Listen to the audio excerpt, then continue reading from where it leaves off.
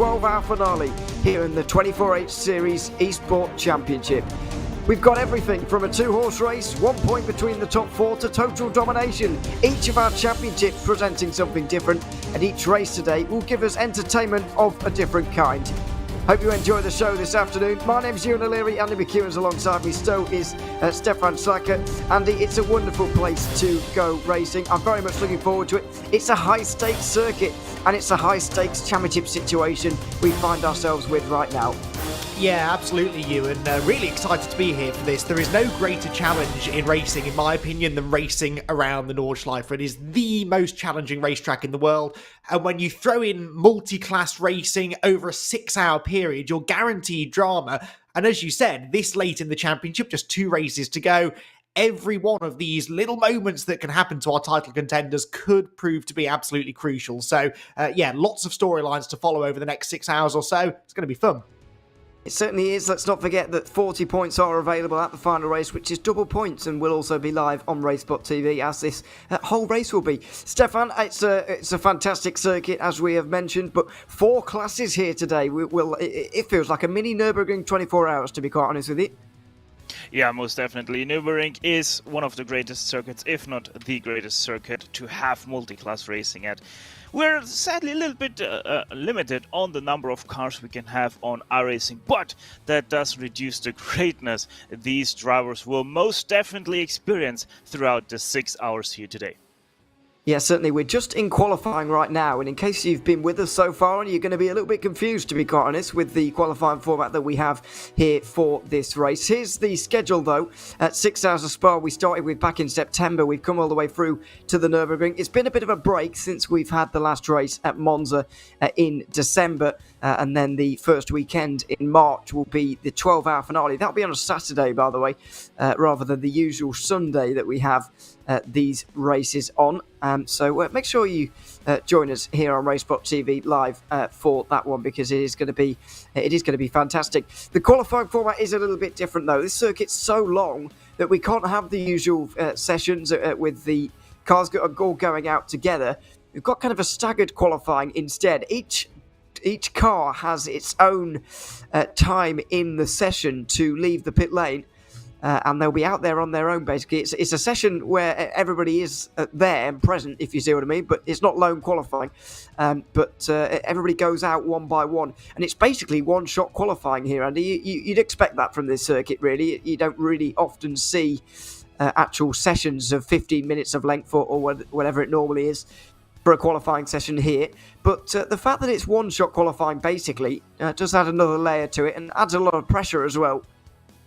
It certainly does. I mean, we talk about pressure a lot in qualifying sessions. We talk about pressure a lot when we come to race at the Nordschleife, and the two really do go hand in hand. This being such a long lap, it means that normally you'd come into a one-shot qualifying session thinking, right, no mistakes, it's got to be the perfect lap. That's sort of unrealistic to expect around a track of this sort of length. So really it's about minimising those mistakes and minimising the aggression as well. If you go out there and attack from the very first corner, you're far more likely to come unstuck at some point. So the really good qualifiers around this place are able to pace themselves, which sounds strange over a single lap qualifying, but that's just the way you've got to approach this place. And at 8 minutes and longer, it is a bit of a pacing job. This is the 429 Boots and VDS. It's Scuderia Volpe Competizione. We've just got the first of the GT4s heading their way out there at the moment. We've already got all of the TCRs either out there right now or finishing their lap times. I just saw Zenith Esports pulling up. They're the 4th team to cross the line. In this session. We're going, by the way, from bottom of the championship, kind of ascending upwards to the championship leaders. So championship leaders Simar C in TCR will be last out. But let's talk a little bit about this TCR championship, Stefan, before we get into some lap times, because it's a championship like I've never seen in my life. Simar C are leading it, Team Hoistingveld are there, MSR Esports are there, and so are Pure Sims Esports. But those 4 teams are separated by 1 point. I don't know if I've ever seen that before.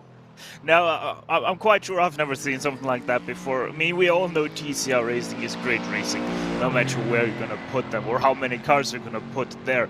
But this late into the season, in an endurance season as well, to only have them separated by 1 point. What is that going to mean for today? Stakes are high. We're on the second last race of the season.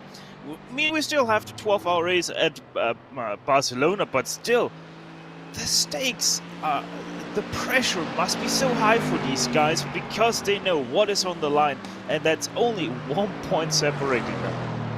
Yeah, the pressure there must be unbelievable, and I would not want to be part of any of those teams as a driver, really, due to that. It's a really remarkable situation that we have, and GT4 couldn't be any different. Urano Esports will be setting off a little bit later on. They'll be last out. There's Pure Sims Esports starting their lap time. They're not involved in the championship at all, really. They're down in 15th place, having only picked up 17 points so far. Urano Esports, though, are leading this GT4 championship right now by 28 points to Sabelt Esports. You can't argue, Andy, with 4 wins out of 4. It's been a dominant season from Urano so far. Yeah, dominant is absolutely the word.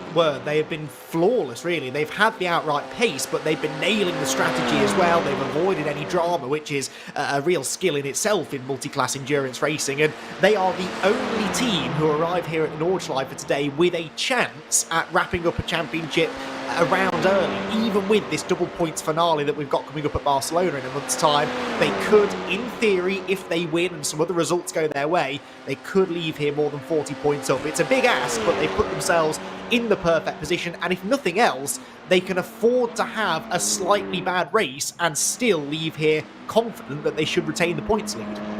They certainly can. Here's Pure Sims Esports. Ross McFarlane, coming over the line right now for TCR, trying to topple Impulse Racing, who are currently at the front of this TCR field. McFarlane over the line now, and he goes to the front with a 9-minute 20.3.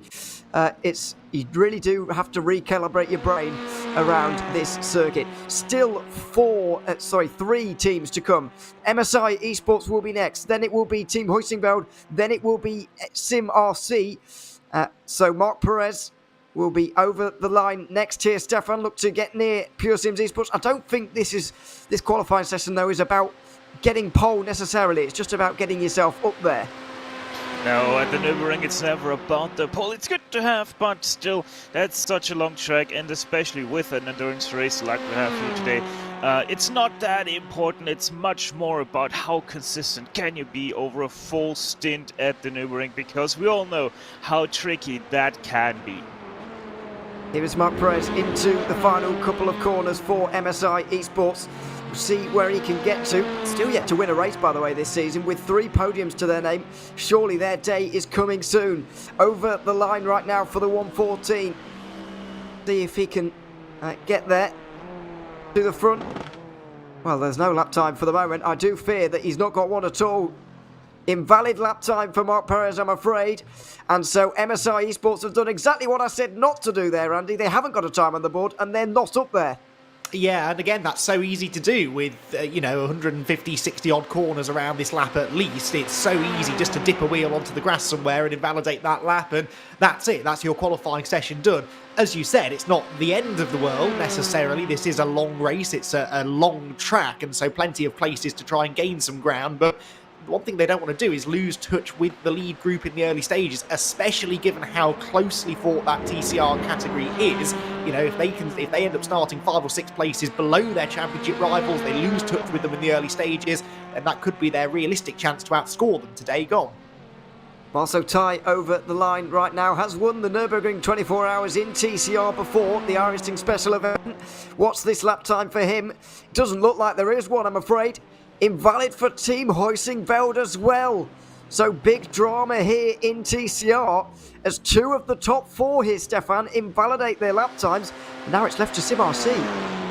Yeah, and that is crucial, because Sim RC now might have that little bit of knowledge. They might, if they have a clean lap, start quite far ahead of their main rivals, and that surely has to be a good thing for Nathan MS as he makes his way through the last few corners. Here he is through the final corner. Nathan Amas is going to go. The driver from the UK looking for pole position right now. Last TCR driver to come over the line for Sim RC. Where's it going to be for the championship leaders? They do set a lap time, and it's a second better than the rest. Nathan Ames and Sim RC on the front here in TCR.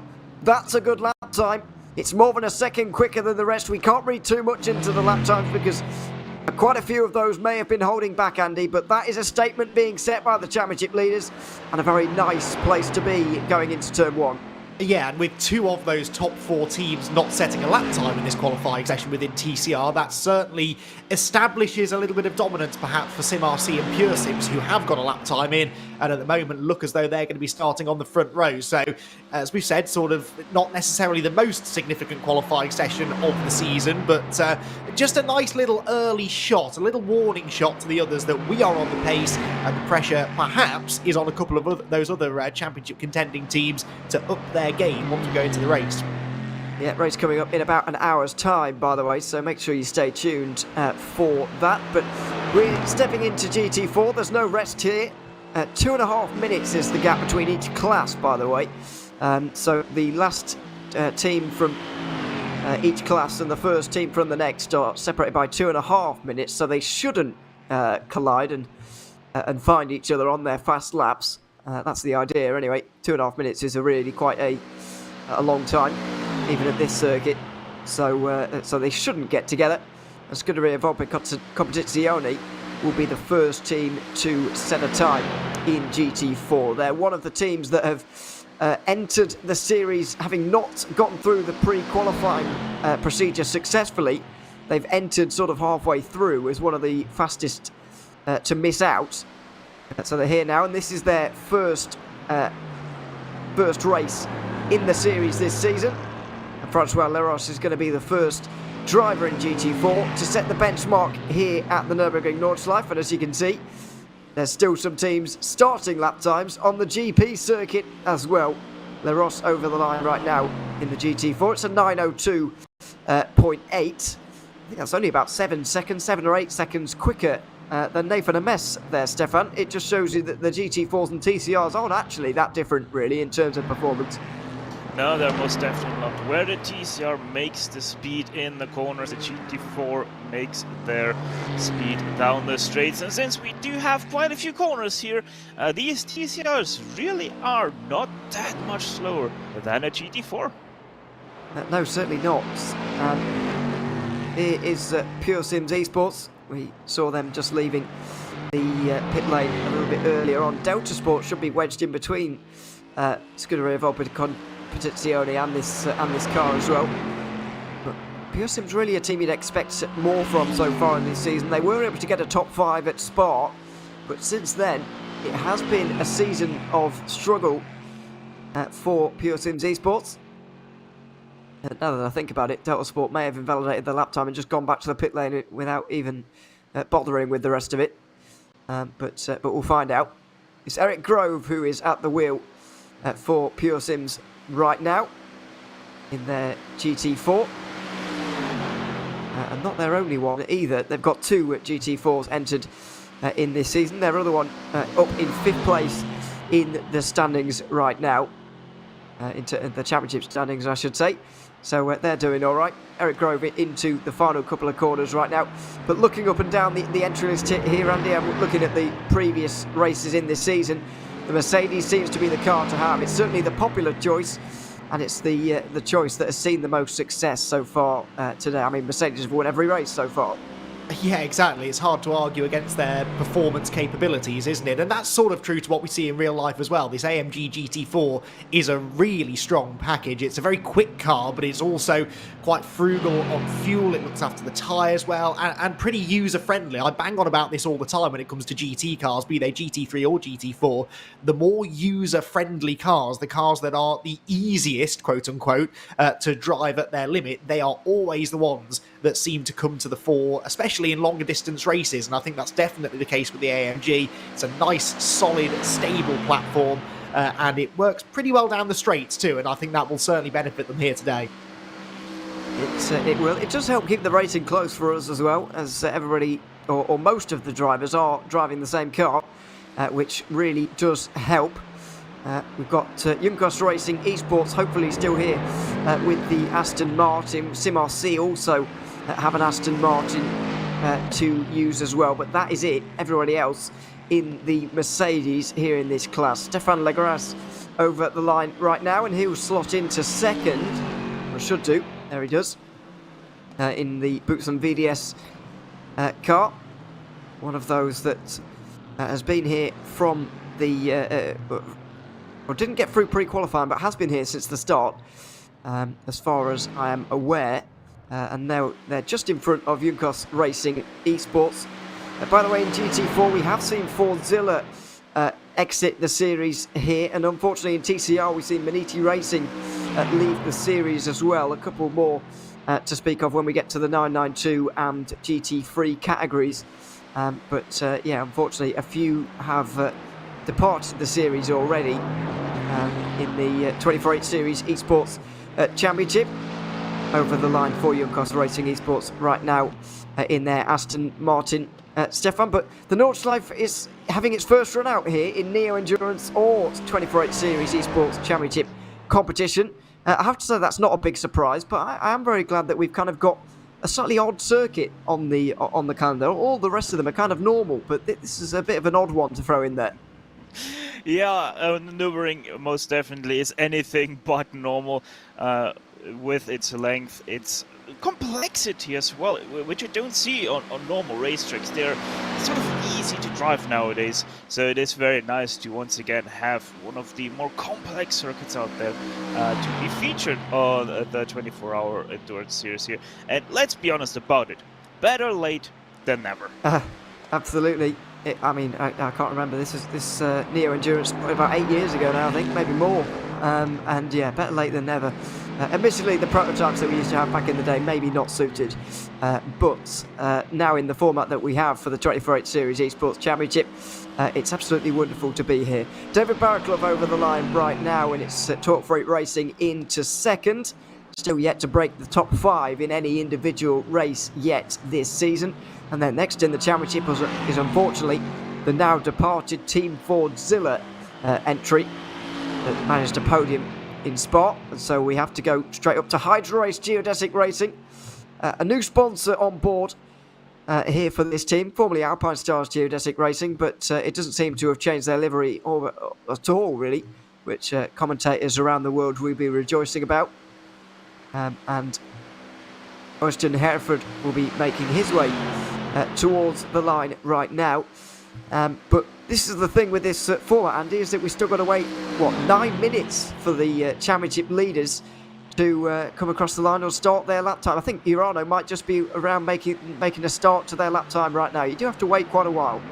Yeah, absolutely. But I've always enjoyed this sort of qualifying format because it builds up in intensity as you go through, because you're, in theory, getting to quicker and quicker and quicker cars as you go through the session. And also, quite frankly, it's a bit easier to follow because there's only one lap time being set every minute or so, rather than huge trains of cars coming through every time. So, for example, there, the Hydra Race Geodesic Racing car slotting nicely into 4th place. We've got a bit of time to take that in and then start looking towards who the next car is. And here you can see that it is the 434 of Alessio Bender making his way down the Dottinger Her.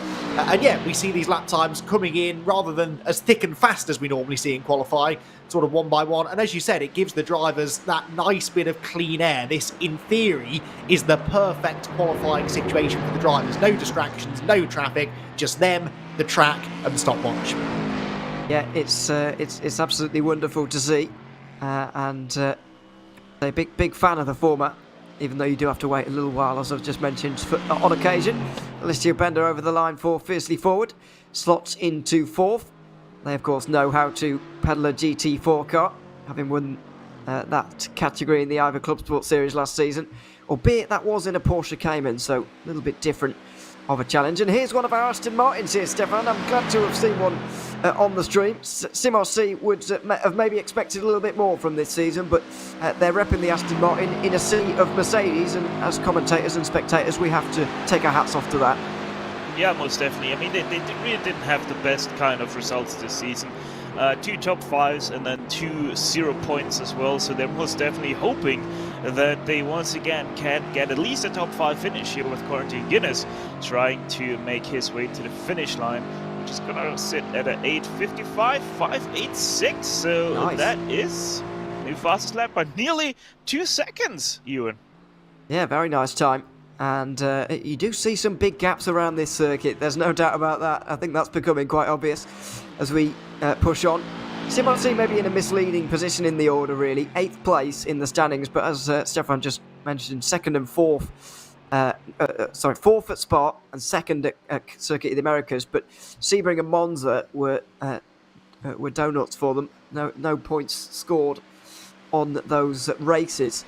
And that set them back behind some teams maybe they'd be ahead of otherwise. Impulse Racing, maybe not one of them to be fair. 3rd place at Monza 2 months ago now. And looking for a good result here at the Nürburgring as well.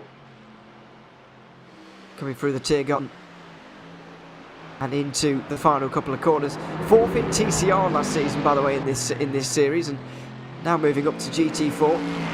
Look like they're going to be around that position again, this time in GT4. Sven Groot, relatively new to Impulse Racing, only joined towards the latter portion of last year, just before this season started. But over the line for Sven Groot, and he is into 3rd, not far behind Pure Sims Esports. But it looks like Corentin Guinness is going to be hard to beat at the top there, Andy. Nearly 2 seconds of a gap is, well, maybe not big for this circuit, but it isn't going to be an easy time to beat.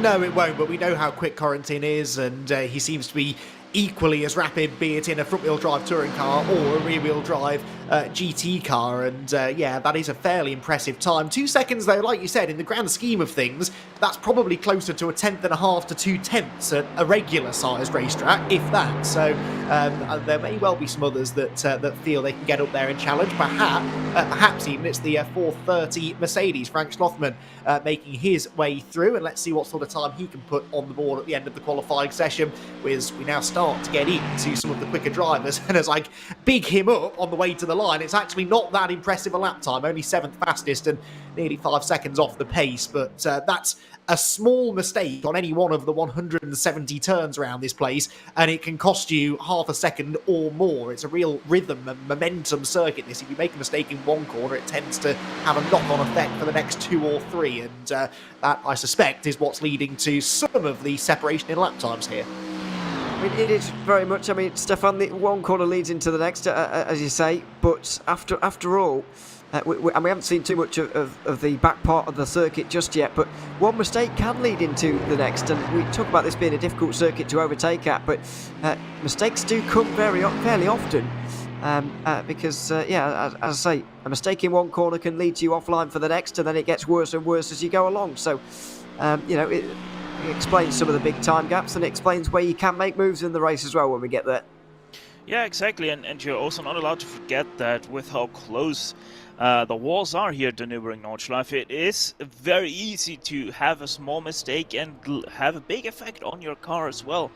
Plus, racing line, it's not that wide of a racing line too, so that means marble buildup will be very fast here around this circuit, and that obviously is also going to reduce your grip now on our racing if you have to go offline, because you're going to pick up a lot of marbles, a lot of dust as well, and so you might then struggle because of just that for the next 2, 3, 4 corners, because you still have that rubber pickup from when you lapped or passed the car off the racing line. This is CSRA by Entropic into the Tiergarten right now, the all-Czech team. Martin Kadlicic coming towards the line right now. Been an impressive season from these guys so far, by the way, but yet to break onto the podium. Over the line, that's a good time from Kadlicic, but it's not quite good enough for pole position. 2nd place right now for that Mercedes team. So interesting developments there. Still 3 to go here in GT4. It's going to start getting interesting here, Andy, with SSC Movano Corsa, then Sabel Esports, then the complete destroyers of fields, Urano Esports, who are going to be last over the line, in theory, but I'm hearing they might not be out there right now. Oh, that's interesting then. So Movano, sorry, not Urano. Yeah, I've made that mistake myself, don't worry you. Yeah, the Movano car not out there, third in the championship, of course, weren't they? So that's interesting. Perhaps not racing, or perhaps just missed their slot to get out onto the track, because you do pick up penalties if you leave the pit lane at the wrong point. There's a very well orchestrated routine here in order in which they have to leave the pit lane, so it may have had something to do with that. Anyway, we're left now with just the top two, and really this, in a way, the most important car to watch within the GT4 grid today, because they need a good result. They are 28 points behind the championship leaders coming into this race. Like I said, a good result for the Urano Esports car could net them the championship with a week to spare, and that, or a race to spare, I should say, and that really all revolves around what this car can do. They really need to try and make today the day that they properly take the fight to the championship leaders. Yeah, certainly. It's really the moment now between Sabelt Esports and Urano Esports. If they want to get anywhere near this title, Sabelt need to put on a good performance today. They minimised the damage as much as possible at Monza with a second place to another Urano win. But now it's time for Roberto Ferrari to get as close as he possibly can. Over the line he's going to go. I think he's going to be second again. Simossi might just be able to breathe a sigh of relief here, will they? Just about 0.2 of a second there, Stefan. It's absolutely nothing around here. Roberto Ferrari couldn't quite get there. No, that is basically nothing, as you said. That is just losing 1/10 of a second every 10 kilometers around here. Just calculate that down to a kilometer, and you are gonna be in the 100th, if not even in the 1000s there that they did lose. But the 490 now on their way to the last chicane. What can Urano do?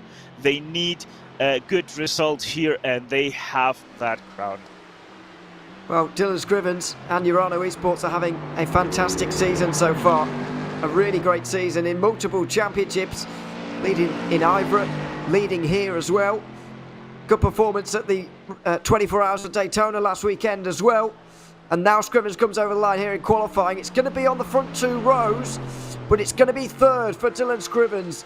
Urano Esports are up there in third place, but it's SimRC who have taken pole position. A nice qualifying from them.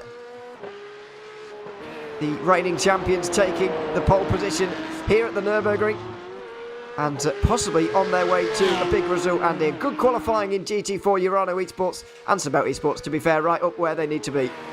Yeah, absolutely. I think Urano will be pretty satisfied with that. They know that it's where you finish the race that scores the points, not where you started, and at least they're starting at the pointy end. So no mistakes from them, in the same way that we saw some mistakes from our TCR championship contenders, and that puts them in a good position. I think they'll be mindful of the fact that they don't have to win this race. They just need to try and bank some good points, and I'm sure we'll see a reasonably cautious start to the race, perhaps, especially since they will be starting from that second row.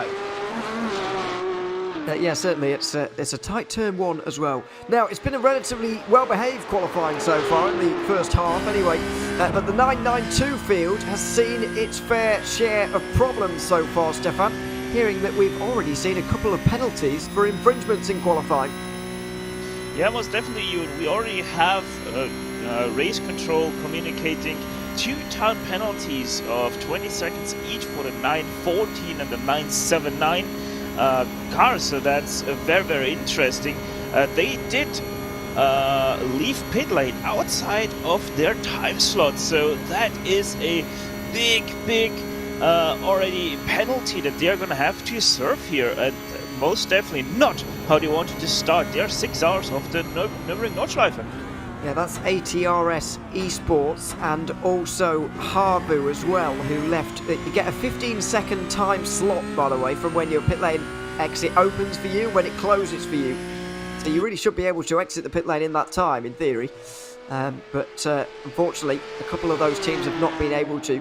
20-second penalties. You get 90 minutes, by the way, to serve penalties in this series. And there's a special designated penalty box that I'm sure we'll show you at some point throughout the race, because it will become important when those start to fly in. Phoenix Racing Esports set the benchmark then in 992.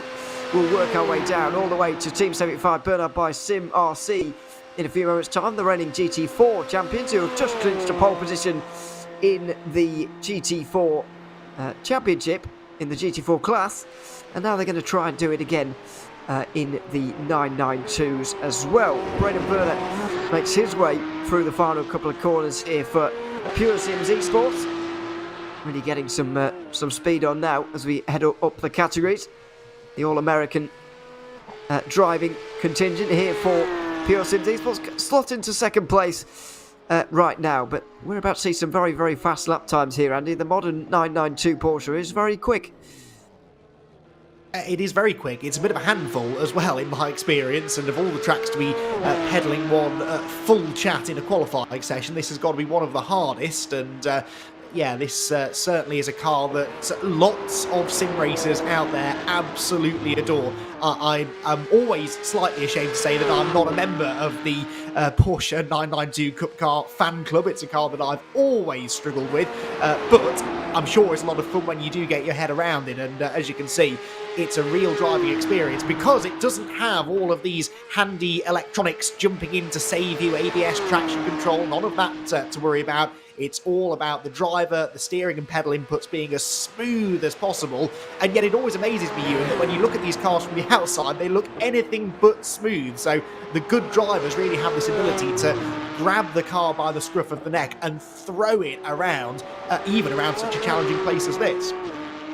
Yeah, it's a very different car, almost verging on a GT3 these days compared to the 991 that we had previously.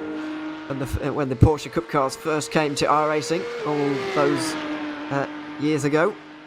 Might have been 2017, well maybe that's a bit long ago, 2018, can't remember, but it's a long time ago. Porsche Cup cars have been around for a while now in iRacing, and well used of course, but have a great place in this 24/8 Series Esports Championship, make up a great category for this one. And we've got an interesting championship situation.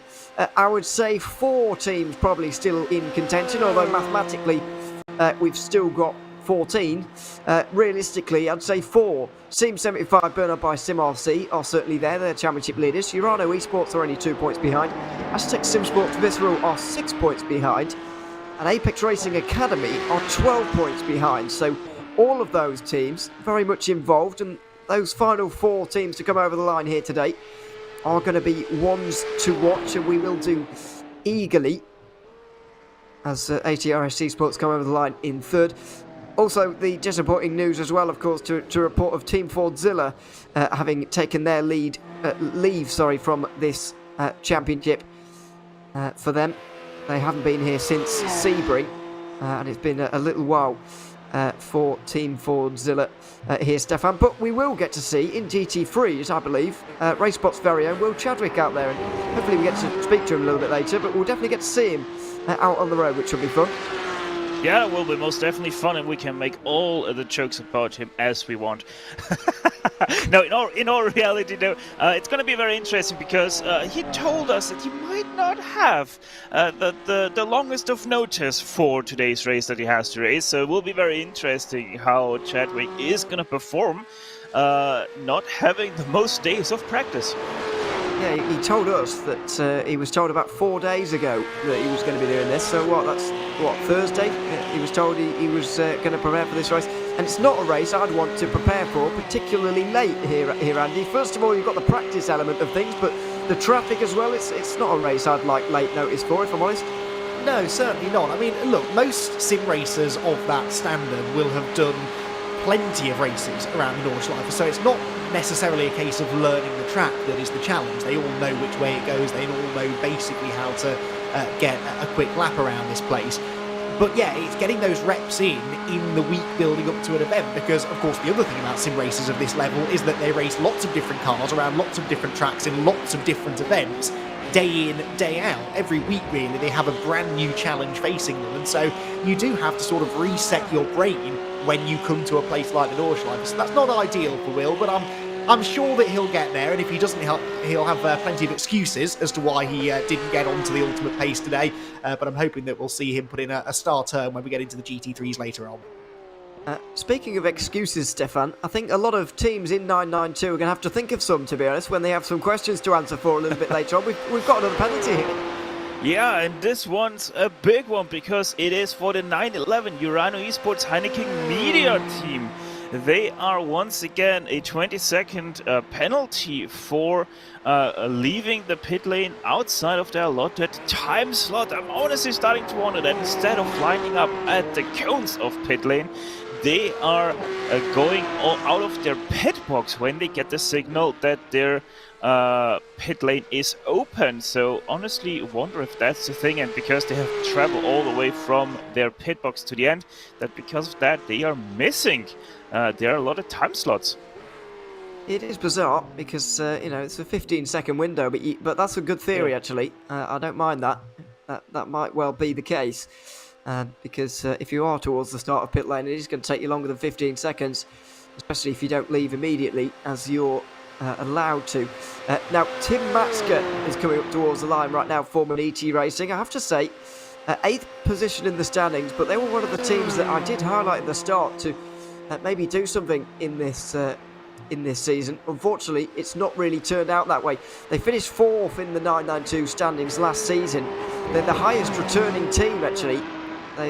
Most of the 992 teams have either not returned or gone elsewhere. For example, the champions Autos Esports are now a GT3 team. So highest returning 992 team of Maniti Racing, but it just hasn't come together for them, really. Maniti Racing 5th place. Only 2 seconds away from pole there, to be fair, Andy, but 2 seconds off the pace. It's getting quite close in 992. Probably the closest category we've seen so far.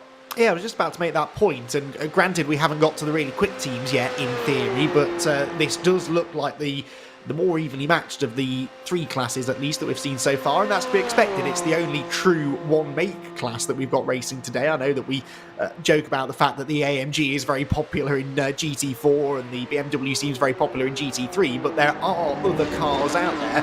The whole point, really, of the Cup class is that the cars are identical, and so in theory, we should see really close lap times. That's exactly what we're seeing, and I think that's why teams like Maniti Racing perhaps have struggled to break any further inside the top 10 at any point this season. It's a very, very hard class to run well in, but as we're seeing, the time's extremely close, and Williams Esports keeping those times extremely close within the top 5.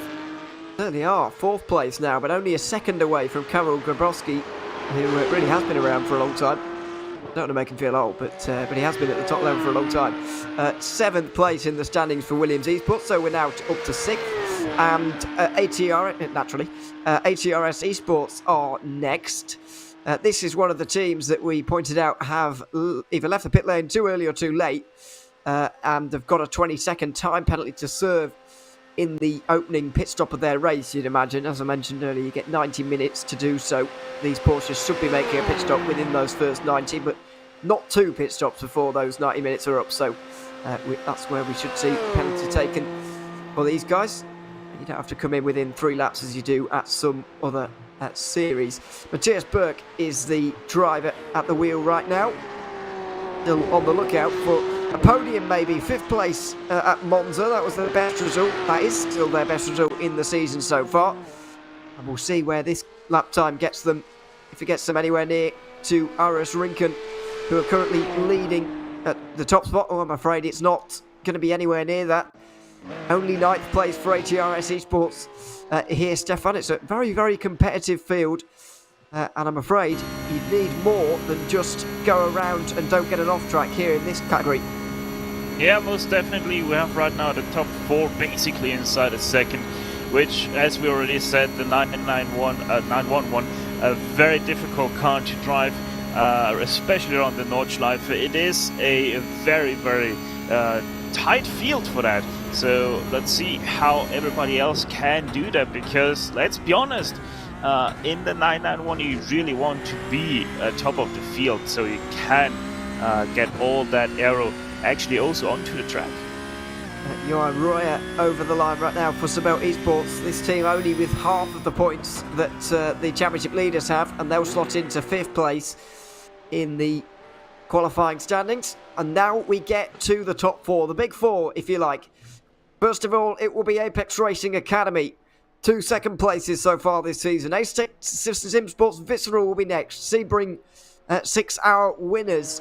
Then we have the 6 hours of Monza winners, Urano Esports Hacking Media, and then Team 75 Bernard by Sim RC, Bar and Circuit of the America winners. We have reports as well that Apex Academy are not out there right now in 4th place, so this is the next team to go across the line, Andy. That's big news for Apex. They've got a lot of work to do in the race now. Yeah, certainly. They were sort of the outsiders in the championship, but with this double points finale that we've got coming up at Barcelona, they were still right in it, so they do need to try and be scoring points. All of these frontrunners need to be scoring points. Almost a big mistake there for Nicholas Last as they came out onto the Dottinger Her, and a big moment that would have been at that speed, and if nothing else could well have invalidated the lap, but I think he just kept it close enough to the black stuff, and keeps the foot right down to the floor now as he powers towards the end of the lap. But yeah, potentially big news then with Apex Racing Team. If they are here, they will be starting right at the back of the grid. But for Aztec SimSports Visceral, they are just 6 points off the championship lead. Between these top 3 teams in the 992 Cup class, it is anyone's guess, and I think there is an argument to say those points could be even tighter by the end of the day than they are coming into the race.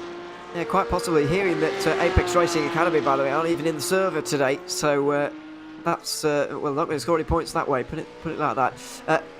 Visceral over the line there. Nicholas Last. It will be 5th, I think, just ahead of Sabelt Esports. Not a bad place to be. Only 1.1 seconds adrift, and to be honest with you, to really kind of calibrate the time gaps to something of a normal circuit, I would kind of divide them by 4 or 5, really. Divide them by 5, and you've got, quarter of a second there maybe, Visceral, and they're only 5th, so it's a really, really tight situation we have right now. As Alexander Team comes through at Galvin Kopf right now, and towards the Dottinger Her. Well, 2 cars to come over the line here, Stefan. 2 big names as well in the world of sim racing. And it's Alexander Teeb, one of the best as well, to be in this situation right now. Some high pressure lap times coming up for these 2 drivers. Yeah, most definitely. They're going to need a good lap. They're preferably going to need to be on pole and defend that for the first few laps so they can get a little bit away from the rest of the field because of their 20-second penalty that they have already picked up here in qualifying. Here it is into Tiergarten. Maximum commitment, not a hint of a lift until this final left-hander. Get as straight as possible before you break in a straight line, and then get on the power on the exit again, as close to the wall as possible on the exit. This is going to be barnstorming, I think, from Alexander Teeb. Over the line right now, my goodness! 8.25.2! He's nearly 2 seconds faster than the field. That's unbelievable from Alexander Teeb. Urano Esports in pole position. What can Jürgen Frank do about that? Well, that was quite some time. We'd just been making the point how close it was between those top 4 or 5 teams, and suddenly the 911 car just moves the goalposts, not by a few meters, but by a few miles in relative terms. Let's see, though, what Jürgen Frank can do. He's equally committed down through those final few corners, almost scrapes up against the barrier as he comes out onto the pit straight, but that is quite some time to beat, an 8.25.256, and he's not going to do it. It's not bad, though. An 8.26.9 is not to be dismissed, by the way. A very fast lap time from Jürgen Frank, but he's still nearly 1.7 seconds behind Urano Esports. That is a lap from the gods there from Alexander Teeb to put Urano Esports on pole position in 9.92. They really needed that lap time there, Stefan, and he's pulled it from, well, I don't know where he's pulled it from, but it's unbelievable, and he's completely destroyed all our points about it being close in 9.92. An amazing lap. Yeah, it's a really amazing lap by that 911 Alexander Thiebe. As we said, he needed that lap, and he most certainly did deliver, but qualifying is only one part of the job. Still need those lap times pretty much consistently throughout the first stint of that car as well to have a chance of still be able to win today's race with that 20-second stop time penalty that we have. Absolutely. That is going to be a problem, and we're going to have to remember that. I'm not very good at it, but we are going to have to remember it. And see where they get up to. Now it's time for the fastest of the lot, though, the GT3s. And if you're wondering, by the way, why we're joining a lap so early, Daniel Pastor is the first driver out there in GT3s, but we're just missing some drivers and some teams. Aztec SimSports Visceral, Monaco Esports and Arnosh Competition are all absent here, which is a shame. The latter two, Arnaud's competition and Monaco Esports didn't actually score points and haven't scored any points yet this season. They've been having a disaster, really. And Visceral were supposed to be here as a newer entry, having missed out during pre-qualifying. So I don't know quite what's happened to them, but we do have a fairly healthy selection of GT3s here. I'll count them in a bit, but it looks as if we're just 12 more maybe here today on board with the 5 of Daniel Pastor here for Williams Esports. I feel as if, Andy, we're going to be talking a lot about Williams Esports here today. Maybe not this car, which has only scored 10 points so far, but their teammates are only 3 points off MSI Esports at the front of this championship. Williams Esports are going to be a hot topic once again. As they have been for a few weeks now. I mean, it seems that any major sim racing event that I cover these days, not even just on iRacing, they always seem to be at the forefront of it. And of course, they had their success at the Daytona 24 Hours a couple of weeks ago, yeah, they really do seem to be one of the teams to beat at the moment. And it helps that they've got a number of cars usually representing their team in any event that they enter into. But Daniel Pastor really pushing hard. I noticed a big twitch of oversteer as he went through that quick left-hander at mid curve, but seems to now be getting it back in line as he makes his way through one of my favourite sequences of corners on the entire lap, down through the Wittemann and Brunchen section. Real rhythm needed through here. A bit of that Porsche understeer coming down the hill, but as he comes out of some of these tight corners, the rear engine car should squat down, get the traction, and hopefully lead into a strong lap time. Good chance for us to get a bit of time on board. We probably won't really have chance in the race to, well, firstly breathe, but also have a lap on board with anyone. So it's a good chance to see Daniel Pastor at work right now, up over the crest of the hill and back down again through towards the second plant and then Schwalbentrans. Here the left-hander just up here before the smaller of the two carousels, the maybe slightly less famous of the two, arguably less challenging as well. Not saying it's easy, but there we are. Hop in, hop out, and up towards Galvenkopf at the top of the hill as well. Arguably the most important corner on this circuit, Stefan. It's a very, very long straight, the Dottinghoe, and this is a very long corner as well, but it's a very important one. Yeah, most definitely you need to have the right setup into the corner to get the maximum amount of speed out of it, because you have this extremely long straight past the tourist entrance, obviously also down underneath the Bilstein board. You are just gonna sit here waiting, counting every second, looking where did I make mistakes every single sector. Time you have that time, you're just not allowed to do it, because now one more important braking point coming at probably one of the most difficult this circuit has to offer. Yeah, here it is, into the Tiergarten. The ABS helping you, of course, but it doesn't completely make it foolproof. And now Pastor has negotiated all of the corners. He is on up towards the line. Less than 10 seconds quicker, by the way, than Alexander Teeb right now, despite being in a GT3. It's an 8:18.3. There's the benchmark, Andy. There's the line that's been drawn in the sand, and now everybody's got to try and go a little bit quicker. And I'm sure we will see them go a little bit quicker than that, but that looked a pretty neat and tidy lap. The Porsche always has gone pretty well around here at the Nordschleife, but that's the great thing about a track of this length, I suppose. You're guaranteed to have some sections of track that work well for your car, and there are always going to be sections that work well for your opponents. And we move from probably the two most differently designed cars on the grid, the rear engine Porsche to now the front engine BMW, that really is taking GT racing by storm at the moment, particularly in the sim racing world it seems. And Lucas Prada here in Pure Sims BMW, a car that will generate its lap times in a completely different way than the Porsche, and that's always one of the fascinating things to watch over a race, yes, but you can really hone in on that over a qualifying lap and see the bits of the track where perhaps Lucas is able to push a little bit harder than we saw from the Williams Esports Chill Blast Porsche a few moments ago. Yeah, seemingly being the Porsche that has been favourable here so far this season. But we do have a BMW in third in the championship standings. That's reigning champions Bila Team Euronics. They are 25 points adrift right now, so they do need a result today, really, to defend their title or get anywhere close to doing so. It doesn't look like any of the reigning champions are really going to defend their title, to be quite honest with you. I guess MRC and GT4 are the closest to doing so, but they're still over 40 points away, so yeah, it's not going to be two in a row for anybody by the looks of things. Although it is maybe slightly too early to speak, with still 18 hours of racing to go.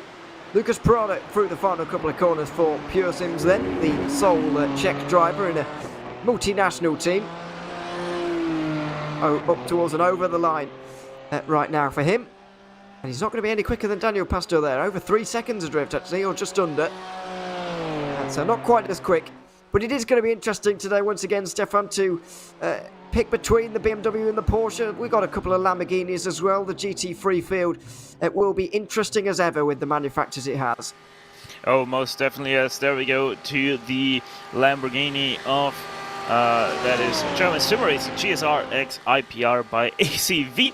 Quite a lot of shortcuts there in that name, but Nick Schulte-Wissemann is most definitely no one to take shortcuts around this track, and looks to hopefully get that number 5 of the provisional pole for the GT3 class. Yeah, I know what GSR stands for, I don't know about the rest of it, but anyway, German Sim Racing coming up towards the line right now. Nick Schulte-Wissemann is the driver, unsurprisingly all German team, in a team name like that. It's an 18.9 for German Sim Racing, and the first Lamborghini of the day comes over the line. We've got all three manufacturers setting their benchmarks in that case, and we go to Autos Esports now, the reigning 992 champions, moving up to GT3.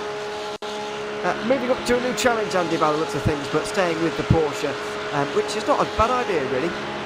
Yeah, absolutely, that makes sense. I mentioned that this is a rear-engine car, and that is, it's fairly common knowledge, not a common design when it comes to racing cars. So if you've already sort of got your eye in with the unique way that a rear-engine racing car will feel, it makes perfect sense to stick with that. And it's been a bit of a tricky transition, I think, up into the GT3 class for Altus. They've had 2 non-scores, but the 2 races that they have scored points at, they've managed to score reasonably well, nabbing themselves a couple of top 5s. So let's see what sort of lap time Yannick can get here. An 8:18.2 to try and beat, and it's not going to be a particularly quick one, unfortunately. He will be comfortably slowest so far, but that's a team that I think may well move forward once we go racing.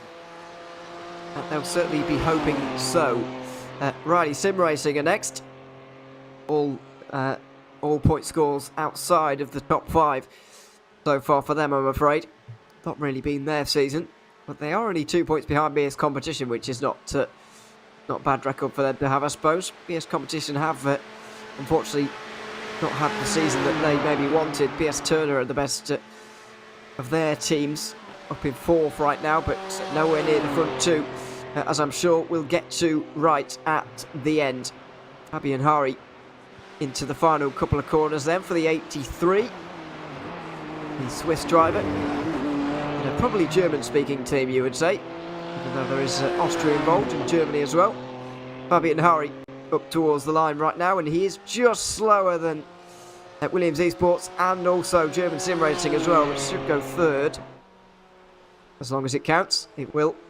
1.4 seconds away in the 83. And we move on to BS Competition. Niels Koch now. I mean, a surprise to see BS Competition so early, really, Stefan. It's a team you'd expect a little bit more from, maybe, in terms of the championship standings, but this is going to be a good lap time. Yeah, hopefully it will be one for the BS Competition outfit. Niels Koch, the 89. As you said, they didn't have the season they wanted, but that still does mean that they can't have a good rest of the season. Still 2 races to go, so redemption still can be had. And let's be honest, with some good results, they still can jump quite some ways up. 4th place, only 11 points away. Absolutely. Over the line for Niels Koch, and it's not going to be 2nd, it's going to be 3rd by the looks of it, just about ahead of Riley Sim Racing. But on this qualifying format here, Andy, I just want to speak on it just before it gets too crazy, because it is about to be. I have to say, I've really enjoyed it, and I wish we could do it every week. Yeah, absolutely. I mean, it takes a little bit more time, but I don't think that's necessarily a bad thing. Like I said, there are many positives. The fact that it does build up to a nice little crescendo is exactly what qualifying sessions should do, really. And I think the drivers probably enjoy that too, and the teams. You know, they all get their moment in the spotlight. Quite often it's the case when it comes to broadcasting a qualifying session, for example, that, you know, naturally, we focus on the fastest cars and they get the most screen time. Well, this gives everyone a little bit of a chance to show what they can do and to get their moment in the sun. So yeah, I'm a big fan of it, and I think it works particularly well around a track like this. No reason though why it couldn't be implemented at other racetracks of more standard lengths as well, and that's something I would certainly be all for. Yeah, you might have to change the rule set or a little bit or whatever, but I'd certainly be up for that. As Team 75 burn up by SimRC come over the line in 5th place, and Matti Kajasoja will come towards the line for the Finnish Harvu outfit as well, Stefan. But your thoughts on this qualifying format? Me and Andy have really enjoyed it. Have you as well? I love single lap shootouts in qualifying. It brings so much more attention to detail. You really need that one good lap. If you don't have it, you are done for qualifying. And you know, especially like in real life as well, we have, for example, the Supercar Series, which has that top 10 shootout. It just brings so much more tension to these guys, and to really get to enjoy what these drivers do behind the wheel for a full lap. Matti Kajasoja in the final couple of corners right now for Harvu, 7th place in the standings, and things are about to get serious here in this qualifying session. Up towards the line, it's an 8:20.0. Not where he wanted to be. 5th place for the Porsche of Harvu. By the way, we're missing 8th place in the standings. Koana Gaming, unfortunately, leaving the series after 2 rounds, despite being 2nd and 4th in those 2 rounds. They were right up there, but no longer in this series, I'm afraid to say. Next up should be Apex Racing Academy, although I'm not sure they're there. They may have had something go wrong on their lap. Well, they're not in the server actually, despite being in the qualifying order. I swore I've seen them earlier, but I clearly didn't. Next up will be the Biela Racing Team Euronics, then it will be BS Turner, then it will be the other Biela car, the defending champions, then Williams, then MSI. This is about to get very serious here, Andy, and Lucas Jestat should kick us off with a good lap time here, see if we can get anywhere near Williams Esports.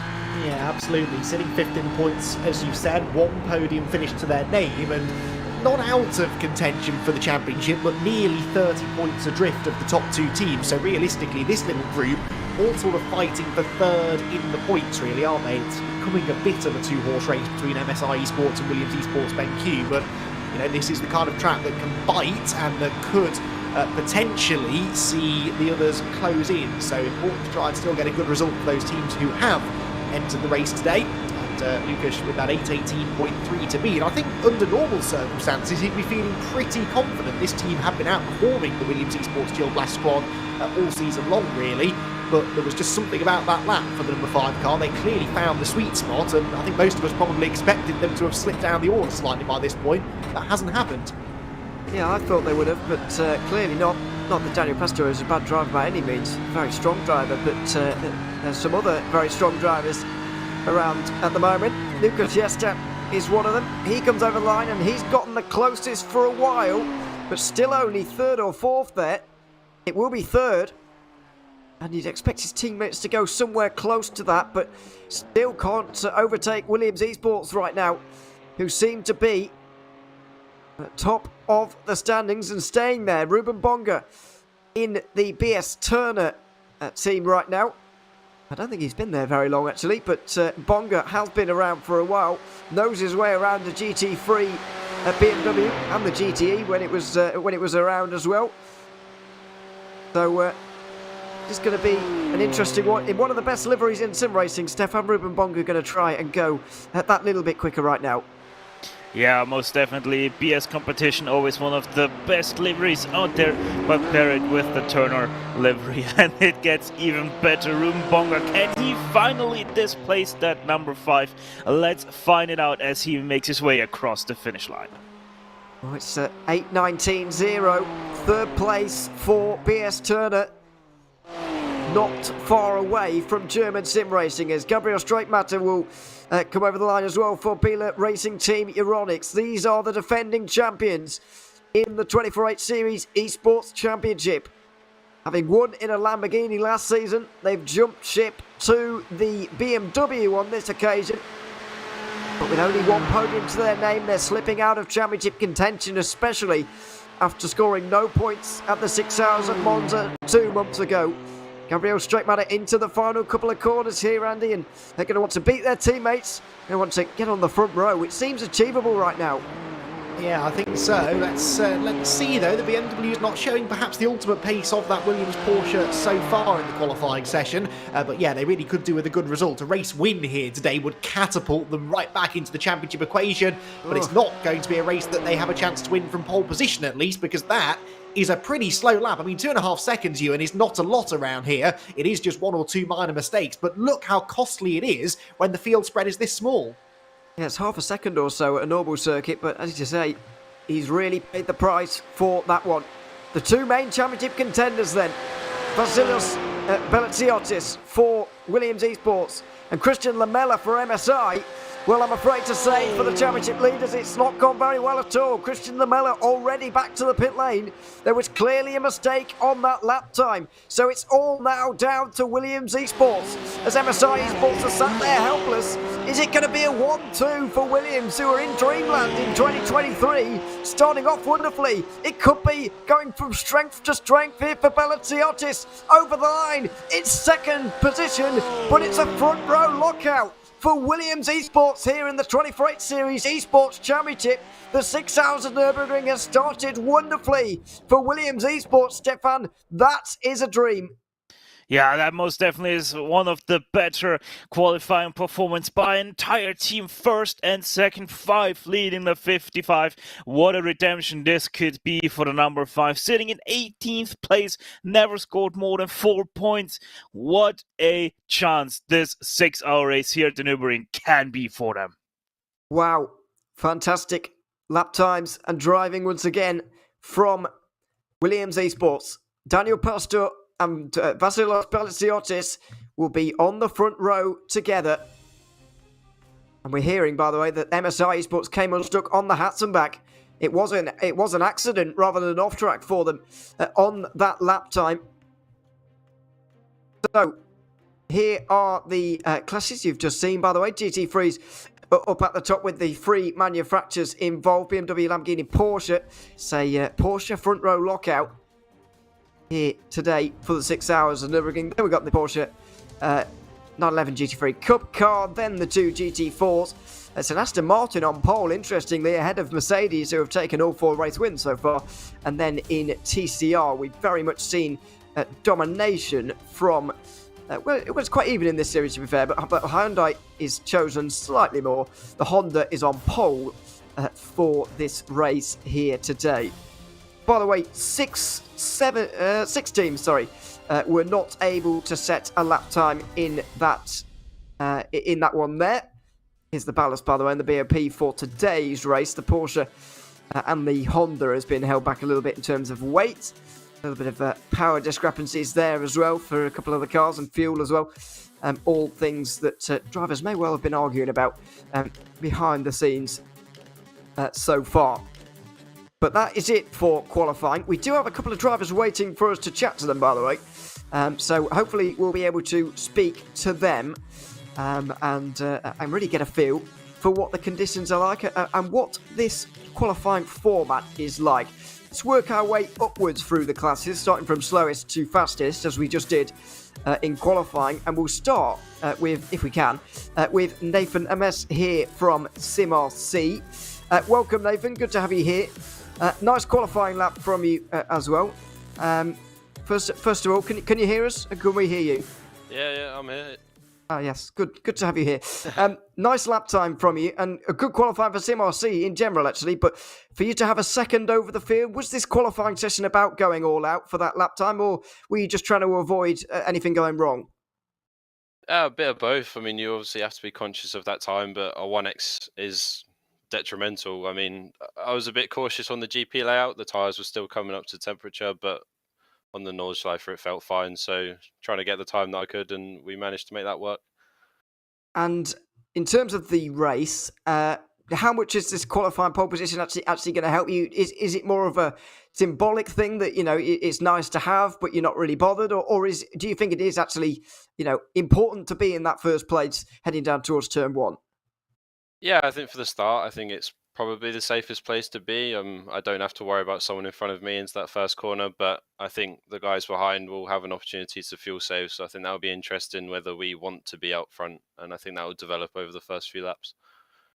Well, we're very much looking forward to seeing how the race develops. Good luck to you, Nathan, and Sim RC as well, of course. Thanks very much for coming to have a chat with us. Cheers, guys. Thanks very much. Nathan MS there from Sim RC. Pole position in TCR, and they also got pole position in GT4 as well. And Andy McEwen is standing by with Corentin Guinez. Yeah, thank you for joining us, Corentin, after what was a really interesting qualifying session. You managed to come out on top, and we shouldn't be surprised, really. We know that you handle the pressure really well, and there is a lot of pressure on the drivers in that one-shot qualifying format. How did you enjoy it? Yeah, it was tricky because in the same time you want to push to have a very good lap, but yeah, there is always the fear to get the off track, and especially on this track with the fast chicane on the GP, it's just very tricky to be able to in the same time being really fast through the chicane and not get the off track. But yeah, that's pretty good. I didn't really expect to get a great lap time since I'm pretty much choose most of the time to drive the TCR. But yeah, I'm very happy with this one, to be honest. Yeah, and we see you in not only a GT4 car, which is a rarity, but in the Aston Martin too, which is not the most popular car on the grid. How is that car working around a circuit like the Nordschleife? Is there one particular area where you do seem to have a bit of a strength? It seems pretty fine, to be honest. I'm not a big fan of this car because it seems to float most of the time. The EMG seems more stick to the ground, I would say, a bit more stable and safe. But I'm well surprised with this car because it seems to be fine actually. So yeah, and it feels pretty soft as well. So I guess it's pretty okay for the curbs and all the bumps over this track. But yeah, it seems a good balance, at least with the setup. We found something pretty good. So yeah, just looking forward to the race, to be honest. Yeah, of course, you're still looking for your first race win this season as well. How confident are you that that might be something you can achieve here today? Yeah, the pace looks good from the beginning in the practice, and Adam, my teammate, has very good pace as well. So yeah, we should be strong. Just need to stay out of trouble, I guess, on this track, and should be fine at the end, I guess. Excellent, Corentin. Thank you for joining us. Best of luck for the race. Thanks. Corentin Guinez then on pole position in GT4, Ewan, but that is going to be a very competitive class all race long. Certainly is, and what a qualifying it's been for Sim RC as well, and what a qualifying it was for Alexander Tube, by the way, who I'm very excited to chat to. Pole position in 992. Alex, welcome to the booth. Good to have you here. I mean, that was an extraordinary lap time. I've got to be honest. I was taken aback by it. It was wonderful. I mean, we were talking all through the session about how close 992 was, and you've ended up miles ahead of them all. Did it feel quite as quick as it turned out to be at the end? What were you feeling as you were going on with the lap? It was, thank you first, and hello. Yeah, the lap wasn't perfect. I'm not 100% happy with it, but yeah, it's a good lap. It was a nice lap at the end, and yeah, I think we are looking good for the race. And the only sad thing is that we have a penalty because we had a little communication issue about the time slot. So we missed our time slot. Yeah, but it's a long race, 6 hours, and we will fight as hard as we can. Certainly, and we'd expect nothing less from Urano Esports, of course. I mean, you mentioned that 20-second penalty. That is obviously going to have to be taken at some point during the early point of the race. However, Team 75, Bernard by SimRC, didn't have quite as good qualifying as you. They'll be alongside you, of course, but it's going to be a very interesting race. What are you expecting from it in terms of both them, of course, and also the rest of the field? What's the race going to be like? Let's see. It maybe depends on the first lap. If we can break the slipstream, it's just about pushing away and just creating a gap. But if they can stay in the draft, it's going to be interesting because we have, in this case, we would have like a slipstream train over the long straights of the Nürburgring. Let's see what's happened. It's hard to predict. It certainly is. That's why we love this series. Alex, congratulations on that fantastic lap to grab pole position, and good luck for the race. Thank you very much. Bye. Thanks very much. Alexander Team there in the pole position for 992. And in the pole position for GT3, continuing on what's been a fantastic couple of weeks, an early start to 2023 for Williams Esports, Lewis Nasser now joins us. Lewis, welcome to the booth as well. It's a Williams Esports 1-2. From a team perspective, you guys must be wondering if you're dreaming, to be honest. Yeah, it was quite a good quali, quite a safe quali though as well. And yeah, we will try to go from here now, work together. Let's see how it works out in the end. Absolutely. One of your cars in the heat of a real big championship battle, of course, with MSI Esports, who weren't able to get a lap time on the board, unfortunately, in that one. Just what an advantage is it going to be, first of all, to have two cars up there helping your championship car, but also with MSI Esports starting so far down, just tell us a little bit about what an opportunity this is now to gain some points. Obviously, as you mentioned, we are 1-2, so we can draft together. So I think the advantage here is quite big. So we will try to make the best out of it. And as you mentioned, MSI didn't get a quali lap in, so they will have to go through the whole traffic, or basically through the other cars. So let's see how they will do that. But yeah, as I said before, I think it's a really big advantage now, and we should make sure now that we use this advantage. And probably Absolutely. get away before they arrive at our back, or like before they pass all the other cars.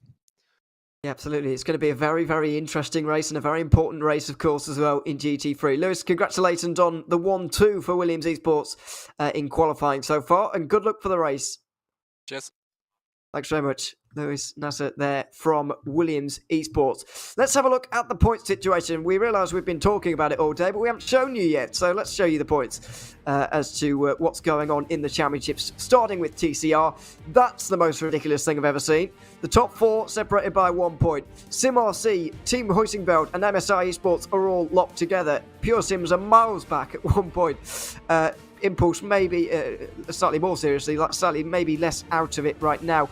19 points behind. Then we've got Calm Simsport, Full Send Racing, Maniti Racing, unfortunately not in the championship anymore, but they are 8th. Zenith Esports and then Aspar Team Esports to round out the top 10 there in TCR. Huge race coming up there with 2 of the top 4 starting well down. In GT4, it couldn't be more different. Urano Esports have won all 4 of the races so far, so Belt Esports need a big performance today and things to go their way for a real tense decider at the end. SLC Movado Corsa could do with the same as well, but they'll be starting right from the back.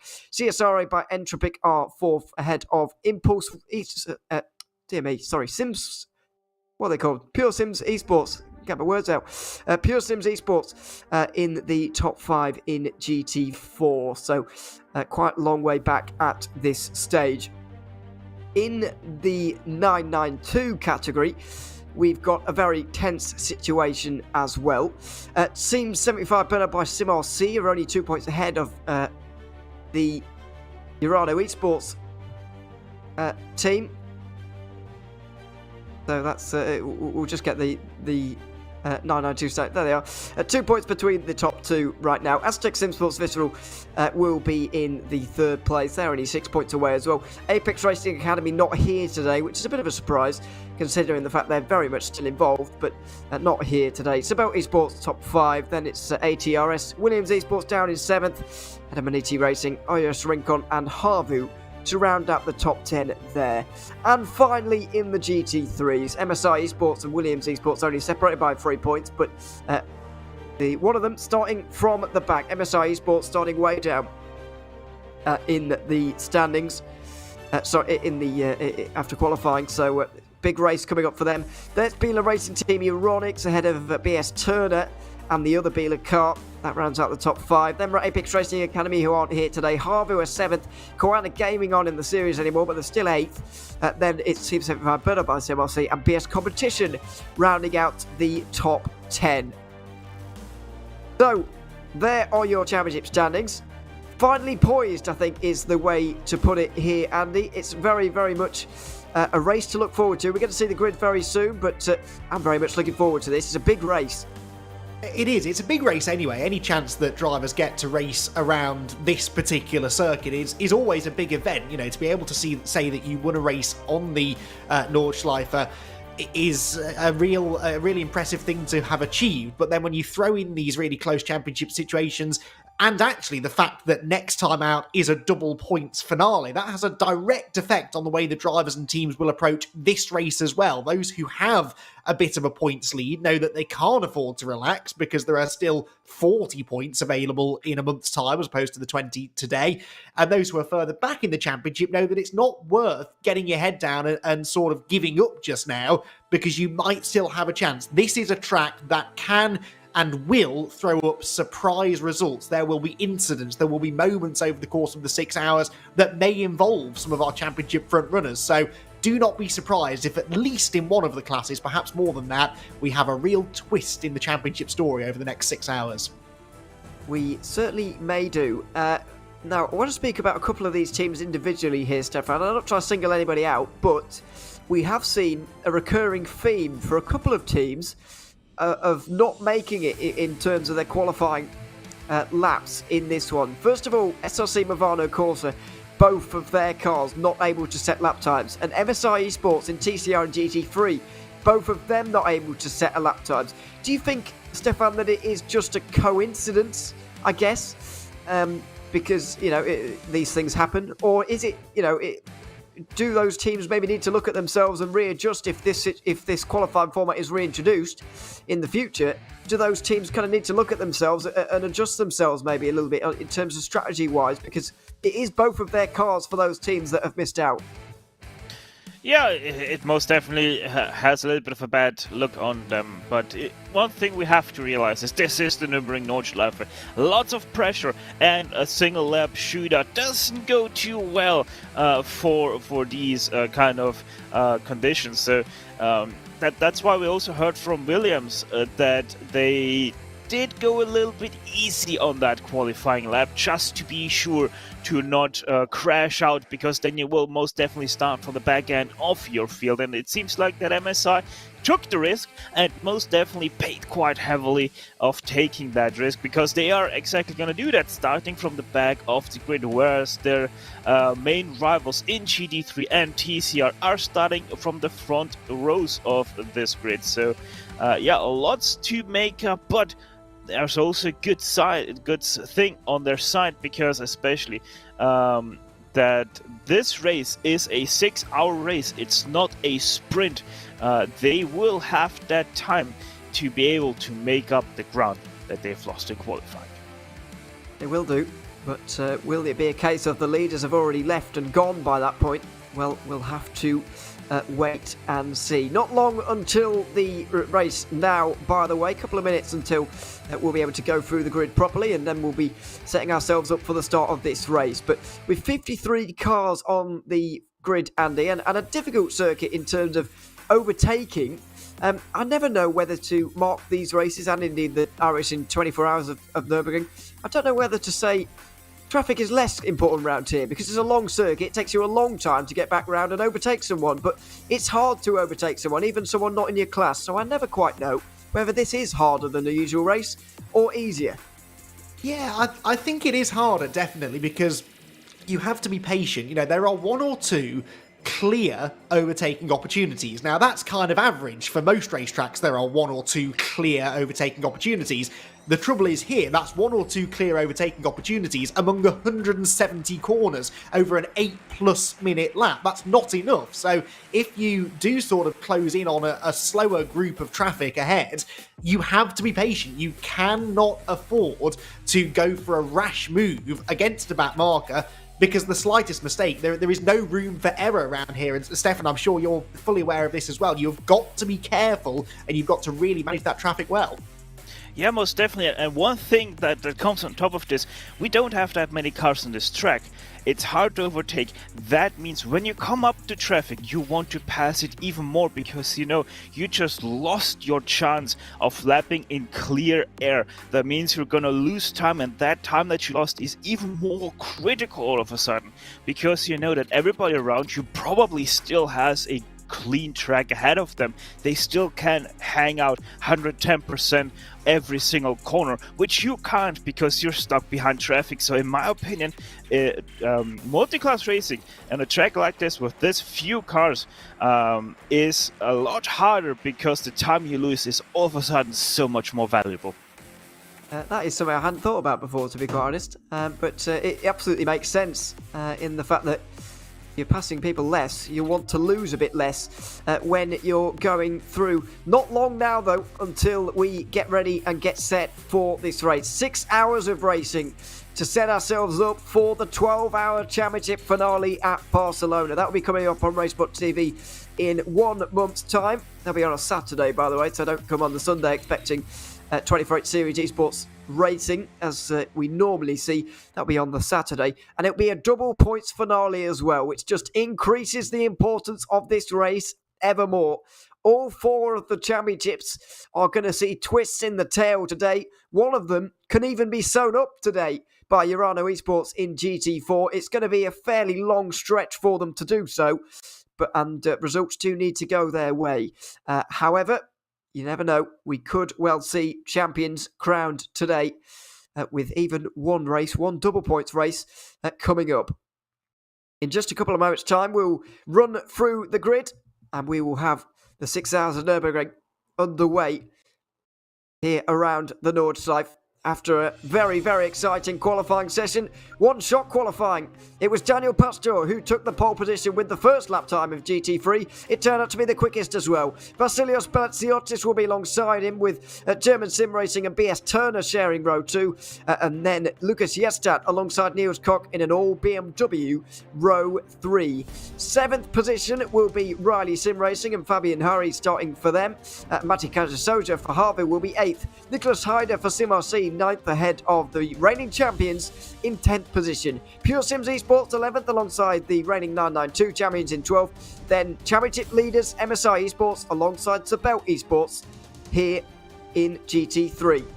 Alexander Teeb with a lap from the gods to take 992 pole ahead of Jürgen Frank. Then it will be Iris Rinko with a nice lap time to get into third ahead of Wave Italy Racing Team. Newcomers Phoenix Racing Esport will be 5th ahead of Kamil Grabowski, very experienced Williams Esports man in 6th position. Then it will be Aztec Simsports Visceral and Sabel Esports sharing row 4. Braden Werner and Tim Matsker rounding out the top 10. Fraser Smith and Henry Salmon will round out the 6th row of the grid. That's for Harvu. And then we've got ATRS Esports and SLC Movano Corsa, who didn't set a lap time there. They'll be starting 14th. Corentin Guinness will be on the pole for GT4 ahead of Sabel Esports, 2nd of the championship, 2nd starting this race. Championship leaders just behind them with Dylan Scrivens. Then it's CSRA by Entropic in 4th. Ahead of Pure Sims Esports and Impulse Racing, sharing row 3. 7th place in the GT4s will be another one of the Pure Sims Esports cars, then Talk Freak Racing. Junkos Racing Esports will be 2nd of the Aston Martins in 9th. Then it will be Alessio Bender in 10th. SCK Racing and Hydro Race Geodesic Racing will be rounding out the 6th row. Then Boots and VDS by Undercut White. Scuderia Volpe Competizione and SLC Movano Corsa bringing up the rear in GT4 as well. Then finally, we have Sim RC. Pure Sims Esports alongside them with Impulse Racing 3rd. Wave Italy Racing Team newcomers in 4th. Then it is Javier Berenguel in the 5th position ahead of Manu Realago in the Aspar Team Esports car. Then it's Carbon Esports and Zenith Esports. Carbon Sim Sports and Zenith Esports to round out row 4. And 2 big names bringing up the rear of this field. MSI Esports and Team Hoisingveld on the back row. Up there in the TCR Championship with a lot of work to do today. There they are, gridding up on the back straight here, Andy. A big race ahead of us. Overcast conditions as well. Maths going on behind the scenes. It's all going on here in the 6 hours, and it will be as we head towards this great race. Yeah, absolutely. There are many dangers that we shall face over the next 6 hours, but none greater than our attempts to try and commentate and work out points at the same time. So, yes, there is a point spreadsheet on the go in the slim chance that we have a championship decided here today. I agree with what you said before, that I do think that it's likely to go right down to the wire, certainly given how tight the qualifying was, particularly in that 992 class. I don't think anyone's going to have an easy time of it around here. There'll be a real sense of trepidation, I think, amongst all of the drivers as they set off on this short pace lap towards the start of a 6-hour voyage into the unknown, really, which is always the case here. It always is. Not least, it would be for me in terms of where you're going.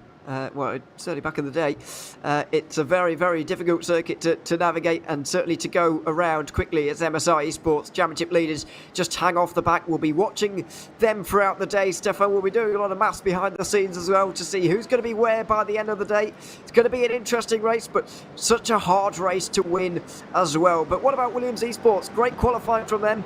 Just what an advantage is it to be locking out the front row here at this circuit? Oh, it's a major advantage, especially because your main rival is on the back end of your field.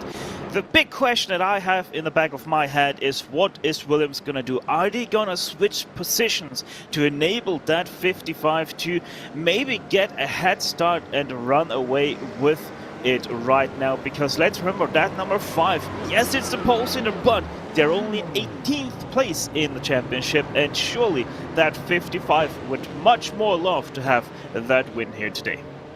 Yeah, I think it's a good point, and I think if this situation comes up in 5.5 hours time, we know the answer to it. But for now, it's just about getting the best result you possibly can and going as quickly as possible until further notice, really, for these teams.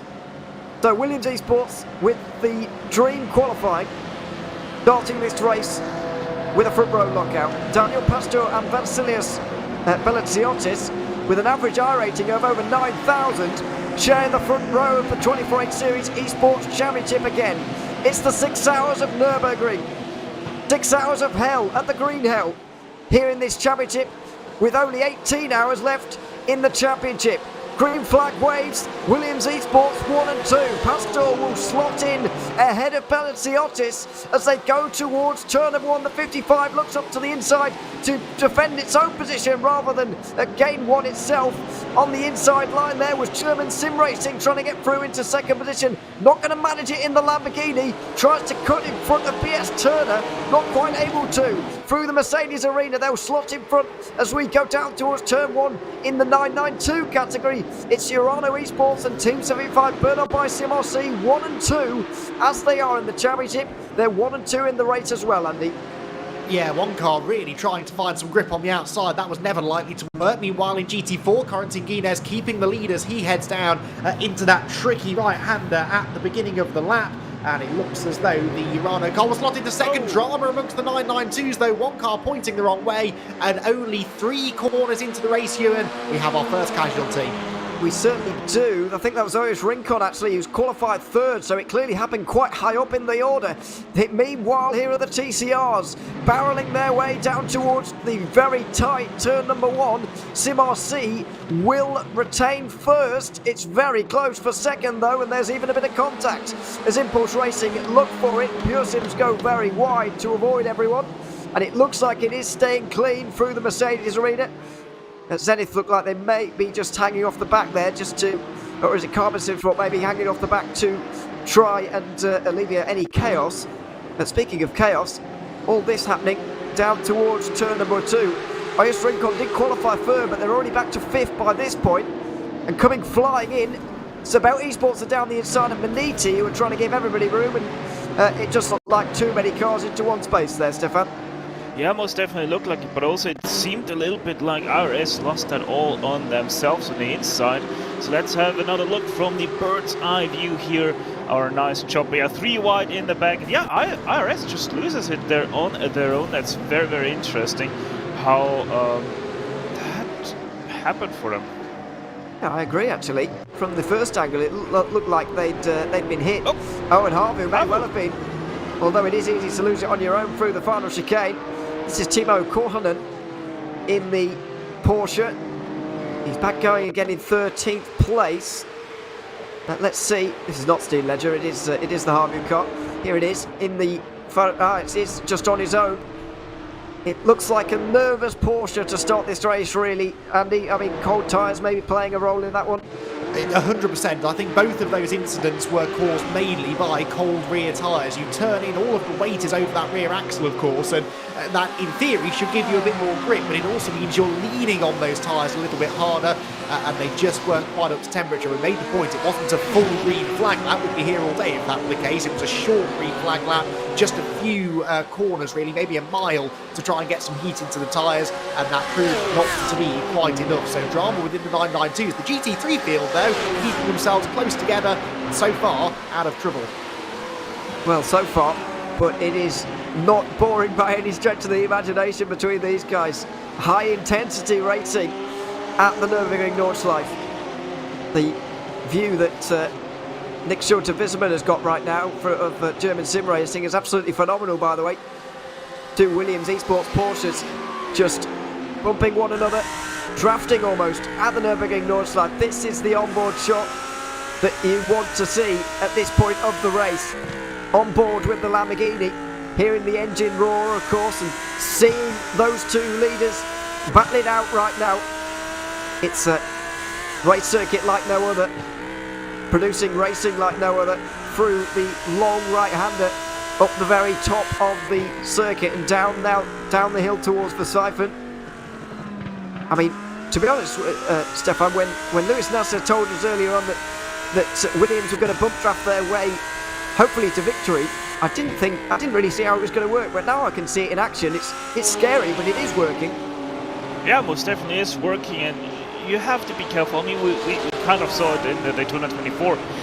You have to really be square on the bump and draft, otherwise you're going to cause some major issues for the car that you're bump drafting. But Williams probably did try that many times in team practices, so they're most familiar on how to hit that Porsche. It does seem so. These are the other Porsches in the field, of course. Urano Esports Hiking Media currently leading here in 992. Team 75 paired up by SimRC just behind, and if the race ended right now, there will be dead even going into the final race, having pulled away a little bit from Aztec SimSports Visceral as well, who are currently, where are they? They're down in 11th place. Vince Peters was clearly caught up in one way or another in the opening lap incidents down at turn 3. There's the other Urano car. SimRC have held on to 2 leads here, and Andy, which is, I mean, a good start for them, but it is very close in GT4, arguably closer than we've really seen all season. Yeah, certainly so, and this is what we want to see, really. It's something that we're used to seeing through GT4 competition, and in the early stages, as expected, the slipstream perhaps just keeping them fairly close together. It's very easy, though, as a driver, to get wrapped up into the raciness of the situation. You know, you're all bunched together. Well, you are in 3 of the classes. In the touring car class, Nathan MS has simply checked out at the front of the field. 1.6 seconds, a massive lead. But for everybody else who is involved in these close sort of nose-to-tail battles, very, very tempting to get really caught up in trying to get past the car ahead, trying to defend from the car behind, and easy to forget that this is a 6-hour race. It's not all about the battle for position in the early stages. It's about betting yourself in, finding your gap in the line, and just logging some laps, really, for this first half an hour or so. Now, something has definitely happened in TCR, because we've got Team Hoisingbound and Carbon SimSport miles off the back of the field, and Carbon SimSport have been in pit lane. So something has happened there, and that's maybe why the field is split apart so much as well. SimRC and Nathan MS clearly with the pace right now, but there has been something going on here. Looks like Carbon SimSport have already been involved in something at this point, because they don't have anybody anywhere near them now, which is a concern on lap 1, which is why I bring it up. So, oh well, that is separate, but that's not quite what I was looking for. But hey, it is an incident. Carbon SimSport clearly struggling to get going here. Stefan, for whatever reason, I can't think what might have happened, but clearly some sort of car contact on lap 1. Yeah, I don't know. I mean, Carbon SimSport also didn't start the race from the grid. They went out of pit lane. So I wonder if there's something major up with that 190, because they were stationary in pit lane for quite a long time, and yeah, just maybe some technical issues for that number 190 TCR. Williams Esports out of the way, out of sight, or well, not out of sight. Clearly, you can see them very clearly, but they are out of the way of the rest. The 55 pushes the 5. Belatziotis pushing Daniel Pastor towards a first lap lead here at the Nürburgring. In towards the final chicanes they're going to go right now, into the Tiergarten. And there's the gap behind. BS Competition have gotten in front of German Sim Racing. That might be what's required here, Andy, to try and close in on the 2 Porsches, but goodness me, they've got a big gap, the front 2. Yeah, well, okay, so we've got some teamwork going on with Williams, and that's great, that's what we expected, but the cars behind, no hint of working with each other at all. The German sim racing car weaving up and down the Dottinger there to try and break the tow, and then ultimately lost the position anyway. I really think that those teams from third on back, they just need to form a bit of a temporary alliance, really, because they've dropped a huge chunk of time. In 1 lap alone, they've dropped about 2.5 seconds to the Williams Esports cars. If they keep on losing 2.5 seconds a lap, then they're never going to catch them up again. So they need to work together rather than have that sort of silly weaving back and forth down the long straight. No teamwork here either, though. Look at the battling within the 992 class. Oh yeah, speaking of settling down, this is not happening here. 3 wide there. Sabelt Esports got on the very inside of Wave Italy and Williams Esports, who are fighting this one out. Oh, Williams around the outside through 3 is not going to give them the inside for 4, unfortunately, and so Sabelt Esports are going to have their day as well, maybe. Are they going to get in behind? Or are they going to try and overtake? Well, it looks like it's going to be an attempt at a move. Around the outside through the left hand and gives you the inside at the right, but not able to do it on that occasion. Now then, here is lap 1. Here is the formation lap.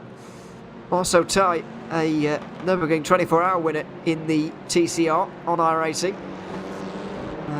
Not off to the best start. I don't actually remember seeing them on the run down to turn 1 at all. So I do wonder whether this is a pre-race pit stop, but it isn't. He stays out there. Yeah, no, Heusenfeld was with the start. They were with the group until Schwedenkreuz, so something majorly happened wrong for Team Heusenfeld at Schwedenkreuz, it seems. Schwedenkreuz being the... this is Flugplatz, and Schwedenkreuz is coming up in a couple of moments' time. They are already... Well, they've not really made any progress just yet, but it does look like it's going to be a single car incident here, possibly. Let's see, as Pure Sims slow down, Heusenfeld gain a lot of time very quickly.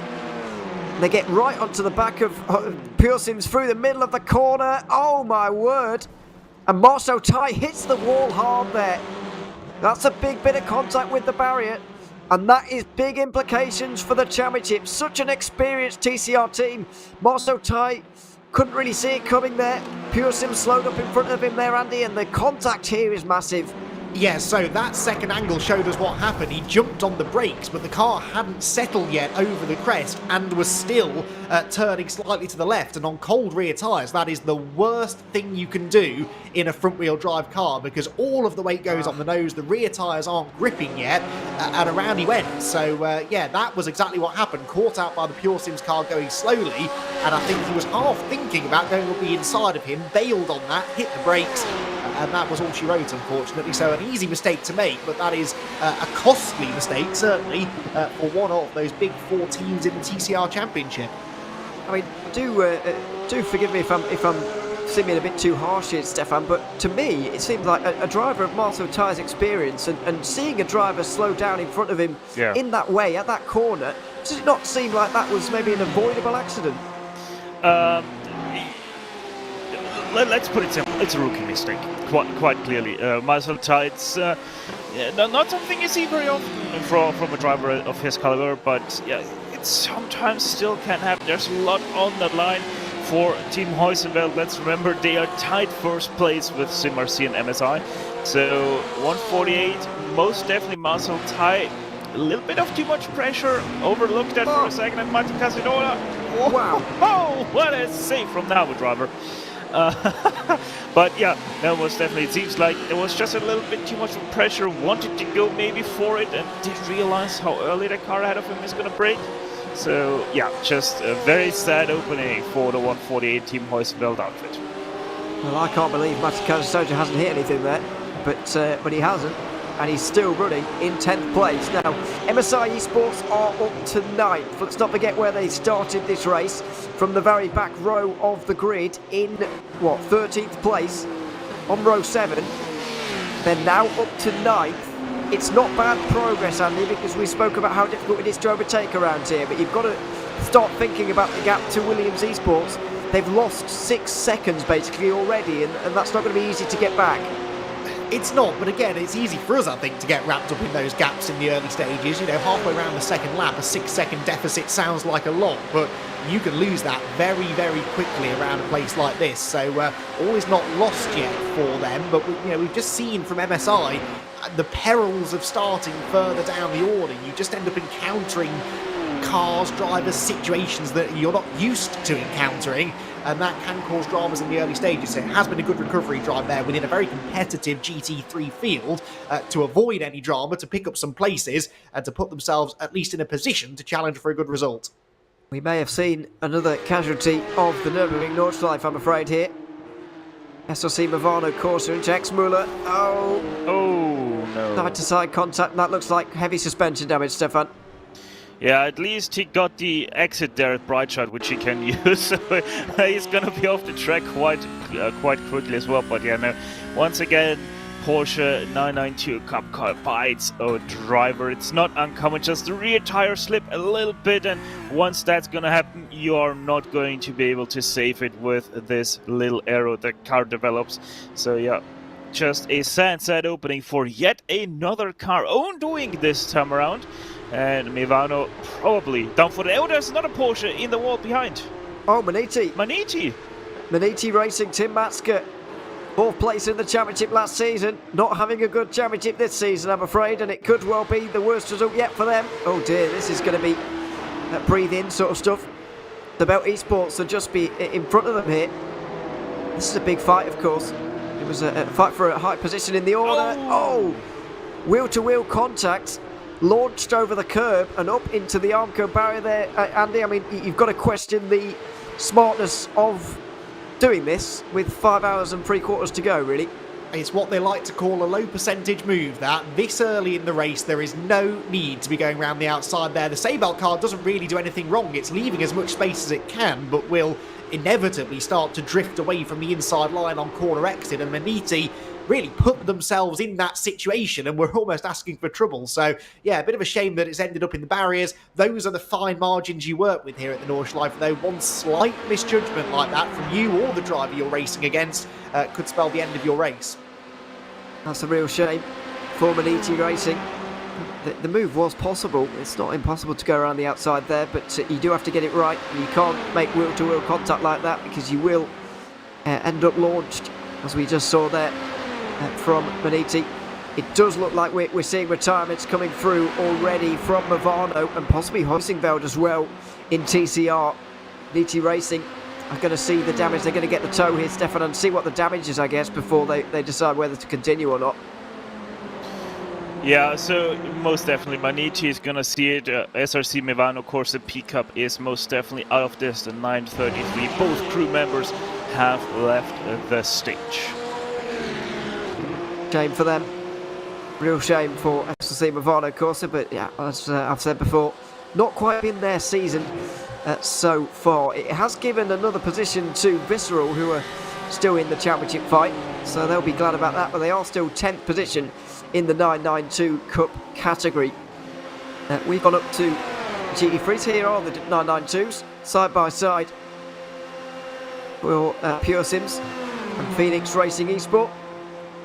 The first race of the season for Phoenix in this category, in any category, and they are up another place. Now, this is the closest category of them all, Andy. It's the GT4s, which is somewhat of a surprise, but we've got 6 to the lead here, basically, in one long line. Yes, and I'm fully aware I shouldn't be saying this, but this has been the cleanest of the classes so far as well. We haven't really had any major dramas here, and I think you can see by the body language of the cars, they are sort of just content to ride around at the moment. I think that SimRC have realised they're not going to just drive away from the rest of the pack, so they're perhaps pacing themselves as well. Corentin Guinez, a very experienced driver in both sprint and endurance racing, and he knows that right now it doesn't matter particularly where he is in the order, as long as he stays out of trouble. Might we see a lead change here? Well, certainly the gap coming down there as the Urano Esports car closes in. But look, they all get onto each other's bumpers and then lift off the throttle. A bit of fuel saving going on maybe, but also a little bit of self-preservation. There's no point just yet in going side by side down through Tiergarten for the race lead. Well, yeah, that was a bit of fuel saving, I think, as well as self-preservation, but fuel saving as well. And people think here, Stefan, that fuel saving is not important, but it certainly is around a circuit like this. In any 6-hour race, at any circuit, fuel saving is going to be important, and that might be what's going on there. Yeah, you have to differentiate here between fuel saving to go another lap, which basically is impossible here at the Nürburgring Nordschleife for obvious reasons. But and then on the other side you have a shorter pit stop. Shorter pit stop still means track positions because you're going to be less long stationary, etc, etc. So basically what they're doing... Oh! Wow. 473, they were far off the track. What happened to Scully here? Junkers Racing. Yeah, this is Junkers Racing Esports.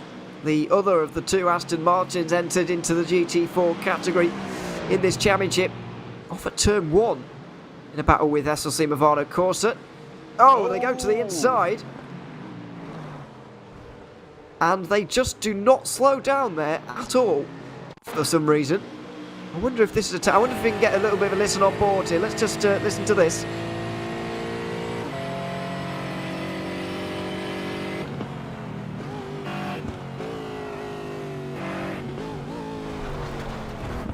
Well, I'm not sure his brake pedal was working there.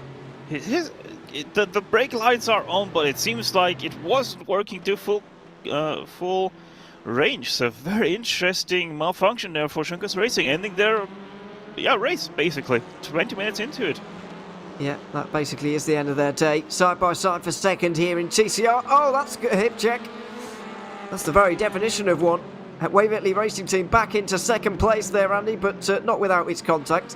Yeah, they were up the inside fully, though, in fairness. I think that was just a bit of door-to-door touring car racing. And, hey, who cares that it's a 6-hour race? Here's the replay, so you can see the move starting to be set up here by going around the outside into turn number 1. The Wave Italy Racing car then gets the inside for 2, about half a car's length alongside, now fully alongside. And they never move away from that apex curve, do they? So they're not drifting out wide into the Impulse Racing Hyundai.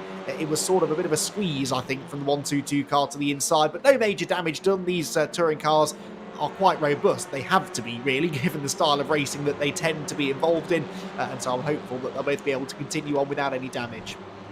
Looks like they are absolutely fine. Now let's just return, Stefan, to our discussion about fuel saving earlier on, because Junkers Racing did interrupt us there.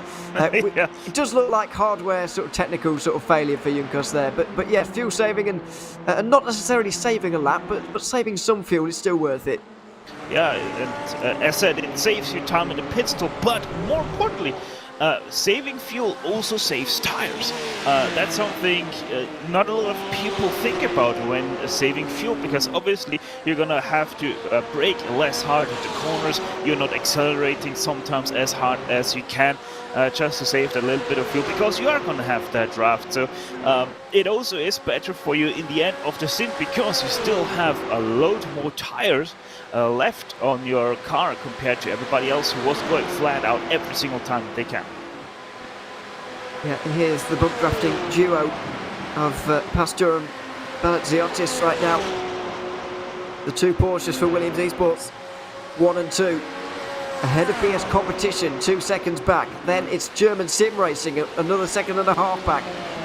2 Biela cars, 5th and 6th. Then Riley Sim Racing, then BS Turner, then it's MSI Esports, who are ahead of Harvu, but no longer really on the back of that train for 4th place. So interesting for them. But there's German Sim Racing, and there's the Biela cars behind. The Lamborghini does seem a little bit difficult to pass here, Andy, but it also doesn't seem like it's the quickest on the road. No, certainly not. We've seen the BS competition BMW pull away now by a second and a half or so, and they've now got the Biela Team Euronics cars, plural, both of them queuing up behind them. So the Lamborghini, at this stage of the stint at least, not the fastest car out on track, but it's not always about raw pace here. Perhaps they're doing something different with their fuel numbers or their tyres, who knows. We'll have to wait and see how that plays out. But interestingly, the Williams Esports cars, who pulled out 2.5 seconds immediately on that opening lap, well, they are now being pegged back, because ever since Niels Koch got into second place in the BS competition car, he has started to lap a little bit quicker. The gap down to just a fraction over 2 seconds. So whatever the Williams cars were doing on the opening lap, they're either not able to replicate, or, and I suspect this is the case, it's simply that the BS competition BMW is coming into its own. Well, let's see. There are the track conditions on the right-hand side, by the way. 19 degrees at 10:30 in the morning. You can tell it's the 1st of April and not the 5th of February. Certainly not bad track conditions for driving. Fairly overcast, actually, as you can see from the clouds in the sky. Sun not really poking through, and so track temperature shouldn't increase that much more unless we get a clearing of the clouds, which we may well do throughout the next 5.5 hours or so. But you'd expect here, Stefan, that no matter what the track conditions are there, that it's going to be single stint in terms of tyres, especially the way we have tyre changes work in GT3s nowadays. Yeah, most definitely. The way the tires are, how soft they are on iRacing, you're only going to have a single stint on these tires anyway, so you don't really have to mind the tires too much. You're always going to have more than enough spare room in terms of performance with these cars. And, you know, I'm most definitely going to have to say it. I wish we still had separate tire and fuel change, because it most definitely brings a lot more into the strategy game than just having tires and fuel at the same time. Now you see, I'm totally with you on that, but Arjuna Kankipani, when I was commentating with him recently, was defending the choice. I don't know. It's the way it is, I guess. But I totally agree with you. Harvu in front, by the way, into the top 10. This is with Team 75 Bernard by Sim RC. And there's Pure Sims just in behind as well. Porsche and BMW fighting for the last spot inside the top 10 right now. But what are your thoughts on that, Andy? I mean, it's been a relatively recent change in iRacing. Fuel and tyres now change this at the same time in more of an IMSA fashion than we see rather than a Nürburgring 24-hour fashion. Changes the race definitely as the battle for third continues. Battle for fourth, sorry. Oh, that's right. I thought there was going to be contact there in the second Euronics car trying to stick its nose up the inside. And in fact, the German Sim Racing and Lamborghini trying to fight back around the outside. This is brilliant racing. The Grand Prix section of the track really allowing for this side-by-side action. But the Lamborghini will lose at least one place. Lucas Jestad now tries to make that 2. He's on the outside down towards turn 5. This is tricky, but it's a cambered corner, and that allows you to run around the outside, get the inside for 6. And he will get through. So nice bit of driving there. Both of the BMWs ganging up on the struggling Lamborghini, and they'll be happy, I think, to have got that move made before they get onto the tight, technical and narrow Nordschleife section. To your question, though, Ewan, about tyres and fuel, I can really see that from both perspectives. From a neutral perspective, sat here in the broadcast booth, I'm not really a fan of the way it is now, because I agree, it certainly adds extra strategy in. You get these situations where if some teams are on a second stint on tyres, others are on their first stint on tyres, there is a pace difference between them, and that generates some good to and fro action. But from the driving seat, it is the best news I've had in years, because I'm terrible at saving tyres. I would much rather, when I jump into a car in the middle of an endurance race, just be able to go flat out and not worry too much about saving them, because I know that we're going to bolt a new set on at the next stop anyway. So I can see both sides of it, but sat in the broadcast booth as I am here today, I think I might be tending to agree with you. That's the best news you've had in years. Wow, great. What did GT3 drivers want next? Anyway, it's not their fault, of course. But yeah, I mean, it's certainly a big change, and now we'll have to kind of change the way we think about these races almost. We'll continue to do that throughout the afternoon. We're still at 5.5 hours to go here at the Nürburgring Nordschleife. German Sim Racing then down another couple of places as Biela Racing Team Euronics make their way through on 2 occasions into 4th and 5th now. And German Sim Racing are down to 6th with Riley Sim Racing, BS Turner and MSI Esports in the train behind them. Here's Carbon Simsport. Dominic Plona is now down the order. And possibly out of the race, but we're not sure quite why. Oh, well, we should have been slightly more patient because we were waiting there, I'm afraid, Stefan, for a big smash down into Exmuller. Yeah, I was hoping that we just picked up some fake incident, so to speak. But most definitely, that wall was anything but fake. That is quite some speed that he carried in there. My goodness, that nearly looked as well like a hardware failure with how little that 190 slowed down.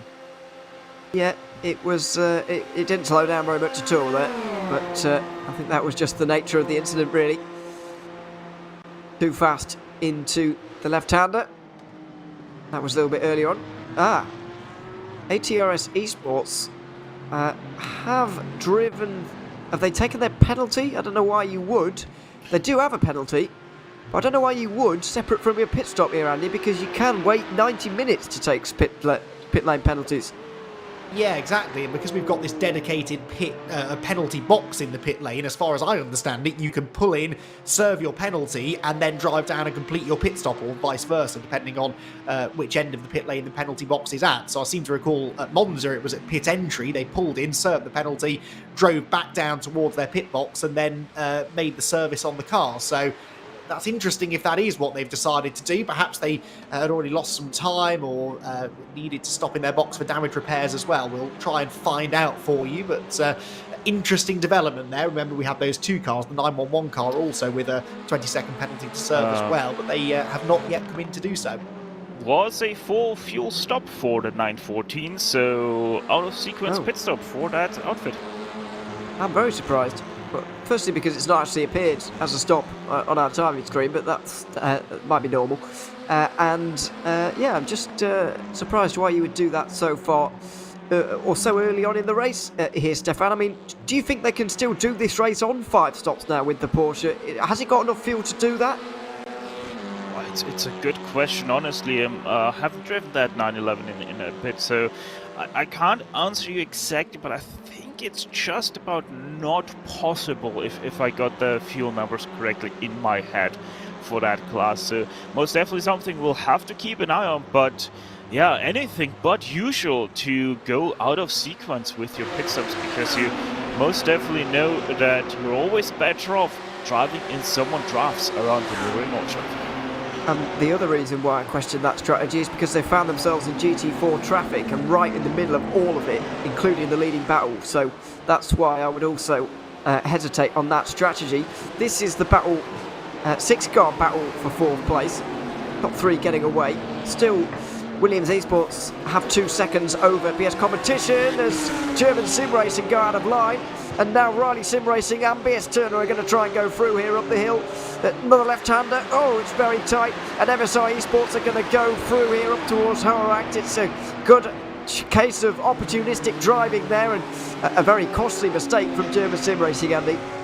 Well, it wasn't really a mistake. I think if we see that again, that was more of a Bristol-type bump and run. They got absolutely punted out of the banking by the BMW behind, and then completely freight trained into the next few corners. So someone running out of patience a little bit, I think, with the German Sim Racing car, which, although it has been struggling, it was sort of hanging on to the tail of the Biela Racing Team BMW reasonably well. So yeah, I think that was definitely a little bit of an assist at a corner where it is always single file, but very tempting to just roll a bit more speed into the corner. Perhaps it was an unintentional punt, but either way, a punt I'm fairly sure it was.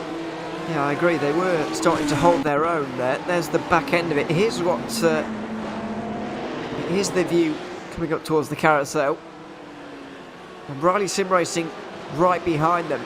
But as you can see, they are staying with the 2 BMWs in front, so they weren't going that badly. There was a bit of contact there. Yeah, they were going quite slowly through. but it did look like from that angle that the BMW did get into the back of the Lamborghini. And then the MSI Esports Porsche got through rather nicely up towards the toboggan run down the hill there. But it did look like there might have been a slight bit of contact there, Stefan. I mean, it wasn't a lot, but it doesn't take a lot. Yeah, I'm not so sure about that contact, if there really was one. It was a little bit of a bad angle to really get a good look at it. But I would nearly go the opposite direction and say there was no contact between the two, because that Lambo was going high already before any sort of contact would have been able to be made for that BMW. So yeah, maybe we're gonna get another shot at it, but this is interesting. It's a position switch between the two Vila cars. Well, that's a surprise.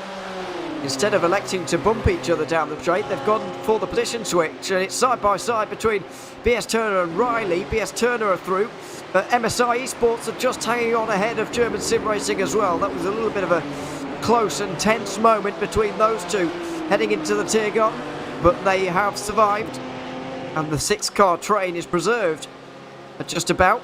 You can see another 3 cars not too far in the background being led by Harvu in 10th position right now. And when are we going to get into traffic in this race? 4.5 minutes behind the main body of the TCR field, so we're still a good distance away. As we confirm some retirements further down the order, we have 5 teams having visited or extended visits in the pit lane, although Team Hoisingveld are back out there on the circuit again. They need the points in TCR. As we look at the leading battle here in 992, Andy, Urano Esports versus SimRC, top 2 in the championship, top 2 in this race as well.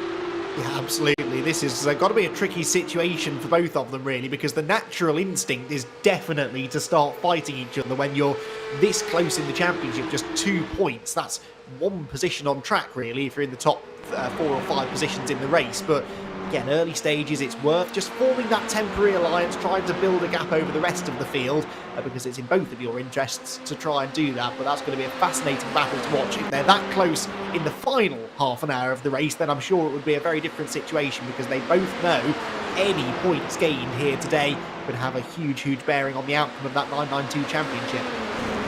Certainly will, with only 1 round to go. Battle for second here in TCR, but it's worth remembering in 992, Stefan, that the leaders, Urano Esports, do have that 20-second penalty to serve, and at the moment that is going to drop them quite a long way down. The 992 field is quite close together. I think they'd come out in about 8th or 9th. Yeah, right now they would come out in 9th place, 2 seconds ahead of fabled Esports, the 960 that is, which, remember, we had that big spin in the Mercedes arena on lap number 1. So they're also trying on a recovery course here. So yeah, Urano would lose a lot of positions, and that is not good news for that outfit, because they most definitely want to continue to gap everybody behind, but they are just not able to do that, with especially Phoenix Racing 5th place putting in the fastest lap of the race that past time around, as we have the 121 Aspar Team Esports here, maybe with some problems on our RaceSpotTV replay. Yeah, we've lost them. We've lost them from the race. At least we've lost them to the pit lane for now. This is Bergberg on the exit, and now the long run up at the top of the hill through Kesselchen. Oh dear. Oh. Well, I looked away for a second, and all of a sudden they were on the grass with no obvious problem. Let's just see. Yeah, through Bergberg, everything normal. And he downshifts correctly. He, brakes normally. And he seemed to have full view as what was going on as well. It wasn't a case of his monitor closing, I wouldn't say, unless he really accurately pulled over the exit of the road. But I don't really have any answers. I mean, I can't quite work out. I think the Junkos Racing one was certainly a nailed-on hardware failure, Andy, but that one not necessarily so nailed on. I can't quite work out what's happened there. Nothing obvious. No, I mean, that really does look like he's just pulled over to the side of the road and retired the car for some reason, so we may never know, but that was certainly a strange one. I agree, I don't think it was hardware failure. He was on the brakes, he was going down the gears, and if he did lose vision temporarily, that wasn't necessarily a reason to retire, so clearly something strange going on there, but sadly it means that we have lost one of our TCR cars. We didn't have that many of them to start with, so that's a shame for that class, but actually good news in a way for some of the faster cars, because the more, the higher the rate of attrition is in the lower classes, the less traffic they will have to deal with, and that will become a factor as we go deeper into the race. So whilst it's never nice to see people retiring from the race, it is in a way good news for those running in the faster classes. Yeah, and Nestor Mavon, of course, by the way, are a confirmed retirement from this one. I'm expecting similar from Maniti Racing, although they have been there for a while. And I've said the same about Team Huizenveld, who are still out there and moving up the positions. They're now into 9th in TCR as ATRS Esports come in again. They're out. They may well have disconnected it. May well have been a disconnection for ATRS Esports, I'm afraid. And Matthias Berg, who went for that early pit stop. Oh, well. Oh, sorry, it's a replay. There he is on the road, and it looks like he's going to drop out here, maybe. But certainly, having left the race now into the chicane, often a culprit for incidents, but not on this occasion. Oh, he just fired the wall. So maybe there was a bit more of a story to tell there, Stefan, I'm afraid. Yeah, most definitely switched professions there for a second from sim racer to professional concrete tester. That 9:14, yeah, not the best kind of weekend for them. Just a little bit too fast in, clipped the curb as well, spat them out, and with the camber change that you have on top of the Kurzanbindung, you most definitely are gonna always find your way into the pit lane of the Nordschleife itself.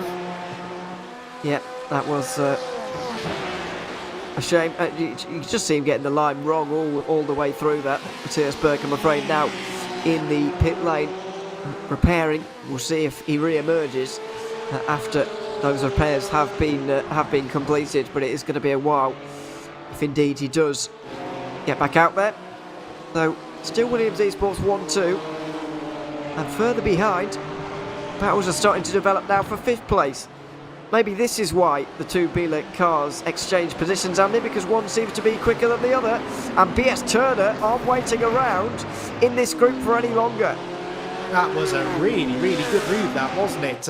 Not a place you tend to see a lot of overtaking, but that worked beautifully in the number 96 BMW getting through. You're right, though, the 46 car clearly doesn't quite have the pace at the moment of the Lucas Jestad-driven number 45 car that has definitely gapped this group. So drivers perhaps now starting to gain a bit of confidence, starting to realise the importance of getting past drivers who maybe are holding them up ever so slightly, and so a few more risks starting to be taken as we move into the second half of this opening stint of the race. It'll be interesting to see now whether the 96 car also has the pace to break away from this train. Yeah, let's see. I mean, he's not chosen a great place to try and get away because there is a big straight coming up. Oh dear, and this is important. Fiercely forward. Sorry, I thought it looked like Sabel Esports from second place or third place. Sorry, in GT4. It's fiercely forward, and SCK Racing are just behind them. Let's have a look. Alessio Bender looks like he's gotten some damage as well. Oh, just brakes on the grass. We saw the save, Stefan, from Matti Kaisoja earlier on, and this is what happens when you don't get quite so lucky. Yeah, I know. With the GT4s, you're never gonna save something like that. With a wall this close to the track, just unlucky that it didn't have the arrow of the GT3 version of this Mercedes AMG. But yeah, no, just ever so slightly to the right side, too much driver's right, that is. And yeah, we all know how tricky grass can be on iRacing, and most definitely Fiercely Forward just found this out as well. That probably means if that damage is very extensive, which it most definitely looks like, that is going to be another donut for them. Fabian Harry there, you could hear just fuel saving a little bit because there's a battle going on in front of him. BS Turner head their way down the inside of Gabriel Streitmatter, but not going to be able to get through. Ruben Bonga goes for the over and under and tries it at the inside at turn 3.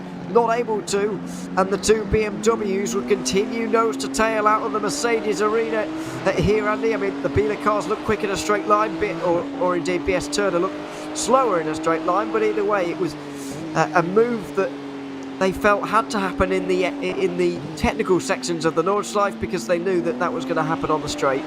Yeah, and that's another interesting thing about this track, because really car setup is always really a little bit of a compromise, isn't it? You're not going to have the perfect setup for every part of the track, and it does look as though maybe BS Turner maybe running a slightly higher downforce configuration right now, and that is just giving them the advantage through the technical sections, but as you said, losing them time down the straight, and that means they're going to have to push hard through the Grand Prix loop here to try and find a way through. Fabian Harry almost throwing it all away there through the Schumacher S's, though. The Riley Sim Racing car just picking up a little bit of aero watch, maybe a little bit of understeer.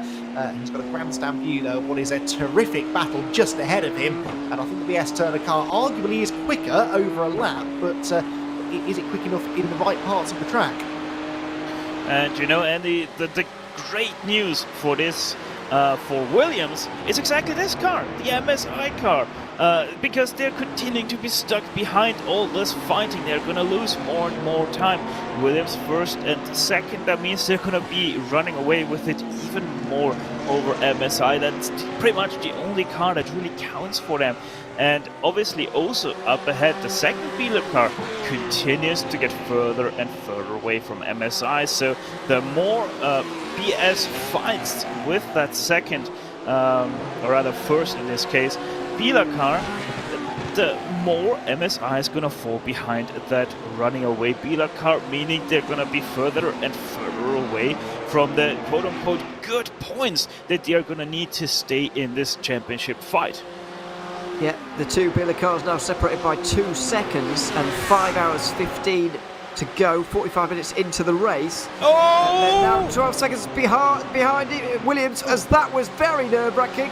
Biela there through Flugplatz, forced out wide on the grass here for Riley. We're nearly 3 wide. MSI Esports going to try and push BS Turner towards the 5th place right now, with Riley on the outside, MSI on the inside. High stakes moments here at Arenberg, down the outside for the Porsche, up on the curb behind. It's still side by side, the two of them. Respectful racing room given, but it's about to get a whole lot narrower down here between these two. They're still going to manage it up and down towards Andau Forest now. They're going to have to slot in. MSI Esports, Christian Lamella couldn't quite capitalise on that.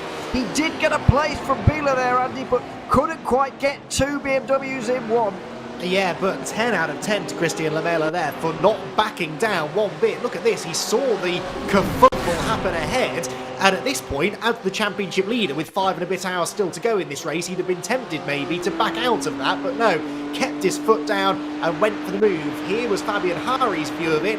A very, very risky place to try and go side by side. The BS Turner car goes up the inside. We know it seems to have more downforce, and Fabian Harry just had the run of dreams, then gets squeezed. There's a tiny little bit of contact, and then here came Christian Lamella. The road was blocked, gives the bumper to the BS Turner car on that inside line. At any moment there, all 5 of these cars could have been involved in an enormous accident.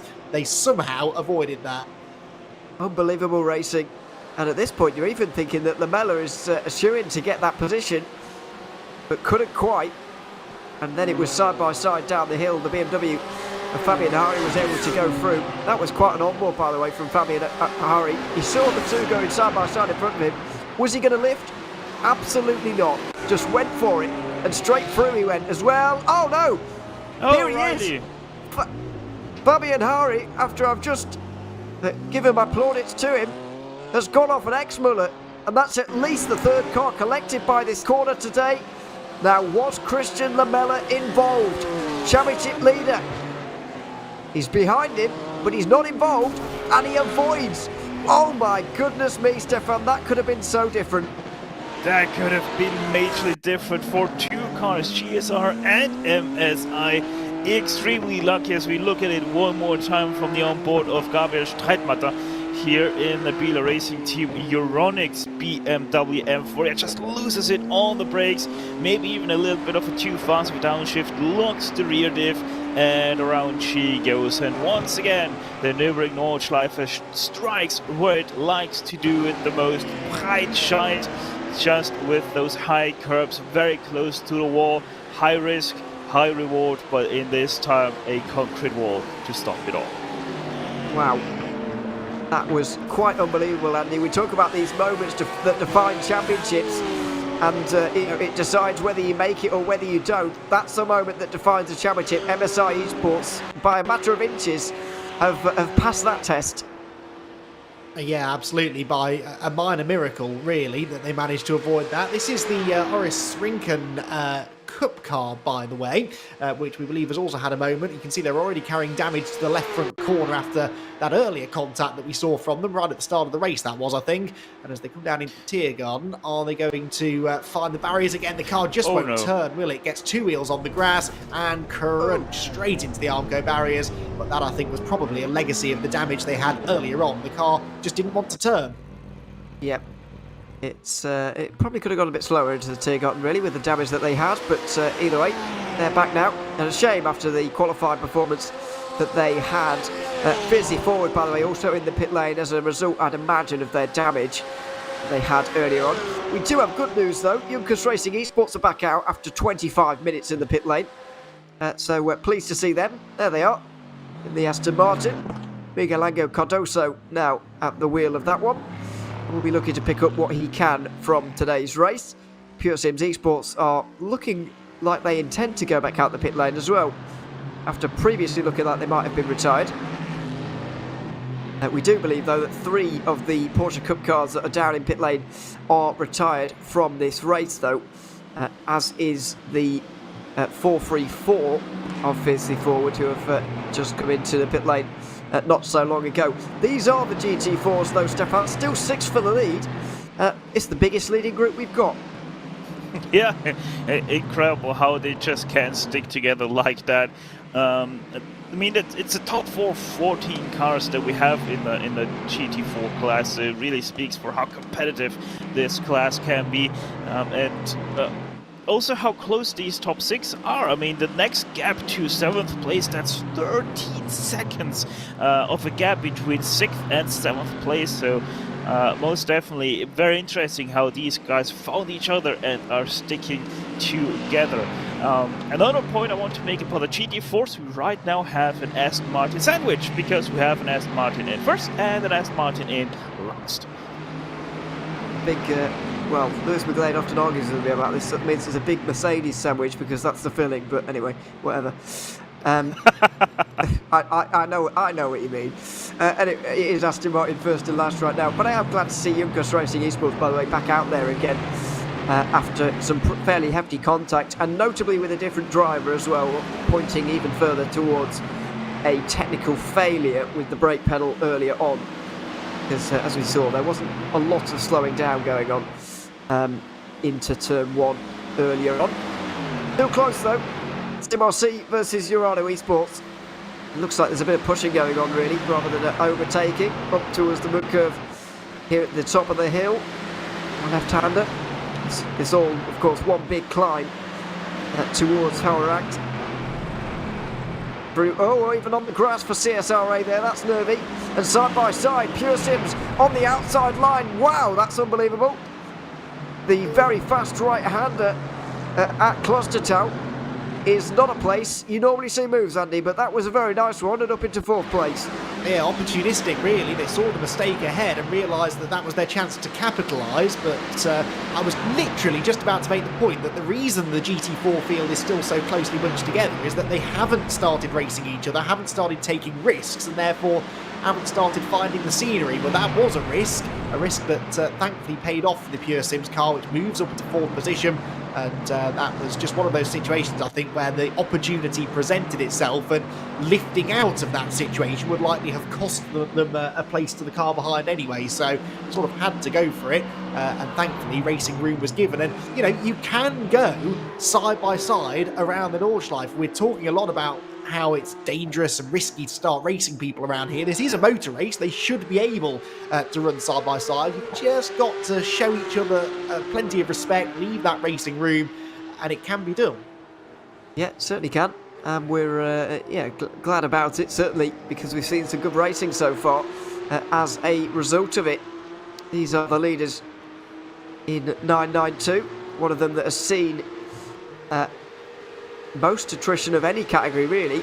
We've seen a few TCRs in the pit lane now, but we've got 3 confirmed 992 retirements, we believe, in the form of Movano, Maniti and ATRS, all down in pit lane and probably won't be returning even inside the first hour of this one. Still over 5 hours to go, but I have to say, Stefan, the first 60 minutes have nearly flown by here. It's been very, very exciting so far.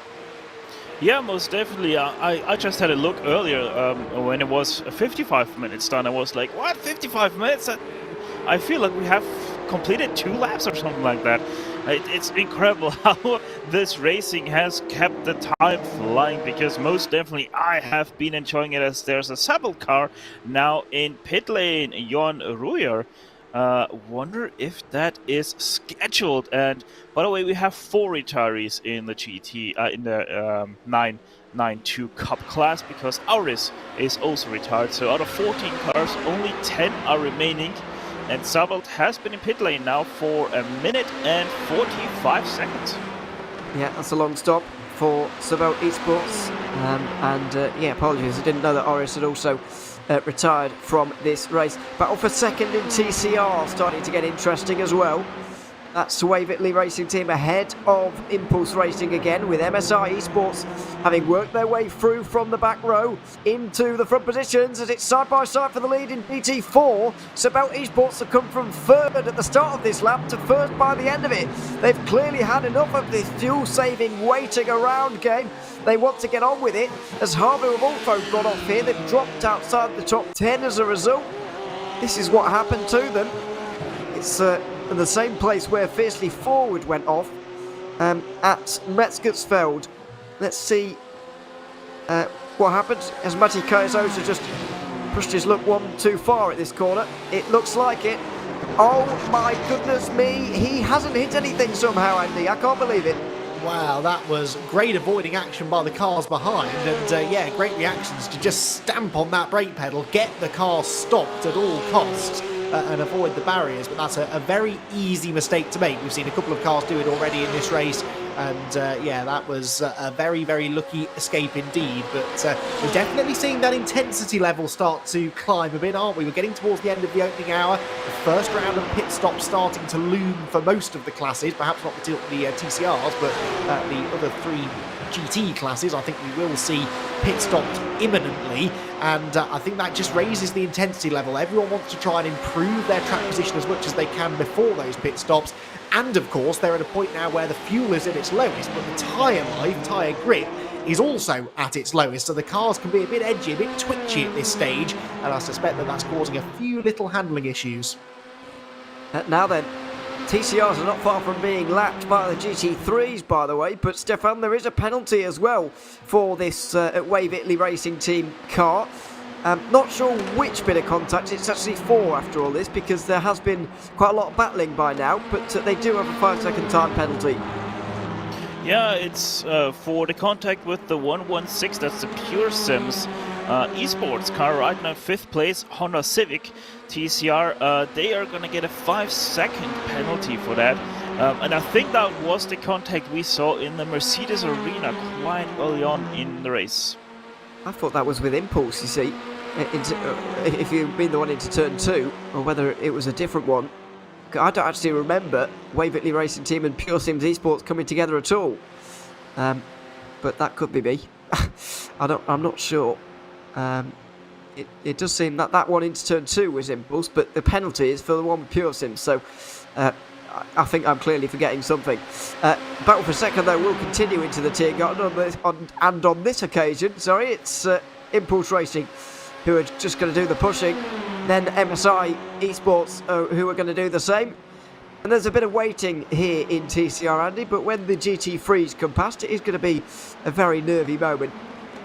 Yeah, for sure. I mean, especially when they're this close together. Big bit of four-wheel drift for the Wave Italy racing team there as they came down through Tiergarten. But yeah, this is a GT car's worst nightmare. When they come out of a corner, they catch a glimpse of a group of TCR cars up the road battling away like this, and they know that that's going to present them with a problem, because these drivers are far more interested in racing each other than they are getting out of the way of these quicker cars, which are just coming out onto the Dottinger Hearst. So they're within 30 seconds or so, I think, of the back of the or the front of the TCR pack, probably a little bit closer to some of the tail enders in that group. Interesting situation here within GT3 though. You can see still the Williams Esports cars working together, but that BS competition BMW of Niels Koch refuses to go away, and the gap has never been more than about 3 seconds back to third place, and every so often does seem to come down towards 2. So it looks as though if anyone's going to challenge these Williams cars, it will be the 89 BMW.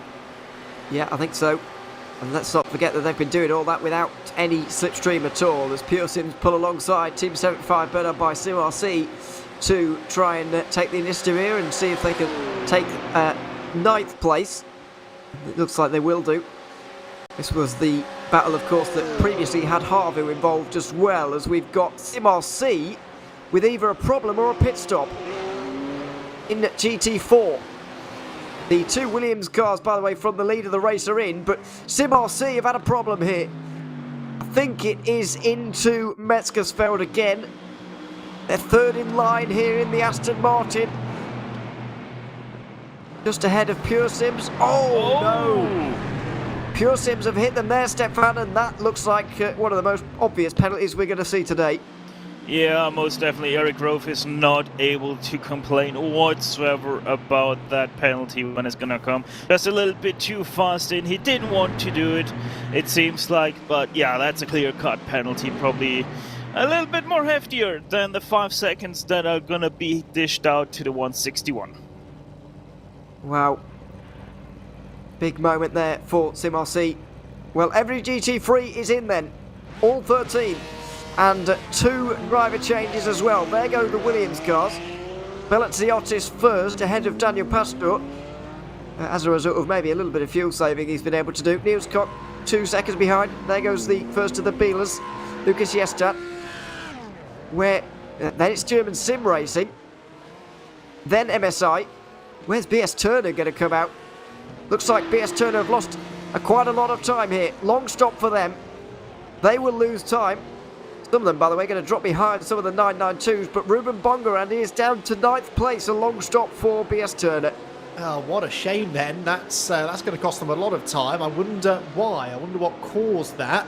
And it's certainly going to cost them a shot at challenging right at the pointy end for now then. But yeah, only so many things that can cause that sort of time loss, really, especially now that fuel and tyres are done at the same time. That sort of minimises the chance for that to take too long. He may have slid through his pit box and had to reverse back. Didn't see him come into the pit lane, but short of that, or some sort of penalty being applied, I'm not entirely sure why he lost that time. He has lost about 15 seconds, which does translate to a speeding in the pit lane. So that might be the explanation we're looking for. It may be that he's spent in the pit lane. There's the exit, which is fine. But was he too hot in on the entry? Was running 5th at the time, of course. Now drops to 9th. There's Ruben Bonga, and he's dropped behind 4 of the 992 Porsches as well, by the way. But this is his entry to the pit lane. Through the Tiergarten, of course. Needed to grab for an extra gear there to get turned in. And here's the pit lane entry.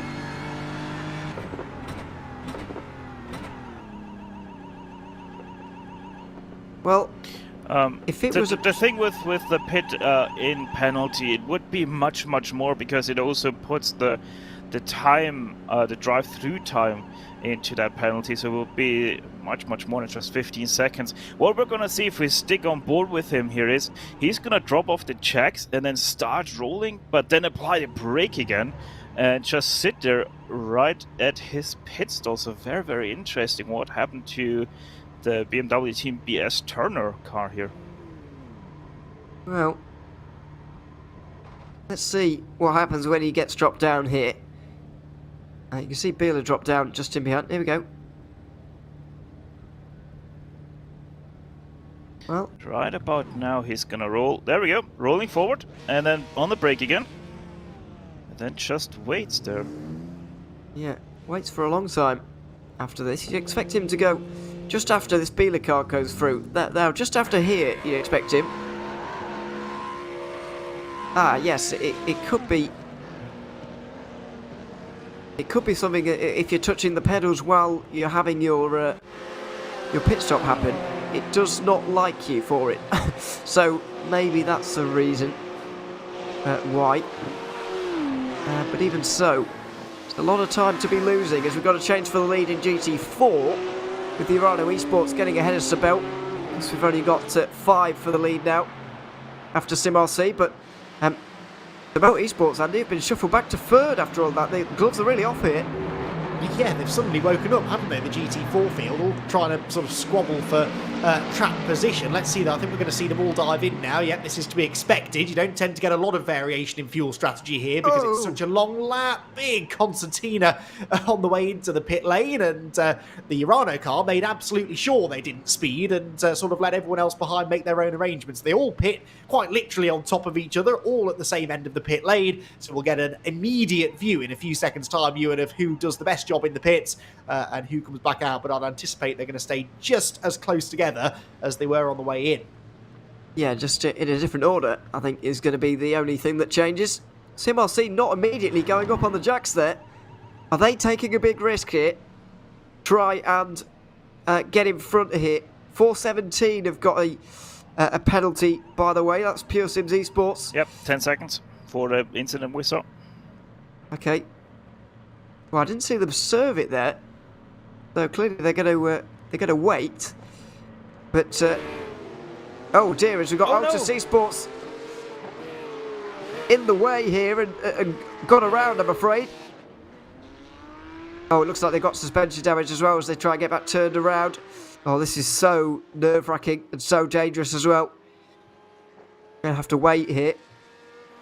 He realises that the Harvu Porsche is coming. Oh dear. It's never nice to watch something like this. Altus Esports get back going again. Urano have gained though in the GT4 category. They have gained some time. Here's a replay of what happened for Altus. It's just a spin on their own there, Andy, really. Nobody even around them.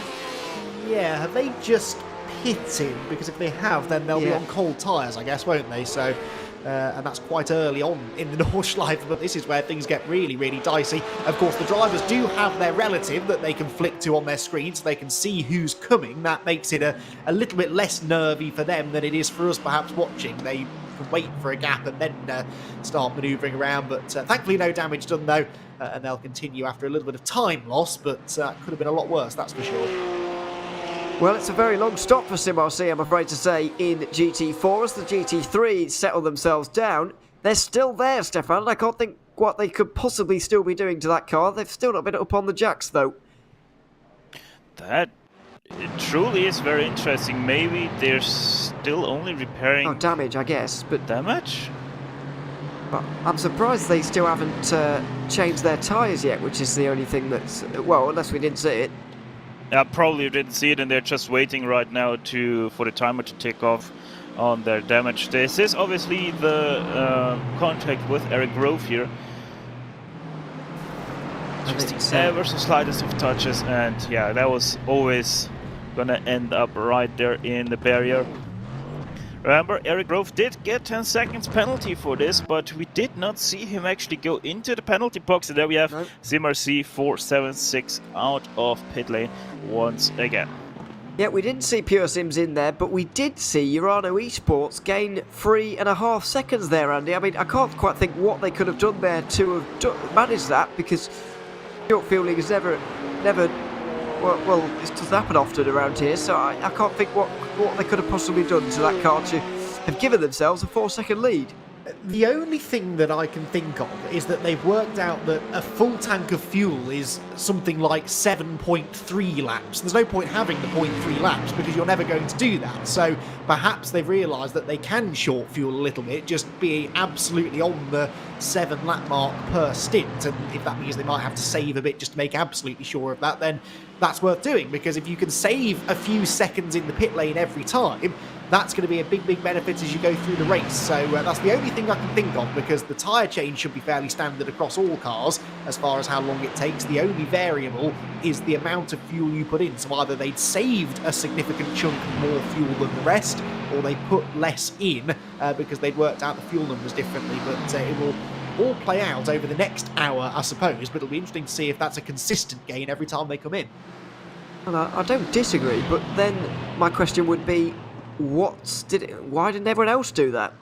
Because you are never going to get to, a position where you can save 0.7 of a lap to actually save a lap of fuel. So I don't know why everyone wouldn't have done that, as we've got a change for the lead in 992, because they're about to pit here. This is Jürgen Frank wanting to lead Urano Esports onto pit lane, and they are going to lead them on here. Into the pit lane they go. Hopefully have it slowed up in time. And they'll all go in together. Some at the very start of the pit lane, some at the very end. Well, that's not Urano making a pit stop. That'll be Urano serving their penalty here, Stefan. So it will be 2 for the lead again, and not involving Urano Esports. Yeah, good to know now where the penalty box is, because I overlooked that somehow in the briefing. So it is just in front of the blue square here on pit lane, and Alexander Thiebe goes off now. So this is going to be interesting how far they really are going to be back now. Obviously, not everybody pitted, so that GT4, that 911 field, going to be very spread out, probably after these pit stops. You'd imagine so. They're going to do and go up on their jacks very soon. There's the Visceral car, the third of the 3 that are still in contention here in the championship, but we're running towards the low part of the top 10. Well, now there's a risk being taken here, Andy. The short stop, I've got to say that's probably, tyres maybe being taken at a different time, because the GT3s, while they take them at the same time, I don't believe the 992s do, and I think Visceral may have just taken a risk to get themselves back in contention. Well, if that's what they've done and they're double stinting tyres, then that is a brave roll of the dice to take. But they've got a few things working in their favour, haven't they? Mainly the weather conditions. It is cool out there, as you said. It's overcast as well. That means that the track is a bit grippier, and you generally won't punish the tyres quite as much. So maybe they've realised that they can double stint them. That is tough to do, though, especially in the 992. We made the point already of what a handful these cars can be.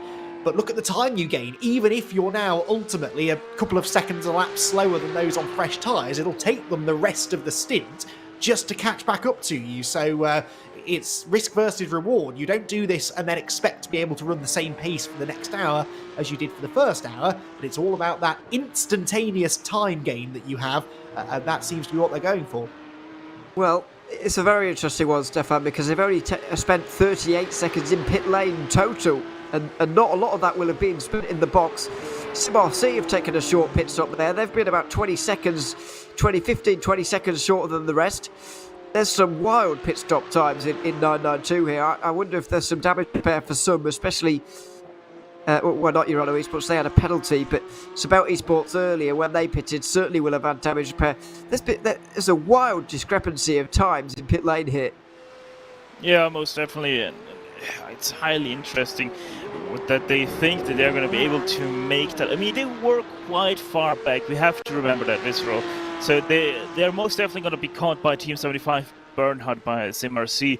They're not going to be in the shout now all of a sudden for the win. I don't think that that's really their goal. They just want to get a little bit away from traffic. And hey, if they think and calculate it perfectly out that they are actually going to gain time with this, and they have actually practiced this, then yeah, go all for it. But I'm very doubtful that that is going to have the good sort of impact that they're hoping for.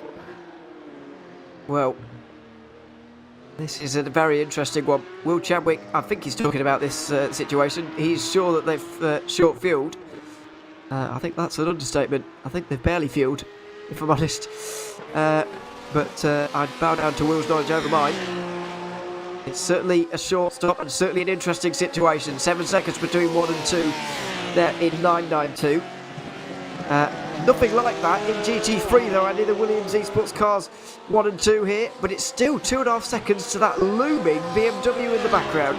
Yeah, absolutely. The 89 car just refuses to be shaken off and has now built up a pretty sizable lead, nearly, 7 or 8 seconds further back to the number 45 car in 4th place. So Niels Cook staying on board the number 89 car for this stint, and it's all well and good staying this sort of distance away from the 2 Williams Esports cars. He really could do with trying to catch them, and I think that really that opportunity may well come in traffic. There's not a huge amount of traffic to deal with in this particular race, but it doesn't matter. You only have to catch one back marker at an inopportune moment and you can lose 2 or 3 seconds straight away. So Niels doing everything that he can, staying within range so that if they do have a little hiccup, he should be able to coast right up to them. But he really is the only driver right now who can live with the pace of the 2 Williams cars, who, it has to be said, are working together perfectly. They are absolutely working together very well. Niels Cock has certainly been around the block. He knows what he is doing. He must have won the Nürburgring 24 at some point, surely. If not with Williams, then with Core Motorsports, as they were back in the day. As it's all sorts of side-by-side for second here in GT4. That is CSRA by Entropic, who've gotten in front now. Sabel, then Pure Sims, then Impulse here, Stefan. But this is not going to help them in their charge to catch Urano Esports. No, most definitely not there. They're looking for something way different here. It's very interesting at the same time how different pit stop times we have in the GT4 field. I mean, for example, Hydro Race Geodesic Racing in 6th place, only 1 minute and 12 in the pit stop, in the pit lane, but at the same time they're quite far down the road from these guys. So, yeah. 4 cars fighting for it. Urano 3 seconds faster in pit lane, 4.3 seconds out in the lead right now. You were just able to see them in the background heading into the Ford chicane. It's gonna be interesting what these guys can do. They're 4 cars together, so they could work together to catch back up to Urano. They most definitely do have the pace for that.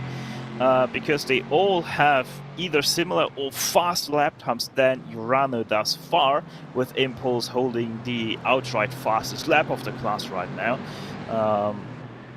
Yeah, it's only gonna be a tactical play now by everybody here. They have to realize that you can short fuel your car and thus gain this time, because if only Urano is going to continue to do that, they are most definitely going to gain seconds over seconds every single time they go into pit lane. I think we're going to get a couple more answers whether they can do 6 laps or 7 here on the next stint, because they did 7 laps first time around, as did the GT3s. 992 managed 8 laps, and we're yet to see the TCRs in for the first time here, but I think we will have some answers afterwards. But on some kind of level, Stefan, it doesn't seem to really matter, because once they are out in front, and this has happened race after race, once they are out in front, they use those 5 seconds and they're continuing to extend this margin. Yeah, of course, because Urano has that gap, so they do not have to worry about being passed every single second that they enter a corner, which right here, fabled Esports kind of has to think about that. They might get attacked unless they get a call from Entropic which says, we're not going to attack you, let's work together. And as long as that's not going to happen, they're going to have to sort of have that in their back of their head, that they might get overtaken, so they're always taking a slight defensive line or trying to go a little bit faster into corners, and does sacrifice a little bit of their exit speed. So that might be one of the reasons why Urano is always able to extend their gaps. But at the same time,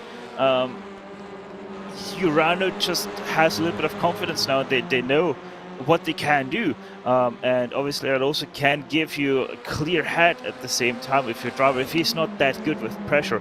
Now he has a clear track, and now he really can gun it, because he doesn't have to worry about anything else but himself.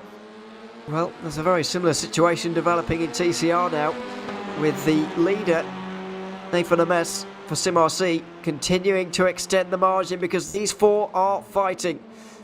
Really important, of course, for Sim RC to gain these points as much as possible. MSI and Pure Sims are involved in a championship fight as well, and they're both in this group, with Team Huitingveld down in 8th and look set to lose 12 points to the race winner, whoever it may be. This is a very important group here at the moment, Andy, and the more they fight, the more they're losing the lead to Sim RC. 16.5 seconds seems a gap that seems almost too big to pull back even at this distance. Yeah, I suspect so. As I said, we're not going to see a huge amount of traffic coming into play and influencing the race. So really, unless there is a mistake for Sim RC, it looks as though they've got the pace here. They've broken away from everyone, but they've done that on sheer speed. That's all. It's not because this lot have been fighting particularly hard. They have been fighting hard, but I don't think that accounts for all 16, 17 seconds worth of time loss. Interesting there to see Navid Hussein in the Wave Italy racing team flashing their headlights at the MSI eSports car ahead. I somehow don't think that they're going to put the indicator on and move out of your way, Navid. You're going to have to find your own way through, and perhaps just showing his displeasure at something that had happened earlier on. But I think that really sort of typifies everything we've seen from this TCR battle so far. There is no working together. It's every driver for themselves. They all want the track position, and they continue to trade it lap by lap. Yeah, they are. It's entertaining to watch. I just wonder how efficient in terms of catching Sim RC, but maybe they've decided that it's not going to be possible anyway. Let's see. 3 of the 4 big championship contenders, though, on the podium places right now. Navid Hussein looking at 2 of them. For MSI eSports and Pure Sims eSports as well. Over the hill at Flugplatz. Deep in the slipstream of the Hyundai in front right now, closing up to the back, going down the hill again and towards the fast left-hander at Schwedenkreuz, and quickly jumping on the brakes for Arenberg. Here it is over the hill, slide the TCR in because you can save it, and then use the lightness as well to brake in time for Arenberg. They head down the hill through this kind of not straight, but straight-ish section towards Andau Forest at the top of the hill. You get some fantastic onboard shots here, Stefan, but it's about to get nervy. The GP freezer onto them. This is going to be dangerous. Here we go. Williams does not want to see that 4 TCRs right into Adenauer Forst. This is gonna cost them quite some time. PS Competition already did pretty much get back up to them. It was just 1.2 seconds before catching these TCR cars. And there we go, on board with Niels Koch now. But obviously at the same time now he has to fight his way through here. Metzgersfeld goes to the inside, gets at least one as the Williams have all 4 cleared. And another one done right now into the hairpin. Yeah, Williams look like they've been, they've had a nicer time through there. Oh, Niels Koch going to try and go through on MSI into the left and right. Then through miss, hit, miss.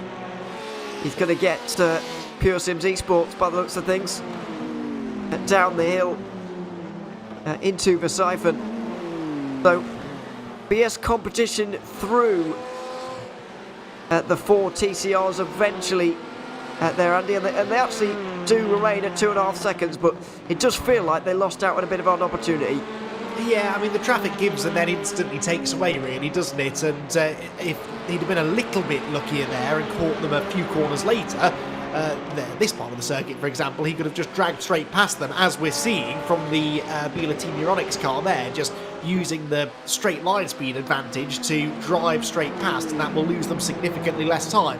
One interesting thing that did do, though, is it split the Williams eSports cars temporarily. I've no doubt the number 5 car will find its way back onto the rear bumper of the 55 before too much longer. In fact, the gap already coming down as I say that. But it did just temporarily separate them. There you can see that's the biggest gap they've had between those 2 cars in the last hour and 21 minutes. So it does temporarily prevent them from working together, and it means that BS Competition, they could just catch even a hint of the slipstream from the second of those Porsches. They might have half a chance of getting there, but that's not going to happen. The gap remaining just a little bit too big. Certainly is. Sorry, go on, Stefan. And one thing I've just realized is that BS competition has been majorly closing in on these two. They hold the outright fastest lap of the entire field right now. I mean, it's easy as a GT3 car being the fastest class, but they are a lot faster in the last 2-3 laps than both Williams cars. They have last 3 laps gained nearly 4 seconds on them, so a very interesting development of that BMW versus Porsche battle. And right now, while the Porsche is leading, it's tending to swing towards that BMW M4 GT3. Well, this is very interesting. Very interesting race right now. Williams Esports currently leading. Championship rivals MSI down in 6th. Would give Williams a 7-point championship lead heading into the final race. I mean, it's not much, and they would still need a top 2 to guarantee victory at the final race at Barcelona, but just to have that little bit of an edge is at least something. Yeah, and that means that this race already, I think, has become a little bit of damage limitation for MSI. They just need to make sure that they score as many points as they can. If 4th place is the best that they can achieve in this race, then they need to achieve 4th place. If 5th place is the best they can achieve, they need to achieve that. They've got to leave here believing that they have scored the maximum amount of points possible for them to score out of a race at which Williams Esports just had them beat really right from the word go. There's still a long way to go. We've seen how easy it is to trip over other people or make tiny mistakes around here, but a team as good as Williams Esports, you don't expect that to happen, and MSI certainly can't be expecting that to happen. They have to sort of anticipate the fact that they're going to be outscored here and just try to limit that damage, keep the pressure on the 55 car going into that double points finale at Barcelona, where one position on track could be worth 4 points if you're up near the front of the field. So if they could then beat Williams by even 2 places, that might just be enough to win the championship. So it's really important that they come out of here with as many points as they possibly can. Certainly is, and if they were to be, if they did finish on the podium here today, by the way, MSI, it would mean that whoever wins the race out of the two of them gets the championship, as Wave Italy Racing Team have just got off there. Pure Sims Esports have gone from this TCR group, by the way. The traffic has split up the TCRs more than anyone else. And this is a little bit why, up towards the smaller carousel, the Clyde carousel, Navid Hussein getting things a little bit wrong here. Here we go. On the way in, looks all fine. Just slightly on the power, slightly too early there. And ends himself in the grass and slightly in the wall. Yeah, it's that transition, isn't it, off the banking. Like you said, he was just a bit too eager on the loud pedal, and these being front-wheel drive cars, they understeer up out of that banking, and they sort of jump out of the banking. It's not a smooth transition, they just sort of hop out onto the flat part of the track, and you saw once he got a wheel on the grass, it was like ice. The car just understeers towards the barriers, and that was a costly little mistake. So that has changed the dynamics slightly then of the TCR battle, the Pure Sims car making its escape. It'll be interesting now to see, won't it, whether or not they've got the speed to keep building that advantage in the same way that we've seen in some of the other classes. Once one car breaks away from the chasing pack, they often are able to stay away from the chasing pack. Will that be the same for Pure Sims? Well, let's see. Is it going to be a bit of a almost hot lap session between Nathan Ames and the driver for Pure Sims Esports, Steen Ledger? Well, it could be.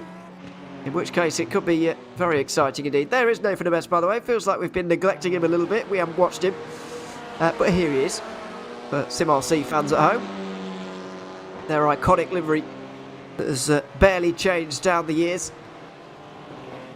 Keeping with the well-trusted yellow and black with a little bit of red these days. And working very, very well indeed. Had it for absolutely years. And they've had some of their drivers for years as well. Not Nathan Ames. I don't even think he was a teenager when this team was formed, actually. He would have been very young, but in his early 20s now is Nathan, and driving as well as ever, top of his game as ever, and has a 19-second lead here at the Nürburgring. We're about to hit the 1/4 distance in this race, by the way. 4 hours and a half to go. The first 90 minutes have absolutely flown by. And this battle is continuing here, Stefan. These are the drivers that the GT3s will have to come through next, and I think this is going to be even more difficult than that previous run through the TCRs was.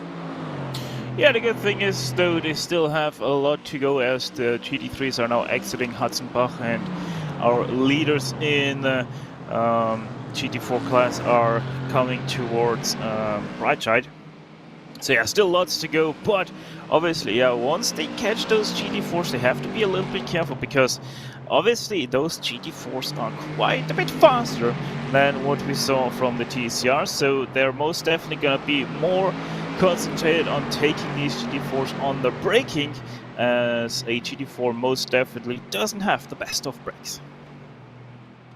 There's certainly differences between the classes and between the cars. This is the closest battle out there on the circuit, though, arguably the one for second place. And interestingly, Andy, ever since Sabelt Esports got to the front of this group, the bleeding has stopped almost. Urano Esports have stopped gaining time. They're not really closing again, as you would expect a four-car group to do, but they have at least stopped losing time, and that's, I guess, all they can hope for at this stage. Yeah, I suppose so. That's always something that fascinates me, the dynamics between little groups like this when they get themselves in a particular order, and I'm not surprised to see this from the GT4 field, actually, because they have been working together from the start. They may be representing different teams, they may all be in it for themselves, but they've proven right from the word go that they are content, at least for the first two-thirds of the stint, to sit behind each other and work together. So that is the sensible way of approaching this race. I think it's keeping that field nice and tightly bunched together. And yeah, this second place group starting to put in some decent lap times now, so the Sabelt car up into second place within the class, and that's significant for their championship chances as well. If they're going to peg back Urano, they need to, of course, catch them in this stint, and certainly at some point over the rest of the race.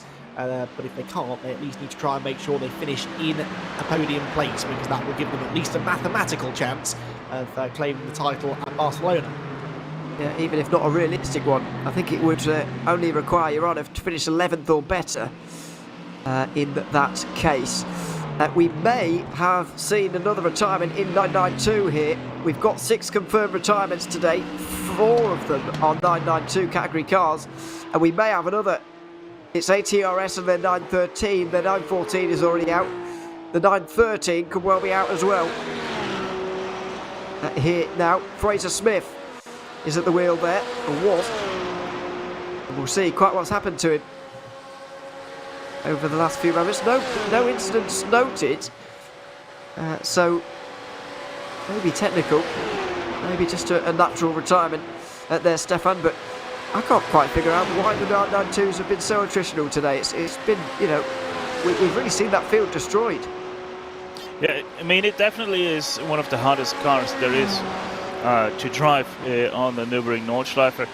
I did notice a small bump to the wall in the Dreifach rechts, hit-miss hit.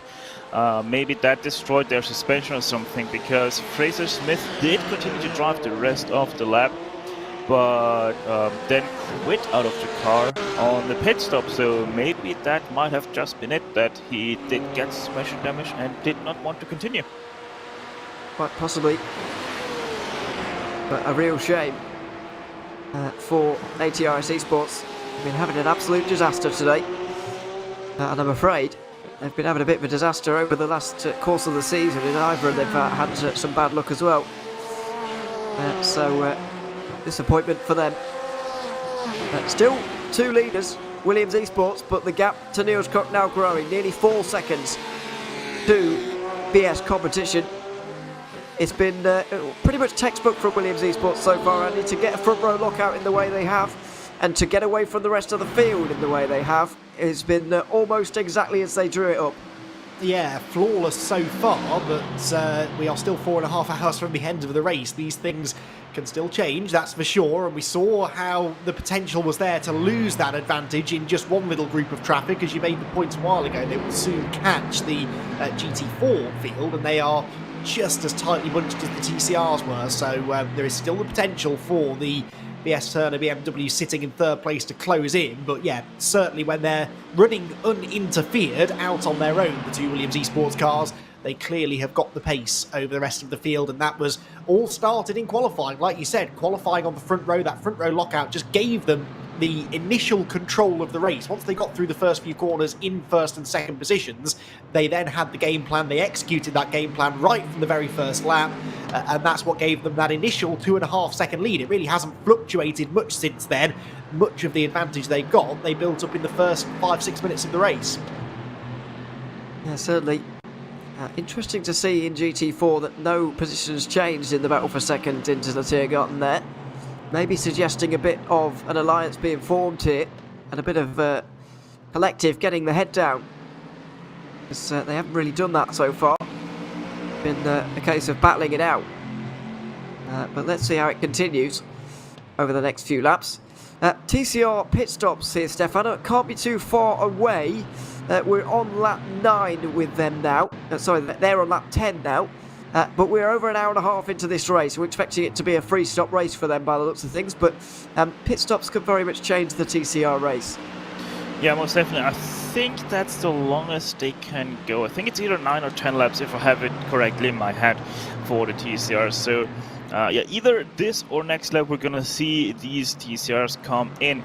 Remember, it's only the top 6 that are going to be in, because we have had some issues already for 7th, 8th and 9th. That's Zenith, Team Heusenwelt and Carbon Simsport. They are still out there, but obviously they have lost a lot of time with issues and repairs in pit lane. But yeah, it's incredible. The TCRs, probably one of the easiest cars to, well, just simply drive. And yet we have a massive gap in that field, with first place being nearly 21 seconds away from second place. Yeah, it is remarkable to see the way SimRC have managed to get away, and given how close the championship as well, it's just an illustration of the evenness of quality we have in TCR. I've never seen a championship quite like it, but SimRC have managed to decimate the field here. 20 seconds is their margin. I believe they're somewhere in the final sector now. Oh, well, they're closer to the line than I thought. SimRC are in, and I think that's going to lead a whole load of them into pit lane here, Andy, and we could well see a lot of positional change here if not much actual ground being made up by those behind. Yeah, I don't think we're going to see any funky strategies here from SimRC. They don't need to play any strategy games, just a simple full service fuel and tyres. Maybe a driver change as well, with these stints being that little bit longer than the other classes, closer to 90 minutes or so. And yes, we are getting a driver change, so Kieran Harrison jumping on board. Nathan Amess's job is done for now. And this can sometimes just change the dynamic of a race as well, because of course as you get driver changes, there will inevitably be a few drivers in the team who are maybe quicker than others. Naveed Hussain there leaving the pit lane as well. Was that from the penalty box though, Ewan, or was that a pit stop? It was from the penalty box, and now they'll go into the pit box. I was slightly scared they were going to neglect the presence of the 172 just behind them there and cause a bit of an accident in pit lane, but they effectively saw that one coming. And Aztec Simsports Visceral, by the way, also into the pit lane, so a very weird strategy from them. Something I wasn't expecting, but they have gone for it. They've gone for the pit stop now. And they'll be out soon, you'd imagine. Where are they? They're going to change driver as well here, Stefan, but I can't quite get a handle on their strategy, if I'm being honest. I don't understand, really, but maybe it will become clear in 4 hours' time.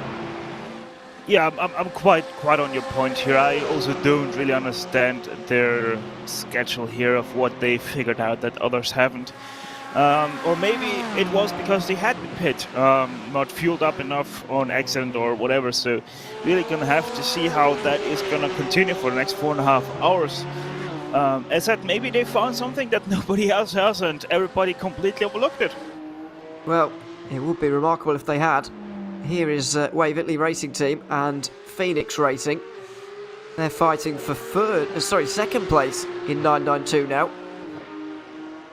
Where have Visceral come out? They're down in 8th now, which is about where they were before, and that's a regular length pit stop there from them. Meanwhile in TCR, MSI Esports have come out in second, ahead of Pure Sims, then Impulse. The battle for second is down to 3 drivers now. They've all taken similar pit stop times, other than Waverley Racing Team, who had a 10-second time penalty to serve during that previous pit stop. So, as we predicted, Andy, TCR pretty much is as you were, with a couple of positional changes. And it really does look like they are fighting for second and not the win.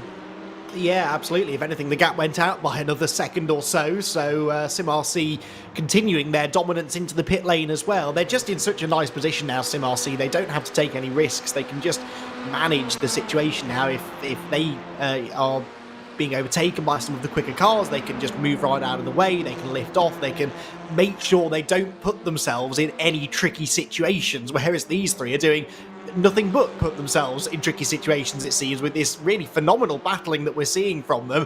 And I think that's probably being created because they also have come to the realisation that it's second at best, and that was a really aggressive bit of driving from the Pure Sims car, which is flashing its headlights. I don't really understand what MSI Esports could have done differently. Up the inside into the chicane, aggressive stuff, and they will go through, but Pure Sims Esports not content to sit in second, in third place there. Staten Ledger, he's through into second, and he wanted that position before they hit the Nordschleife. Certainly. I can't quite understand why either, though. Maybe they decide that they are the quickest of the three, and it's probably best if they lead it on the Nordschleife, but I wouldn't say that that seems really true, based on what we've seen so far. They seem very evenly matched, although MSI are starting to lose a little bit of space here, and maybe that's why Pure Sims wanted to get through so badly. But either way, 1, 2 and 3 here for second in TCR. In GT4, the gap is out to 5.5 seconds between 1 and 2. But the battle for second still very much going on, and the leaders, the GT3 leaders, are not far from having to overtake everyone in GT4. Not too many GT3 battles really, apart from MSI Esports, who I think have had an issue. The championship leaders must have had an issue up at the mud curve, and this is huge. Huge drama for the championship. They've got a problem. I think they're stuck in gear. They look like they sound like they're stuck in gear. Christian Lamella is stuck in third gear. This is for sure a technical problem here, Stefan. He's got to be careful he doesn't blow his engine up. Yeah, most definitely that is an issue right there. And then I've had that as well already myself with an issue like that where I wasn't able to shift in gear anymore. Really interesting. Seems like he is still stuck in third. Yeah, he's still stuck in third. He can't shift anymore. Hardware failure for your championship leader in the GT3 cars. Unbelievable drama on the Nordschleife as Christian Lamella tries to manage this problem as best he can, but the championship leaders in GT3 could be seeing things slip away from them right now. You've not only got to think about the time lost here, Andy, but the strategy is all being lost and ripped apart right now as well. Yeah, absolutely, and it's going to lose them a lot of time because they were only halfway around the lap when this problem first arose. Now, is it me or have they picked up speed again now? Hard to tell, isn't it? No, I think they are now still stuck in third. So, yeah, that particular section of track is a third gear section, clearly, in the Porsche, and now they are stuck at that speed again. But we made the point at Monza last time. They had a bit of a slip-up at Monza where they ended up finishing only 10th, and we said at the time that MSI and Williams had both used their joker. They'd both used their bad race because Williams Esports didn't have a great start of the season in Spa where they finished only 7th.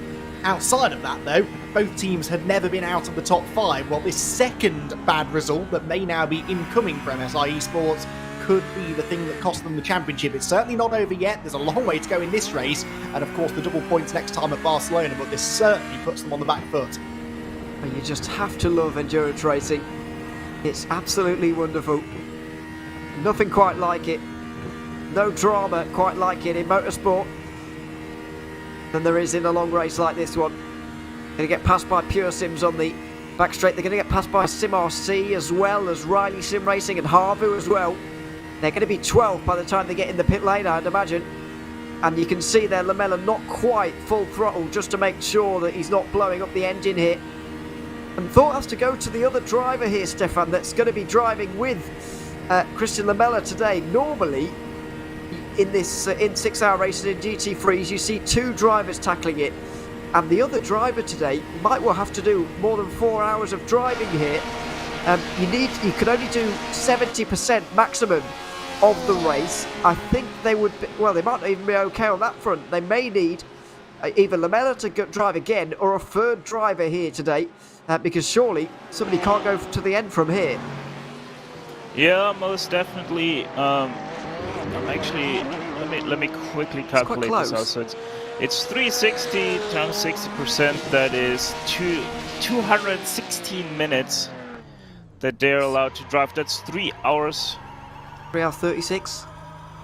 Yeah, something like that. 3 hours 40. Let's call it 3 hours 40 to be simply put. So that is too much time. So Christian Lamella has to get back into that number 14. So hardware issues have to be fixed. Otherwise, they might look a little bit grim for today. Yeah, I'm just doing my own calculations. I've just got 252, which would allow you to do 4 hours 12, which is still too many, whichever one of us right. Hopefully one of us is.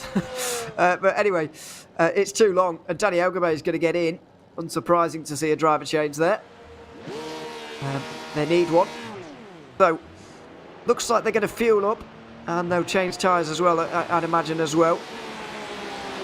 And then they'll be on their way again, but this is big drama and great news for Williams Esports. MSI down to 13th. As we run right now here, Andy, the gap will be 14 points in favour of Williams, and that is pretty significant. Yeah, absolutely. And this just a little bit of good fortune for them, really, a misfortune for MSI.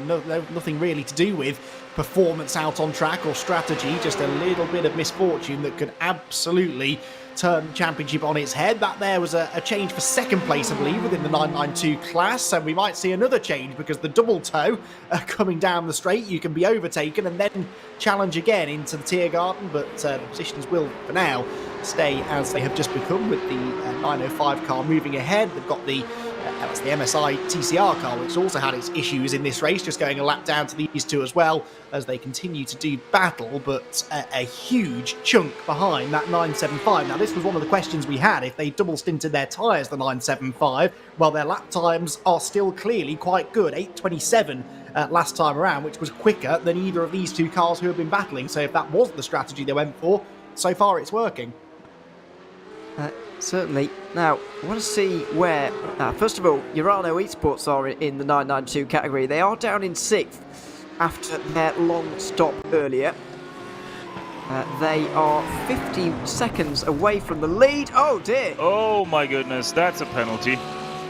SCK Racing. Sorry, I was looking at the timing screen at the time, so I didn't see what happened, Stefan, but German Sim Racing there, not painting themselves in glory by the looks of things here.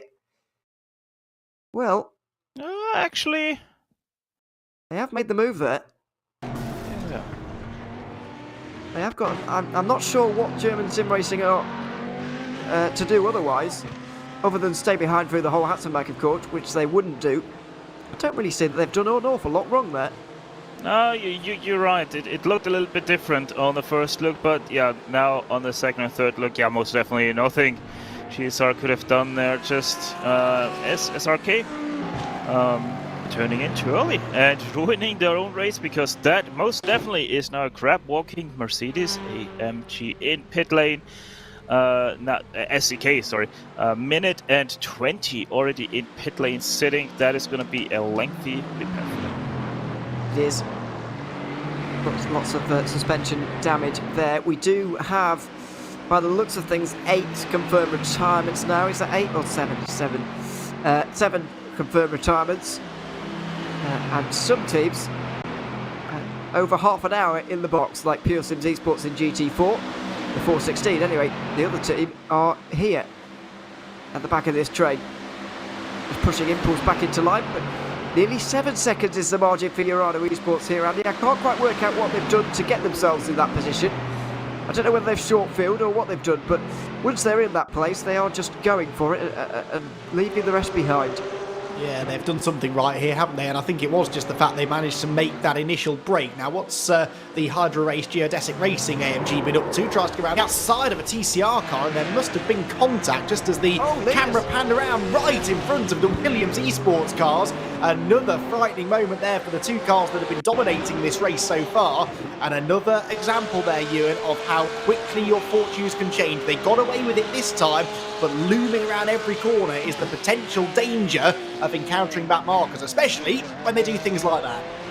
Well, they were about as predictable as you could be being involved in an incident like that with Geodesic. However, Williams Esports still lost time, and the gap now 3.2 seconds between themselves and Niels Koch. Not even that anymore. Sorry, it's way shorter than that. I was looking at an old timing screen. It's a second and a half now, Stefan. Yeah, it's incredible. As said, BS competition, they have been able to close in and close in and close in. And obviously, an incident like that helps them even more. You're able to see them flash their lights in the background of that replay. And yeah, they are here to bring the heat to the Williams cars. But obviously, they're going to have to fight an uphill battle once they are able to catch them, because they're going to have to fight against two cars where they are a sole warrior going in for the battle for first place. Well, that is always going to be the problem here. I guess the BS competition would have liked BS Turner to be up there as well here, Andy. And Ruben Bonger's within half a minute, but he's not really going to be able to help them out in this battle. Whereas Williams Esports, as Stefan just referred to, going to have two cards to play here, which is always an advantage.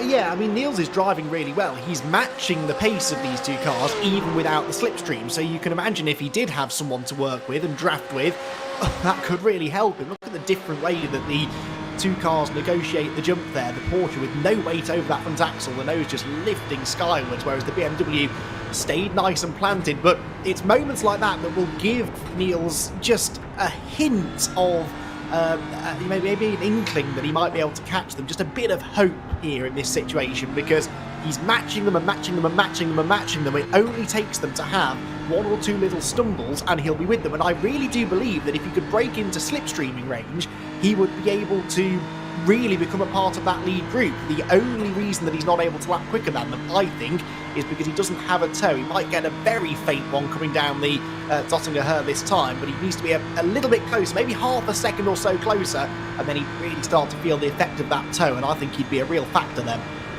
Yeah, and one thing, sorry, I just want to quickly jump in here. One thing that is most definitely showing here is that the bump draft of Williams is not working, because they are not faster down the straights than BS competition. What they're doing is not working whatsoever. Well, do you think that's because the Porsche's not that strong in a straight line, or the BMW is stronger, or the bump draft is just not effective round here? What is that down to? In my opinion, yes. I mean, we first have to say the Porsche isn't that strong down a straight line. Everybody knows that, whoever has raced GT3 before. The Porsche does not have its strength in top speed. It just isn't there. But at the same time, the bump drafting in GT3 is not really that effective, because most of the times, unlike in the NASCAR car, you're always lifting up the rear tires, thus breaking traction. So it isn't really that effective, because at the same time, yes, you're giving that bump to the car in front, but you're also lifting the rear tires, and thus you lose at the same time a little bit of speed. So it is really a big trade-off that you're having with that bump drafting. And then on the other hand, we've got the fact that the BMW has been reduced in terms of its power on the BOP compared to the regular iRacing BOP, so then that changes and adds another dynamic as well. We're in the main part of the traffic though. Williams Esports are going to sort of halve the two, or separate this battle into a pair of pairs here on the Grand Prix circuit. Galaxiotis will get down the front, inside of the front two as well, into the Schumacher S, and now the other car will get through as well. I don't think they could have asked for a better place to have caught these four, Andy. If it was out on the Nordschleife anywhere else, it would have been a nightmare. Yeah, and it really looked like the BS Turner car had lost some time before they even reached the traffic, because when I saw the number 5 car getting held up, I fully expected the third place car to be within a second of them, but they weren't. They were still a good 2 seconds back, and then of course subsequently got held up in the traffic as well. So a bit of a missed opportunity there, actually. That's the first time they've come up against the GT4 traffic, and it took them nearly 2 hours, so it's likely that they will only encounter them a maximum of twice more during the race, maybe even just once more over the final 4 hours. And of course, every time they get to them, there's a chance they'll be a bit more strung out. So that was a real opportunity there for the third place car to try and gain some serious time on the leading contenders, and they just weren't quite able to do it. Yeah, I think they'll get through the TCR 3 times, GT4s 2 times, and 992s once, by the looks of this. But things could change. And obviously there's those stray cars that aren't quite with the main field. We've got the likes of Zenith, who are out there a couple of laps, or a lap down on their overall leaders. Team Hoisingveld 2 laps down on their overall leaders. Carbon Sims, Pure Sims, Uncos. All of them will be kind of loose around the circuit somewhere, so there is still going to be a fair amount of lap traffic, but it's not going to be constant. There will be laps where you can get away with it in GT3, and of course they'll have to pass the Urano Mercedes somewhere out on the Nordschleife as well at some point around the circuit. But there are the 3 TCRs battling over second place right now. Stefan, we're coming up to 2 hours on a tank of fuel for these guys. Surely they've got to be in at the end of this lap. Oh, they've already been in, yeah. No, they have already been in. How did I forget that? How did I forget that? I'm literally watching this whole race. I'm literally watching this whole race, and I've forgotten. Sorry. Oh dear, losing my marbles entirely. Anyway, that's going to be $5 into the can, most definitely. Oh dear, having a nightmare. Anyway, they're not near a pit stop at all. I can say they're over an hour away from the next pit stops in TCR. We're a lot closer here in GT3. This is actually lap 14 here, Andy. I don't know whether they're going to do 7 laps again or whether they can squeeze out 8, as Harvu looked like they might have been off the road here in 992. Oh, yeah, maybe this was just a pit stop, but they have got damage, haven't they? Which, I mean, they've had damage previously. I don't know whether they just didn't repair it at the previous pit stop. They've had an eventful day, haven't they, Harvey? Not the day they've been hoping for at the Nürburgring, that's for sure. And the front of that car having made contact with something solid at some point, resulting in a lengthy pit stop there. But back to the overall race leaders here in the Williams Esports cars. Once again, back together, they get separated in traffic, they close back in on each other once more within a few corners, it seems, and yet again, Niels Kuk finds himself sort of stuck at about 2.5 seconds back, just cannot break any closer, and you'll start to pick up even a hint of a toe at 1.67, maybe even 1.8 seconds down the long back straight, and he has never at any point been within that range. So again, impressive pace that he's got here on his own, but he just frustratingly needs that little bit more. Does, and just at that frustrating distance where he can see the 2 in front but can't quite reach out and touch them just yet. Battle for 6th, by the way, is developed with the other BS car, that is BS Turner and Ruben Bonga, who is on the back of Gabriel Streitmatter in the Biela 46, number 46 being the reigning champions, and managing that with 2 race wins, but I haven't had any yet this season. It's been either MSI or Williams to win all of the races so far, and as things stand with 2 hours gone, looks like something similar may will happen again. Oh, massive crash in a GT4. Oh no! The GT4s have gone off a beam in the wall. Oh, big crash! Yes, Turner involved with Ruben Bonga. Pure Sims were there. The GT... Oh dear. Oh, that was really stupid. They've hit each other again, just for good measure. Well, a big accident in GT4. It looked like it was the... That was the belt car, maybe. One of them was fabled, yes. Yeah. Well, where have the belt gone is the question. Oh dear, this is all a big mess. The belt esports are certainly involved. CSRA by Entropic were as well. They were in, German Sim Racing were involved here as well in the Lamborghini. Now let's see what happened up into the book curve. They've gone down the inside of one too many, you could argue. Oh! DSR8, Sabelt and Pure Sims all involved, and then the two GT3s couldn't quite slow down quickly enough, and that had, well, I think one thing we can say about that, Stefan, is that more cars were involved there than needed to be. Yeah, most definitely. That was interesting. I mean, I wouldn't really put any blame on the GSR car, if I'm honest. It's just a Sabelt overslowed and the cars behind didn't or weren't able to react to that. And that's what all cut this loose. But yeah, racing into a yellow flag, you never do that. And yeah, Turner and Biela just... not the smartest idea to race into the yellow flag, let's be honest about that. I think Bonga there obviously saw the clear road in front, or thought he did, and then went for it and hit the back of Biela, whereas Biela was still slowing down for this. The belt with big damage there in the pit lane. I think everybody else other than Ruben Bonga carried on. But it's all very clumsy here, Andy. Sabelt going for a spectacular tumble.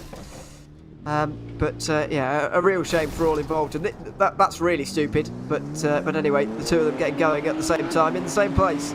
Yeah, that was just a bit of frustration. I think at that point, you know, your race is ruined, and you kind of stop caring anymore about what's going on around you, which just doesn't make it right, of course. But I think that's what was going on there.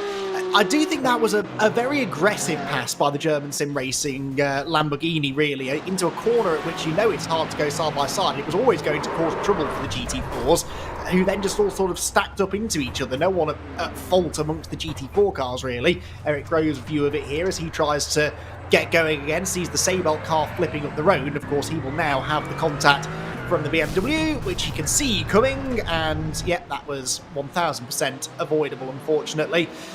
This, of course, has big championship ramifications within GT4, because that was the one category today that could have been clinched by the Team Urano Esports squad. They're out there in the lead, an even more comfortable lead now, and their biggest rivals potentially facing a non-score now, so this could really change things. It very much could, and Movano need a top 4 or better to keep it alive.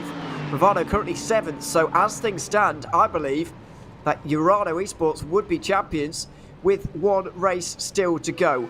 Loads of pit stops going on right now. GT3, yep. It's time again to come in. CSRA by Entropic, by the way, also into the pit lane from GT4, not unexpected as a result of that contact. Sabelt Esports also in, as are BS Turner, but it's time for GT3s to make pit stops anyway.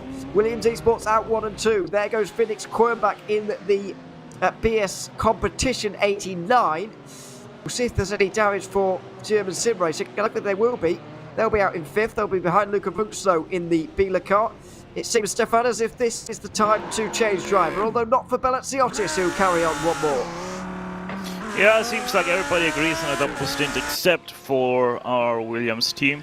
But I guess that's the only saving grace here for Biela and who was that BS competition with Turner, that they are right on the last lap of their fuel stint, so they at least don't lose too much time here having to race with a potentially quite damaged car from that incident. But obviously what a shake-up in the championship this has been for GT4. Urano basically only has to finish this race now to make sure that they win the 24-hour series here.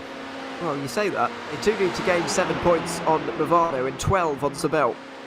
So if Sabelt, what is it, 8? Sabelt need to be 7th or better.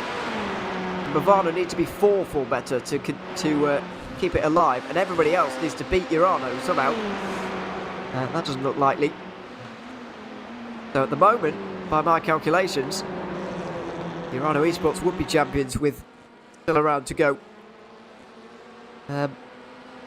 Movano seem to be having a long stop right now as well, by the way.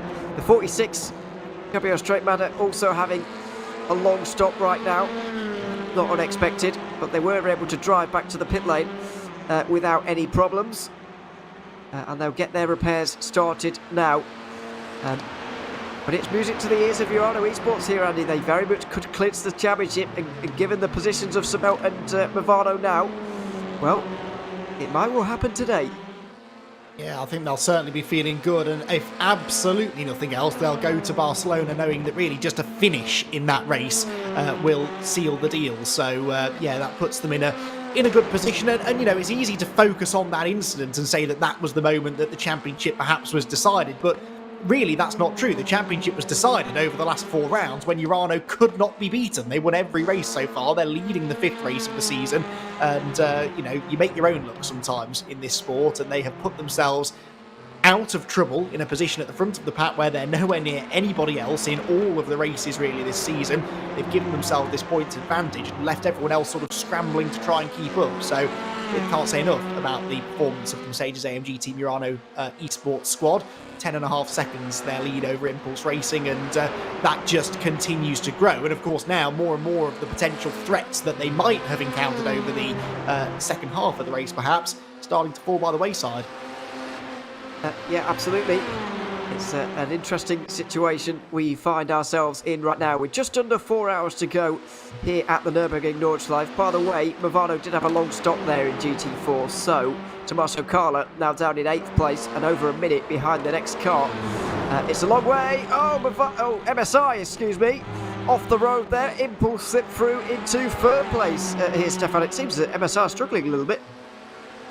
Yeah, most definitely seems like that right now, but at least they can now refocus and just sit behind that was a Pure Sims car.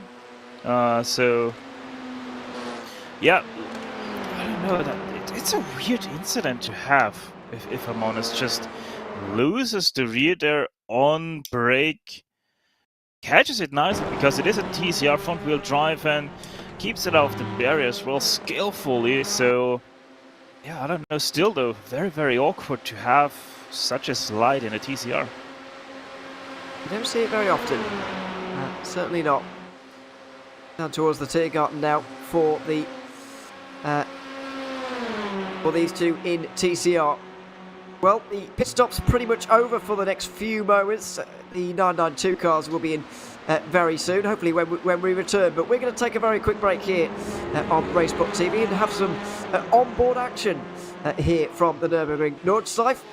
Harvu were right behind MSI Esports, but they've just made a mistake, which makes my choice slightly less sense. And they look like they've actually been in the wall actually before we go any further, because they've definitely got new damage there. So just before we go to the break, we might have to explain ourselves here. Apologies to Harvey for this. This may be my fault in terms of a commentator's curse. Let's see though. Onto the hats and back they're going to go. Well, it all looks relatively normal for now. Damage very much down the right hand side. Curb hop, yeah. Ah, there it is. Hop on the curb and straight into the wall for Harvu, so I apologise to them. Here's the onboard shot. We won't be staying on board with them though, unfortunately.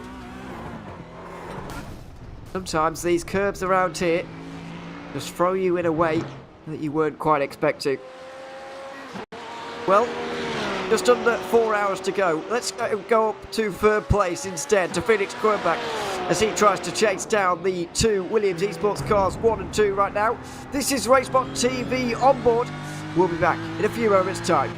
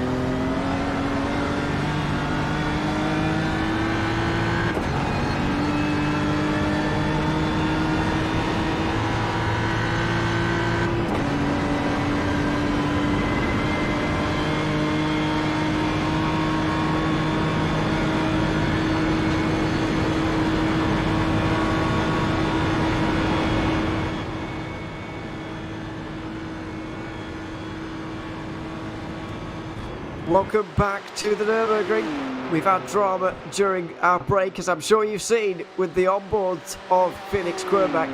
He's still third. He's not damaged either. But there was an incident earlier on, just as we went to break. I think teams will be begging us not to do that again, to be honest. It was quite a while ago, but we will go through and find it and watch it. Here it is. Up the inside of Impulse, who have just been through issues of their own. They pull back in front of the GT4 and make a miraculous recovery there, Stefan. Really, it's a bit of a miracle. Nobody ended in the wall. Yeah, most definitely is, and that probably makes it now 2 of 2 for commentator courses this race.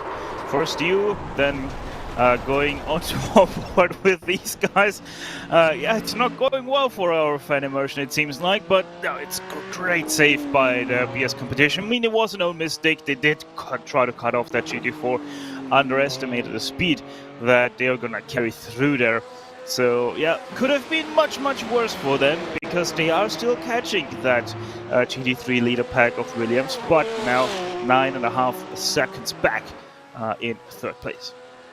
It's all of a sudden looking a lot better for Williams. Still 3 hours, 3 quarters to go here, Andy, and a long way to go, but that is a big gap now. And this race just can't go any better for Williams Esports right now. Yeah, everything really falling into their laps now, but the we still have 3 3/4 hours to go. We've seen how unexpected things can happen at any moment around here, so they are certainly not in the clear. The fact that both of their cars are circulating so closely together as well means that from a team's perspective, if something were to go wrong, there's a good chance it would involve both cars. So let's hope that doesn't happen, because so far they have not put a foot wrong. They have deployed this perfect team tactic. They managed to get both cars up there at the front of the grid, of course, which really is what allowed them to do this. And now they've got an even bigger margin over the BS competition car in third place, which has spent the last 2 hours trying to gain 2.5 seconds on these two cars. I doubt very much that it's going to be able to gain 9.5 seconds all on its own, as we might be about to see a lead change here. Well, let's see. Lewis Nazar will pull out and overtake Vasilios Pelotsiotis. Oh, will he? No, he won't. He's staying behind the Greek driver. Let's not forget that one of these teams has seen a driver change and the other has not, as of yet. But they want to stay in this formation by the looks of it. Maybe not particularly helpful in terms of their speed there, but they can afford to do that now with nearly 9 seconds behind Williams Esports. Harvey, by the way, are having repairs, and they're just about to go a lap down as a result of their repairs now. Well, no, they're back out, sorry, in what is...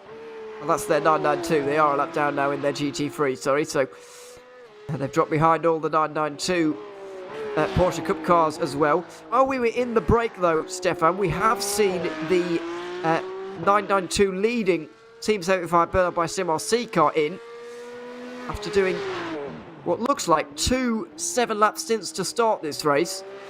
They're on a different strategy to the rest.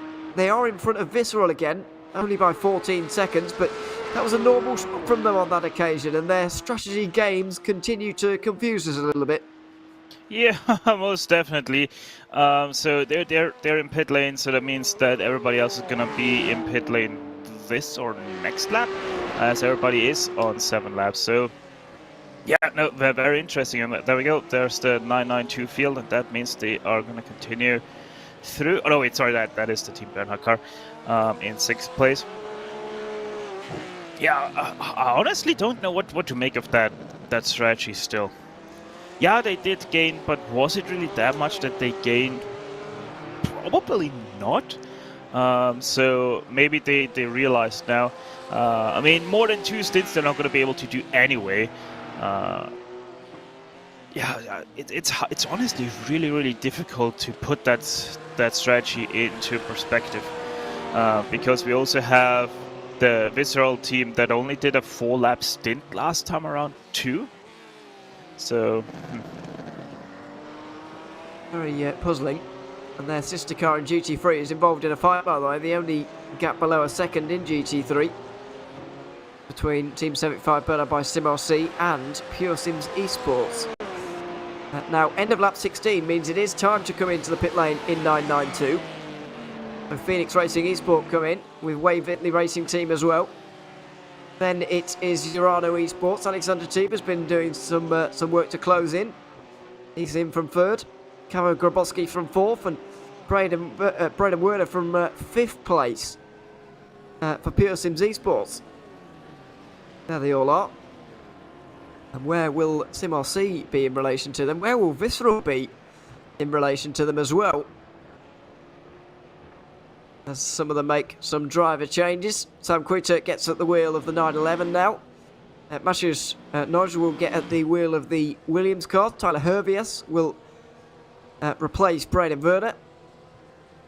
But looks like Wave Italy and Phoenix will stay the same. Jeremy Lemaire They're and much faster. Raphael Renhofer. So, The sound that you just heard, that was the Team Bernhard car going past. Yes. There we go. yeah, And the other cars only just now went on the checks as well, so that's a massive lead now for Team Bernhard. Yeah, but I am expecting a very short stop from some of these teams late on. Visceral Esports have gotten into second place now as well. Who's going to get out first of those who pitted on this lap? No, looks like it is going to be Renhofer. Then Lamar, who's quite a few seconds behind. Well, about 5 seconds behind, 5 seconds behind. Then Urano, who've gained a bit of time there, along with Williams and Pure Sims as well. So, not big gaps there, Andy, at all, but interesting strategy, and one of those races that you just have to wait to play out. You have to wait to the end of the race to see how it plays out. I think I just forgot to unmute his mic. It was the classic commentator's thing to do. Or he's not there. I don't know. There we go. Pro commentator tip to all of you out there. If you want to speak and be heard, you do need to turn the microphone on. Apologies for that. Yes, the strategy for the 992s did confuse us at Monza last time as well, where the strategy was sort of all over the place. And it all basically comes down to the fact that over a 6-hour race, they don't split the race evenly, because we're seeing they're doing about, what, an hour and 20 on a tank of fuel around here. Well, an hour and 20 doesn't fit exactly into 6 hours, and it leaves them with that final pit stop, that final stint of around 30 to 40 minutes in length. So it gives them a short pit stop, and some teams chose to use that short pit stop early in the race, some chose to leave it until the final pit stop. So I suspect that's maybe what we're seeing here. We're seeing them, they've realised that at some point over the 6 hours they have a short stint that they'll have to do, and perhaps it's a way of buying some track position here in the earlier stages. And just making their way through on the SimRC GT4 as well. It's back for second in TCR will continue. They've really got rid of MSI Esports here. It's great news for Pure Sims Esports, who will aim to be only 3 points behind SimRC going into the final round of the championship if things were to stay as they are. But Impulse are going to do their best to try and stop that from happening. Impulse themselves are 19 points behind in the championship, so not out of it, but not really in it either. I just want a word on GT4 though here, Stefan, because the race really has split apart in GT4, unfortunately, after that last pit stop phase, and as a result of that incident that we saw as well. SimRC just past there, they might catch up to the Boots and VDS car very soon. But I mean, the field has been decimated, and it looks so different to what it did earlier on. Yeah, most definitely. It's a little bit of a shame that our GT4 field did split up this much, but we've also, by the way, had the penalties fly in for that massive incident in the Mood Kurve. And actually, just as I suspected, the 24, that's GSR, the German sim racing car, did get out without penalty there. It's the 421 that did gain 25 seconds, the 96 gained 15, and then the 46 for that bad rejoin we saw got 30 seconds worth of penalty added to their next stop. So yeah, much expected that we're gonna see a lot of penalties flying, especially for that 2 GT3s coming right to the scene of the accident at full speed. I think both of those GT3s will be out the race here today. It doesn't look like, well, if they are back in the race, it's going to be long repairs. for Biela and for BS Turner as well, who are both still in pit lane right now. And Marcel Ty is also in pit lane for Team Hoisingveld. You do need to complete 60% to get points today. 60% being just over 3 hours and a half. 3 hours 40 need to do to that of the laps, of course. So just being out there for that amount of time isn't going to be enough. You do need to do the amount of laps, and it's being predicted that we do 44 laps here in this race, which I would put as a maybe overestimation. But even so, you'd want to do about 25 laps to be sure that you'll be classified by the end of the day. And as of right now, nobody has managed that. Still over 3.5 hours to go though, Stefan. I always have to laugh a little bit just thinking about it. Oh, you have to do 25 laps. If you think about a normal race, that's nothing. But we're at the Nordschleife. It's 29 kilometers times 25 laps. That is still so much kilometers that you have to drive to be classified. It's always easy to forget just how much of a different breed this racetrack really is, even though you're racing here maybe like, I don't know, every week or whatever, if you're actually Nürburgring based and you're driving there for one of those many driving schools they have there. It is so incredibly fun every single time you're talking about in my opinion, about the race at Nürburgring. Oh, you're only doing 7 laps on a stint. Yeah, because it is a 29-kilometer track. Yeah, I mean, 25 laps is quite short for a stint, really, at another circuit. So, yeah, it is remarkable. You do have to recalibrate your brain for this circuit. But a great challenge it is, as we've spoken about before. I'd have to say, Andy, when this this schedule was released, with Spa, Sebring, Circuit of the Americas, Monza and Barcelona otherwise on it, and initially Nürburgring as well, I thought, there's a list of safe and unusual tracks, but this has really thrown a curveball in there. It is unusual to have this circuit in here. We've never been here for the 24/8 Series Esports or Neo Endurance history. It's a step into the unknown. And it's been a bit of a shake-up really compared to what we normally see. Yeah, absolutely, and I quite enjoy the placement of this track within the calendar as well, the 5th out of 6 rounds, the penultimate round, because some teams will just be, they'll have very much an eye on the championship, as we have throughout the course of the race so far. We've been monitoring the points situation, looking at the championship standings, and coming to a place like this just adds extra pressure into that situation, because you know that there are so many potential things that could go wrong in a race around the Nordschleife. We've seen it all already, and we're not even halfway through. So it's a good time to have this track, I think, on the schedule, because it really does just inject an extra bit of drama into the championship. We've seen it in GT3 with MSI having their bad race. We've seen it in GT4 with Urano potentially being handed an opportunity to wrap the title up with a race to spare. So this was always going to be a race that was likely to be extremely influential in the end championship result, and over the first nearly 2.5 hours we've seen why. It has produced its fair share of drama. And here in TCR as well. Don't forget that we've seen quite a lot so far today with this category. Kieran Harrison now at the wheel of the Sim RC car that's leading. Nathan Abest took that car out to a real big lead. It's still nearly half a minute now for Sim RC, not even halfway through this race. In GT3, by the way, we were about to have a couple of battles converging on each other. Danny Elgabe is catching Jamie Moon and Lucas Lundqvist, excuse me. But they're just out on the Hatzenbach at the moment. And MSI ESPORTS here, Stefan, are going to have some important overtakes to make very soon. They're 8th place right now, and 6th place is very much within reach for them. Yeah, most definitely. They're going to have to make quick success here of that lapping maneuver that they're going to have. Otherwise, they might lose touch yet again to the cars ahead of them.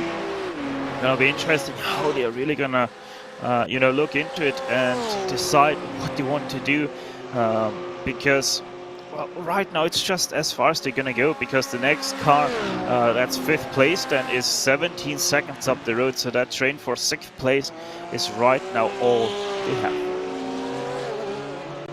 It is, but wouldn't expect to see any overtakes really until the back straight, possibly here. Back feeling a little bit quiet at this point in the circuit, point in the race as well. Really, we've only got about 40 of them remaining compared to the 52 that we started this race with, and only 2 of those retirees are GT3s.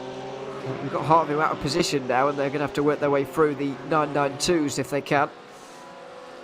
But 10 GT3s left on the lead lap at this stage. It has been an attritional one, 2.5 hours in, but a good race nevertheless. But important battles coming up here. We've mentioned that, Andy, but I guess we haven't mentioned the fact that there's only 2 points on the line here for MSI. Each position here is worth only 1 point. Yeah, exactly. That's the trouble with slipping down the order. The points difference between positions is not as significant. So again, that's good really, because it rewards teams for getting towards the pointy end of the running order. But it has made their life that little bit harder. But here we're riding on board with them, and they've got these 2 positions that are potentially up for grabs then, with Pure Sim's car and the Team 75 Porsche just ahead, and it looks as though they're perhaps a little bit quicker. On the previous lap they were nearly 3 seconds quicker than the 2 cars ahead of them. They've got a nice little slipstream as well, and we're heading towards the sort of fast run up towards the carousel area of the track, where that slipstream might just be enough to allow the Porsche through. We know that straight line speed isn't necessarily this car's big advantage, but this is a part of the track where with the slipstream you might be able to make something happen. Definitely closing in, and I suspect that we'll see a move made pretty shortly. Well, let's see if it's up towards the book curve. We've seen incidents there earlier on today. A little bit of a difference in the line, and now he's going to look to the inside. By the time he gets to the left-hander, it will be anyway. He's going to have to go around the outside for the first part. It's Danny Elgabay, and the Pure Sims Esports BMW just decides to lift off and let Elgabay through. So in the end, it wasn't too much of a problem there, Stefan, really. The smart choice being chosen by Lucas Lingmans on the outside. Yeah, good job by Luca there to just lift off, and now he once again can save a little bit of fuel behind now 2 Porsches, which is great for that BMW. But once again, we must remind ourselves, 7th place and 6th place is nice to have, but if Danny Elgabay wants to keep this championship fight open until the last round at Barcelona, those 12 hours that we're gonna see there, he has to get up to 5th place somehow. 6th place is not going to be enough, because that is going to be 41 points of difference if Williams wins this. So he really has to somehow get up to that 5th place. Does at the moment they'll be going into Barcelona with an 8-point deficit. With this position, it will be 7. With 4th place, it will be whoever takes the win out of the 2, if indeed either of them do. A race win would seal it for either, because the gap will be less than 4 points. Gap between 1st and 2nd in terms of points at that final race will be 4. So any gap below that, then there'll be big interest in that final 12-hour race coming up at Barcelona. And I have to apologize, I just accidentally switched up 2 different championships. But yes, now every point is most definitely valuable for MSI. They're obviously not going to have to get to 6th place to extend the championship. But no, it is most definitely crucial to get back as many points as possible, that the deficit, Dario, isn't too big heading into Barcelona. Yeah, that's the damage is being limited at the moment. Let's see.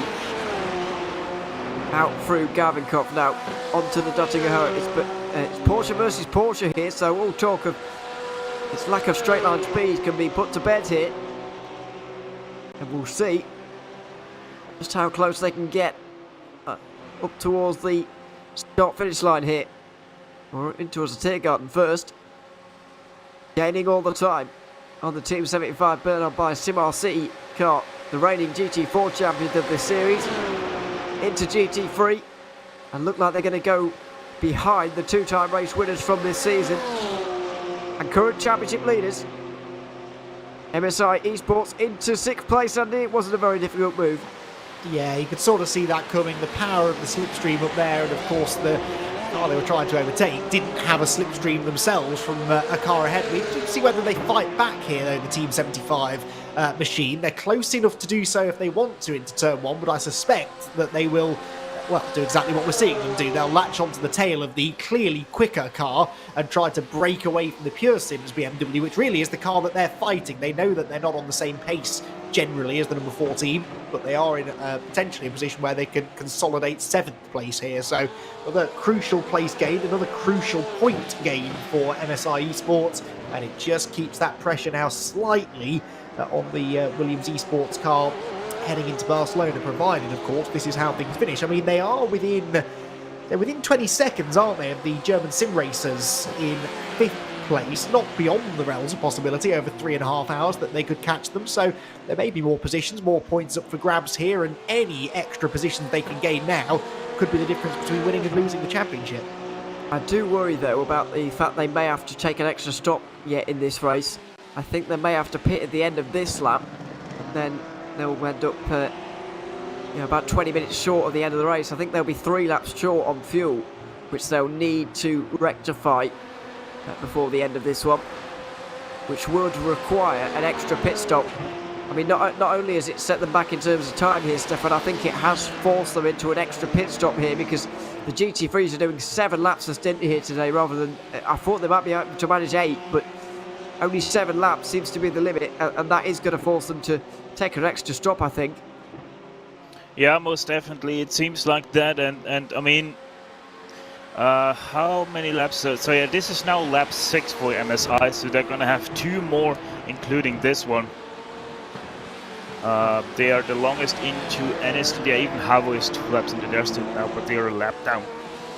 So yeah, they're 2 laps out of sync now, because they did pit 2 laps early, as we did notice. So it is a little bit of a weird thing. At the same time, they're not really that much faster than everybody else. I mean, last lap they were the fastest car out there by 2/10 over BS competition, who were 2nd fastest. So they most definitely do have the speed. It's just the question is of, are they also having the legs to go all the way? Well, there is still a long way to go. In the 992 category as well, we're seeing an interesting situation develop, because the Team 75 burner by SimRC car is being caught there as well. Visceral Esports and Nicholas Last is closing in for the lead now. Here they are. Short shifts into 2nd out of Turn 1, and with nearly half a minute back to Phoenix Racing Esports behind, it's an interesting situation they find themselves in.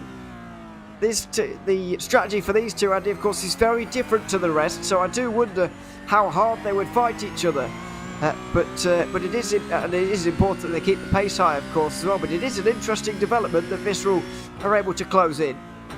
Yeah, absolutely. And I think, this is, again, something in endurance racing I really enjoy, when you get cars on differing strategies converging together on the track, and there is a point to racing people, even though at this point it looks like there are wildly different strategies. The idea is generally that they all come together at the end of the race. So yeah, they're definitely looking to try and gain this place if you're in the Aztec Sim Sports Visceral car, or defend it if you are the Team 75 car ahead. But just 1 second between them, the gap clearly coming down rapidly. This is the car with the pace right now, because of the strategy that they're on, alternating on the tyre strategy compared to the cars around them. And with that tyre advantage, I think they really should be able to make a move stick reasonably quickly. It's just about being patient and finding that right moment. Just because you're quicker than the car ahead doesn't mean you can physically drive through them. You've still got to make the move as cleanly as you can.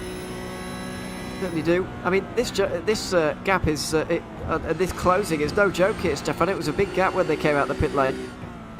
Yeah, it was 13 seconds when Team 75 did come out of pit lane, Team 75, Bernhard that is. So I do wonder if it has to do with them being so much longer into the stint. They are already on lap 7, so that's either the last or second last lap that they're going to be able to drive. And if I remember correctly, that Porsche 992 is getting faster the less fuel there's in. And that might have to do with what we're seeing right now from Riscarol here, why they're able to close in that gap so quickly. Last lap, just to give you some figures, nearly 4 seconds faster than what the 975 ahead of them or anybody else was able to do. Well, I think this will be the second last lap for these drivers. The norm is 8 laps for the 992s. Though, Nicholas Last may well go through on the road here. It's too long to wait around. And so he's going to go for it into Schwedenkreuz, which is the left-hander up the top of the hill here. And the 975 is not going to fight back. Through goes Nicholas Last into first, into Arenberg. And this Visceral car, with so much extra speed ahead of Team 75, it's a remarkable difference between the two right now. That was, I mean, he barely had to do anything there, Andy, to actually get through. It was pretty simple in the end. Yeah, exactly, and that's what they hoped for. And again, you've got to use your head a bit if you're in the Team 75 car there too, because they understand the situation. They understand that the chasing car has a pace advantage right now. There's no sense really in taking a big risk, making a big defensive move, fighting side by side into a dangerous part of the track such as that one. So yeah, sensibly done.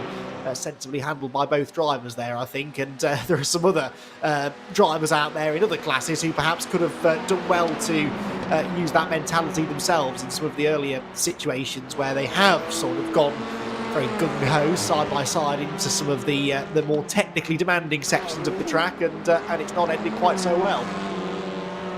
We have seen some of those so far. Now, these are the TCRs battling right now. And Harrison still leads, then it's Impulse Racing, Pure Sims, and then MSI, who have managed to get back onto this group. Have they? Well, just about. Gap remaining about half a second. They're going to be getting some form of slipstream, but not as much as Pure Sims will be on the Duttinger here towards the Tiergarten. Might be too far away from pit stops now with these drivers. Probably 2 laps away, maybe 3. Let's see. MSI with a huge bit of speed here towards the Tiergarten. The 3 of them locked together. I do wish this was the battle for the lead, Stefan, because it would be a really fascinating one. It's a shame it is for second, but these 3 look like they're going to stay close together for hours to come. Are we sure SimRC is in the TCR class? Are we sure about that? Because 34 seconds is quite the lead, let's be honest about that. Only 2 stints, not even 2 stints done yet. They're 7 laps now into their 10 lap stints. And SimRC has built a gap of 34 seconds to second place. That is just incredible for them. And you know, one thing I also want to put a little bit of light on is something I've just realized. BS Competition, ever since they had that mistake, or rather coming together with the GT4 while we were in our break, they haven't been able to go the same speed anymore. Since then they have lost another additional 4 seconds to the 2 Williams cars, and now are sitting at 12 seconds back from our lead group.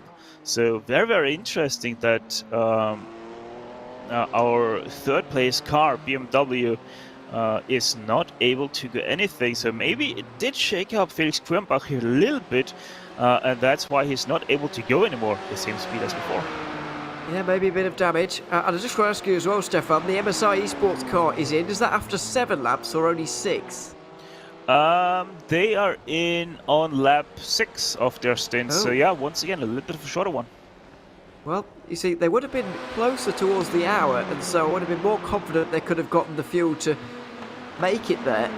But clearly, they've decided already, we're never going to make it. We might as well do 6 laps of stint and just push a little bit harder. Danny Elgabay is going to stay at the wheel. But making an extra pit stop, Andy, adds another layer to this one. It makes their job even harder. Yeah, absolutely. They've clearly decided that they just need to go quickly. They need to try and get back in contention for the higher places. But yeah, they've pretty much now boxed themselves in with strategy, haven't they? They're going to have to make that extra stop, and that will ultimately cost them, I think. So will it cost them positions? They've got to hope the trade-off for being able to go really, really quickly and therefore having to do the extra stop, that the pace on track will allow them at least to maintain 6th place, but it's not going to be easy to do, and it might cost them a shot at the top 5. Some more GT4 shenanigans here. This is the Boots by Undercut car of Thomas Santo, and he has a bit of a slide there. That's pretty normal. I already know what's going to happen here, Ewan. We're heading down to that part of the track which has caught so many people out already. Yep, I think I can guess as well. Towards that's the oh my one goodness. that we've seen. Well, you'd think he'd never done that corner before. Whack, straight into the tyres. Yeah, you'd think he's never been through there before. Went in with way too much speed. And just didn't grip up at all. Straight into the wall here for Boots and VDS. And that is going to drop down to at least 8th place, maybe further. Luckily got 2 laps to the next car after that, but even so, that car is going to drop down a long way, Stefan. It almost looks as if the kind of thing you do when you're following a faster car through, and you kind of imagining that you've got the same grip as them, but you don't. And it was so misjudged. It looked almost strange. You know what that looked like? It looked like James May took over the wheel there, because he clearly forgot how the track is going. Thought that's a much faster corner for him, tried to slow it down, but obviously once he touched the grass there was no coming back from that, especially because that grass actually hangs quite heavily to the outside, so he was never gonna go back onto the track there. Yeah, really weird incident for the Woodson 40S car. Just, yep, put it onto your shoulder, say, yep, I totally made that mistake, but most importantly, we're still going. We are still in 6th place, so let's get going again and get back that top 5. Where's Visceral gone? Oh, they're in the pit lane. Thank goodness for that. Okay. Sorry, I thought they were off the road. I didn't realise they were quite round that portion of the circuit just yet. But Visceral are in with 3 hours 15 to go. I believe they can make it on 2 more stops after this one. So they're in a good place. And Visceral looked very quick there, Andy. I mean, they've got to be pleased with that most recent stint there. It's not a long stop either. 1 minute 15 in the lane. About 15 seconds shorter than normal. They're up to their tricks again. Yeah, they are doing something very different, aren't they? I do think that they've realised they can get away with putting less fuel in at the stops. And for some reason, the other teams either haven't done it or have decided it's not worth doing, but I would think that they would have caught on to that by now, because it's clearly working well for the Visceral car. So interesting strategies. They've got the speed on track, they've got speed in pit lane. They're definitely keeping themselves well in contention here for a race win. This will either be very, very right, or it will be spectacularly wrong, and we probably won't figure that out until the final half an hour. And you know, it's just one thing that baffles me a little bit. We have had so many NEC races around this track, so everybody must be familiar with how much fuel you use per category, especially if you have practiced quite a bit here.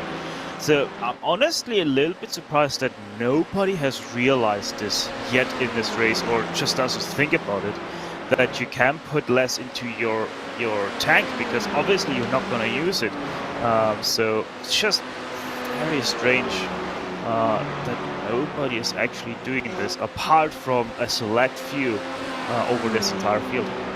Well, don't you think, Stefan, that it's going to kind of cancel itself out later on? Because I personally think that the likes of Phoenix Racing, Wavisley Racing Team and Urano, their last pit stops are going to be really, really short. So it's kind of going to cancel itself out in my mind. But I mean, maybe not. But it seems as if it would cancel itself out. Well, obviously, I'm just talking here about instead of going for the full tank of fuel, you just go for, yeah, I'm gonna make 7 laps and then just take a little bit more, like a liter or 2, just to be safe. So that's what I'm what I'm so puzzled about, that nobody seems to be doing that. For how this girl is going to do it to the end of the stint, I mean, obviously we're going to have to see how it plays out, but normally on fresh tires, the Porsche isn't that good because it takes quite a bit to warm up those tires, that we have seen at the start of this race. So in my mind, this girl has a little bit of advantage because they are going to be on hot tires when everybody is going to come out on cold tires, and they're going to have to take a lap and a half for those tires to get warm. Well, my theory is they might not even take tyres at the last stop, is what I'm thinking. Just depends how late that last stop is, really, for the likes of Phoenix, because they are getting quite deep into the hour after they're meant to be pitting. So, who knows? One of those that you have to stay with us for the next 3 hours to find out quite what happens. I don't think you're going to have to stay with us much longer to find out what's going to happen between these two into the Tiergarten on this particular occasion. Pelliciotis is going to be followed by Lewis Nutter, who's now just in behind. You'd expect Pelliciotis to get out of the car at the end of the next lap when they'll be making their next pit stop. So we'll see for Williams Esports, but it's still a 1-2. They're gaining time to BS Competition. I don't know what you think, Andy, but the lap time certainly seems to suggest that BS Competition have got damage. I wouldn't have thought that much contact would have created any significant damage, but maybe Quebec is just unsettled, but he is losing time. Yeah, the thing is that over such a long lap, if you suddenly see lap times drop off by a second a lap around here, that might be because of damage. It might be even just a fractional, a minute bit of damage, but over the 8+ minutes, 8.25 minutes, 8 minutes 20 that a lap time takes in a GT3 car around here, that's, you know, it's half a tenth a corner or something like that could amount to a second or two lost a lap, and maybe it is something like that that's perhaps not affecting the outright speed of the BMW, but just the drivability even of that car. And you know, these cars can be quite sensitive to little bits of damage. I know I've discovered that through some of my Bathurst 12-hour prep. You know, you only have to scrape a wall very, very gently, you know, to the point that you wouldn't expect it even to have taken the paintwork off, and you find yourself suddenly with 20 seconds worth of damage repair to be done. So they are quite sensitive. Even if there is any sort of contact, you'd expect it to have some effect on the performance of the car, and I think that is the only explanation, because we made the point throughout the entire first couple of hours of the race that they were matching the pace of the Williams Esports cars even without a slipstream, and now the second they had that moment, the lap times have been several seconds off the pace of the leading cars. It's a bizarre one to me, really. I wouldn't have thought they would have got damage from that, but clearly something is not quite right. Somebody asking, by the way, whether we can see lap times. I don't know if you can, but I'll certainly tell you about them. The Williams Esports cars last time around did an 8.17.8 and 8.18.2, and it was an 8.17.8 from BS Competition as well. So they're not exactly going slowly. An 18.0 from Bieler. German sim racing a little bit slower, 8.20.2. In terms of cars that are really out of position, Autos Esports and Will Chadwick looks pretty quick right now with an 8.19.3. There are the last lap times, by the way. So we can get them up on the graphics for people wanting to see. Can compare at home to what you do generally. I doubt I'd be quicker than the 992s, to be honest, even if I was driving a GT3, but anyway. Story for another day. But Stephen Williams surprised me a little bit on that lap, actually, with 8.23.1, because he was catching Jamie Moon in the Porsche, but the gap remains at 4 seconds. And there are the 992 times, by the way. Still seeing SimRC being caught a little bit by those behind, and certainly Urano catching Waverley Racing Team, and that'll be a battle to watch very soon.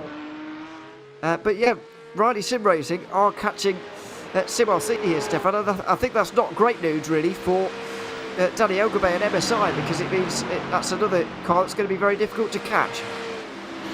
Yeah, most definitely. So, yeah, it just right now I don't think it goes MSI's way. They want the way they want to have it, if I'm honest. So they might just be settling in for mid-pack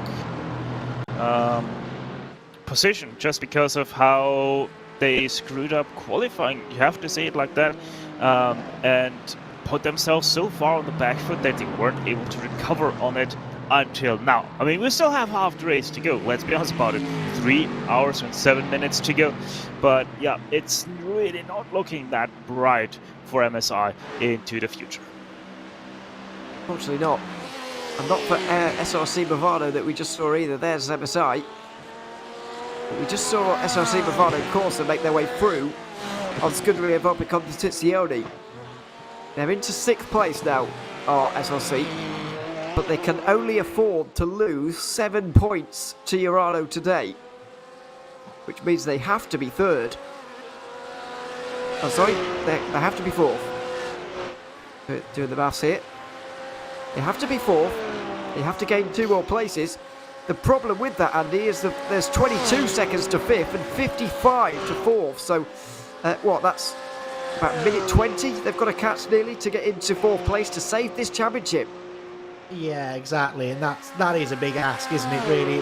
They're reliant, I think, entirely on something happening to the Urana car out in front, or even to, as you said, one of those cars they're chasing. I mean, you can lose a minute easily if you do have a spin and a little bit of damage, but that is out of their hands, ultimately. So, yeah, it does look more and more likely that we may well see a championship decided there, which would be a bit of a shame, because we like these things to go down to the wire, but you really can't argue against Urano with what could now become 5 wins, and of course that also gives them the tie break. Even if there were 40 points between them with 40 still remaining, the tie break would end up going to Team Urano, because they have clearly more wins than anyone else in the class, as the Hydro Race Geodetic Racing Mercedes makes its way down the pit lane. Here we are. Into pit lane. A little bit early, but nothing too desperate. GT4s, by the way, can do 7 laps as well, as we do have a bit of a gap now. Luis Nasser just losing a bit of time here, Stefan. I'm not sure if it was a mistake or whether he's just tyres falling away here on the last lap of this stint, or what should be the last lap of this stint. Yeah, I'm not sure. I mean, there was this small little gap created between the 55 and 5 due to traffic. That was 1.5 seconds, but I was like 3 laps or so ago, and since then just wasn't able to close in that gap again to our leading 55. So very, very interesting now development here between those two. Maybe the 55 also realized that the Team BS competition car wasn't able to close back in that gap, and so they now decided to drop really that hammer and try to run away with it all together, basically doing what SimRC has been doing all race long. And while we were watching those lap times, or looking at those lap times, especially for TCR, yes, you did see correctly. SimRC on average is 3 seconds faster than everybody else, and actually also did that last lap around the fastest lap of the class without draft. Yeah, it's changing here in GT3. It would be nice to get lap times at the end of this lap. We're not going to, because we're going to come into the pit lane. So 2.5 seconds now between the 55 and the 5. The 55, Williams Esports Ben Q, is the championship contender. The 5 only having scored 10 points so far this season. Not a contender, but could jump up into the top 10 with a win here. Although they won't really be too bothered about that, you would imagine. And still 11 teams now out of this race, 41 still remaining, including Sabel Esports GT4, who are trying to climb from 13th in GT4 to 8th to keep that title alive. Let's see though, just over 3 hours to go, and we should see pit stops here very soon. Will it be Belleziotis in? It will. And his teammate will as well. We've seen, Andy, that every single GT3 comes in on this lap normally. It did the last 2 times, so I wouldn't expect this time to be any different. Yeah, because you just can't save a whole extra lap of fuel, and they obviously aren't close to being able to do an extra lap, otherwise someone would have tried it. So I expect them all in again this time. Something interesting happening though within these leaders. We saw that gap suddenly shooting out to 2.5 seconds between the two Williams eSports cars, and actually BS Competition were sort of matching the leader last time around, so that maybe suggests that the BMW isn't struggling too much for pace. Maybe it is just a handling imbalance that they're suffering with because of the contact. It'd be interesting to see if they spend any extra time in the pits now. If they do, that might well suggest they've got a bit of damage repair to be done. So leaders then in making their next stops, and how close will these two be when they rejoin? Is it worth maybe the 55 car hanging back and waiting for its teammate car so they can continue to work together? Well, the answer appears to be no, they're off, and roughly 2.5 seconds later the number 5 car follows suit. So pretty similar stop times there, in fact identical to the 10th. And then Felix Kronbach will be next to leave. Just a little bit longer in the box there than Williams. A little bit longer in the lane. It should be Biller. But they came in with 3 hours, 3 minutes to go there, Stefan. Does that worry you in terms of making it to the hour and making this on 5 stops? Is this now a 6-stop race for everybody? Might as well be. I mean, 3 minutes is just 3 minutes, but it also means that you might have that extra lap on top of it, just because of how awkward this pit stops fly. I mean, you're losing basically a minute every hour, so that means that leaves you with 6 minutes at the end. On top of that, 6 minutes, that's not even a lap, so they're gonna have to do 2 extra laps then at the end.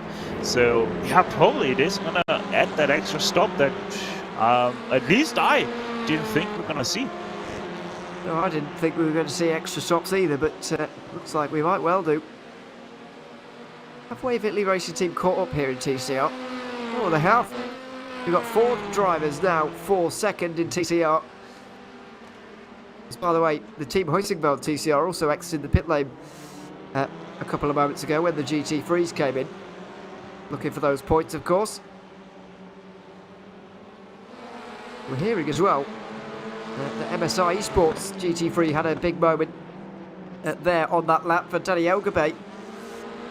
He has just got through on Team 75 burner by SimRC from Nicholas Heider. Trying to chase down Pure Sims again after having overtaken them not that long ago. But had a big moment apparently, Stefan, in traffic.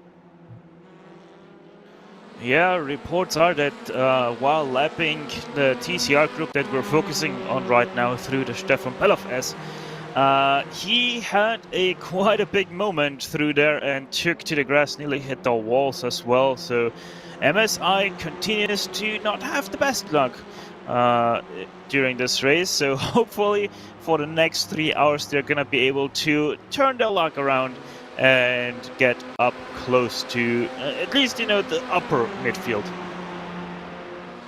Yeah, looks like it's.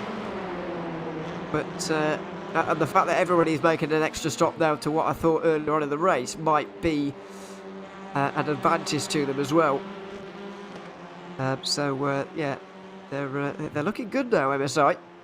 Just to limit the damage as much as possible. And that's all they have to do on a race like this. Things were to end as they are now. They would lose points, of course. They would lose 11. But they would still only be 8 points behind Williams Esports heading into the final race. And a race win would set the cat amongst the pigeons, really. So let's see. A long way to go until we get there, of course. Still 3 hours to go here. 4 TCRs now in a line for second. Impulse, Pure Sims, MSI, Wave Italy Racing Team in at these positions now. But the gaps seem to be toing and froing just a little bit. Let's not forget that SimRC are out in front now by some distance. 42 seconds is now the gap. And as things stand, Pure Sims would be 3 points behind them. will be 5 points behind them. I'll do the maths nicely. And then MSI, just one further point behind that here, Andy. So it would still be very close in TCR. Hoistingville will be out of it a little bit, but Sim RC taking charge and taking control. Yeah, they really have, haven't they? I mean, I can't remember the last time I saw a performance quite like this in an endurance race, because they've done it on their own as well. I know we're talking about Williams Esports, you know, and their relative dominance in GT3, but that's through teamwork as much as anything else.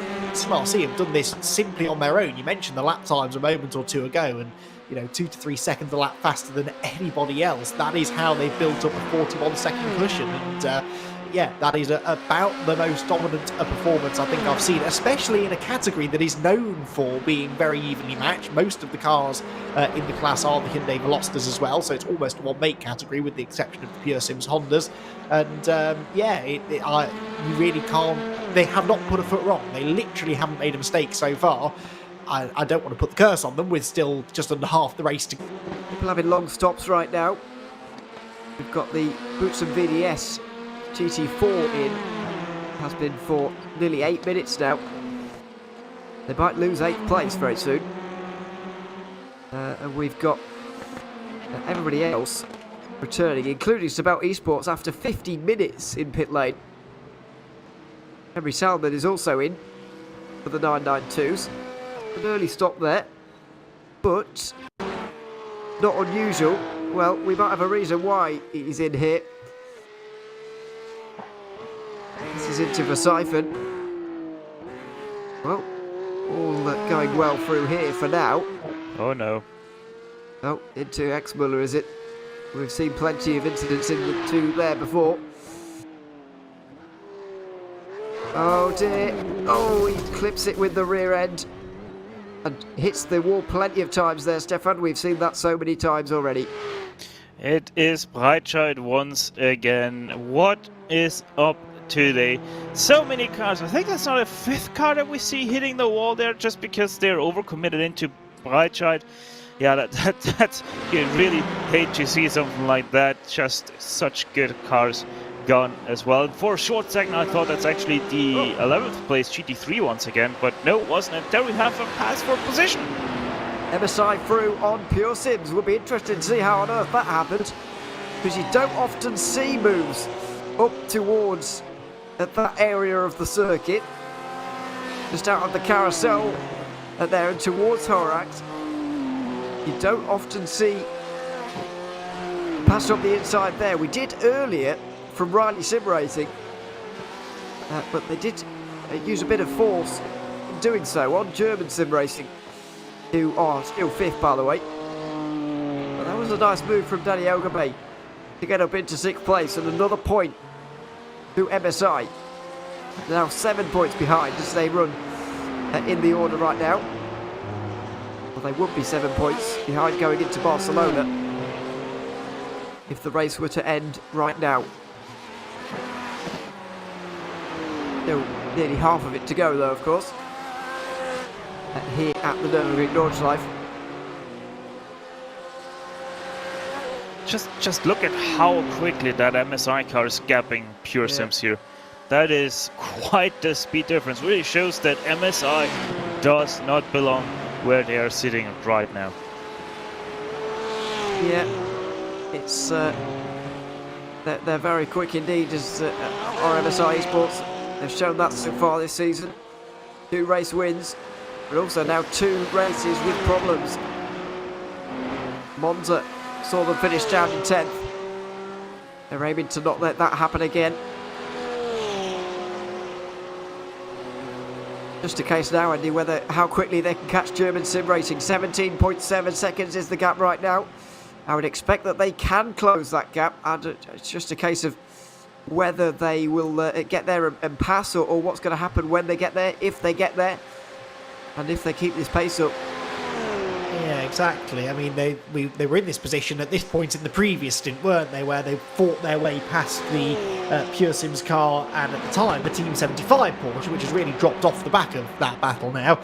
So they've had to do that again. They dropped in after the pit stops back behind the BMW and have found a way through, but their gap to the German sim racers sitting still at about 18 seconds, which is roughly what it was, again, at this point in the previous stint. So that is the margin that they're aiming to try and bridge, but will take them some time to do it. At the moment, though, their lap times are promising, of course. We know that they're lapping, well, the last lap times were out laps, of course, for most of the GT3s, but I think they've got a second or so in hand over the Lamborghini in 5th position, and with still nearly 3 hours to go, they can probably get there. The one class that really is continuing to entertain us is the TCR class, though, and yet again, they're going to go side by side down the Dottinger with the Pure Sims car moving into second place. Well, I wasn't expecting that, but Pure Sims are through into second. Maybe it's due to pit stops that are pending here. MRC are in. You'd expect the rest of them to be in as well. Impulse looking up the inside into the Tiergarten. MSI and Wave Italy Racing Team side by side into the Tiergarten as well. They all slow it down in time. And they'll go into the pit lane pretty much nose to tail here by the looks of it. There it is. Looking back from Pure Sims on the way in. Everybody slowing down just about in time here, Stefan, and I'd imagine they'll go out all together again, but in a slightly different order. Yeah, that is probably expected here.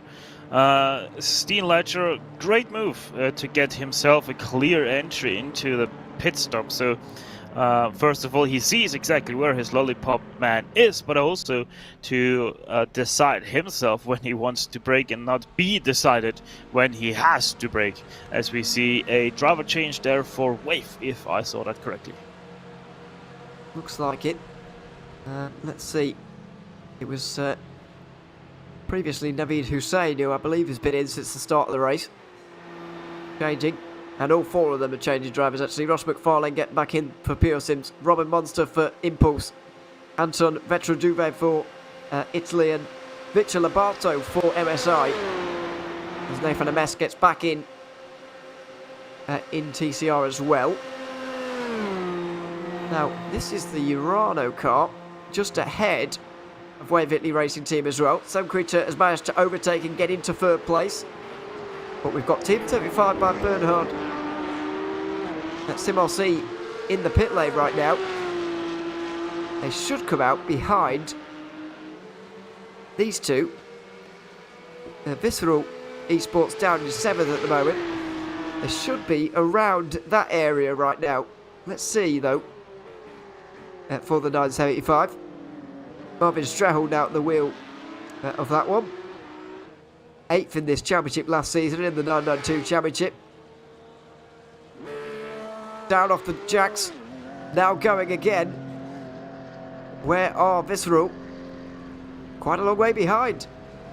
So it's another shorter stop here, Andy, from SimRC. Admittedly, Visceral's was short as well, but nearly 3 seconds shorter for the 975. And strategy games at play again.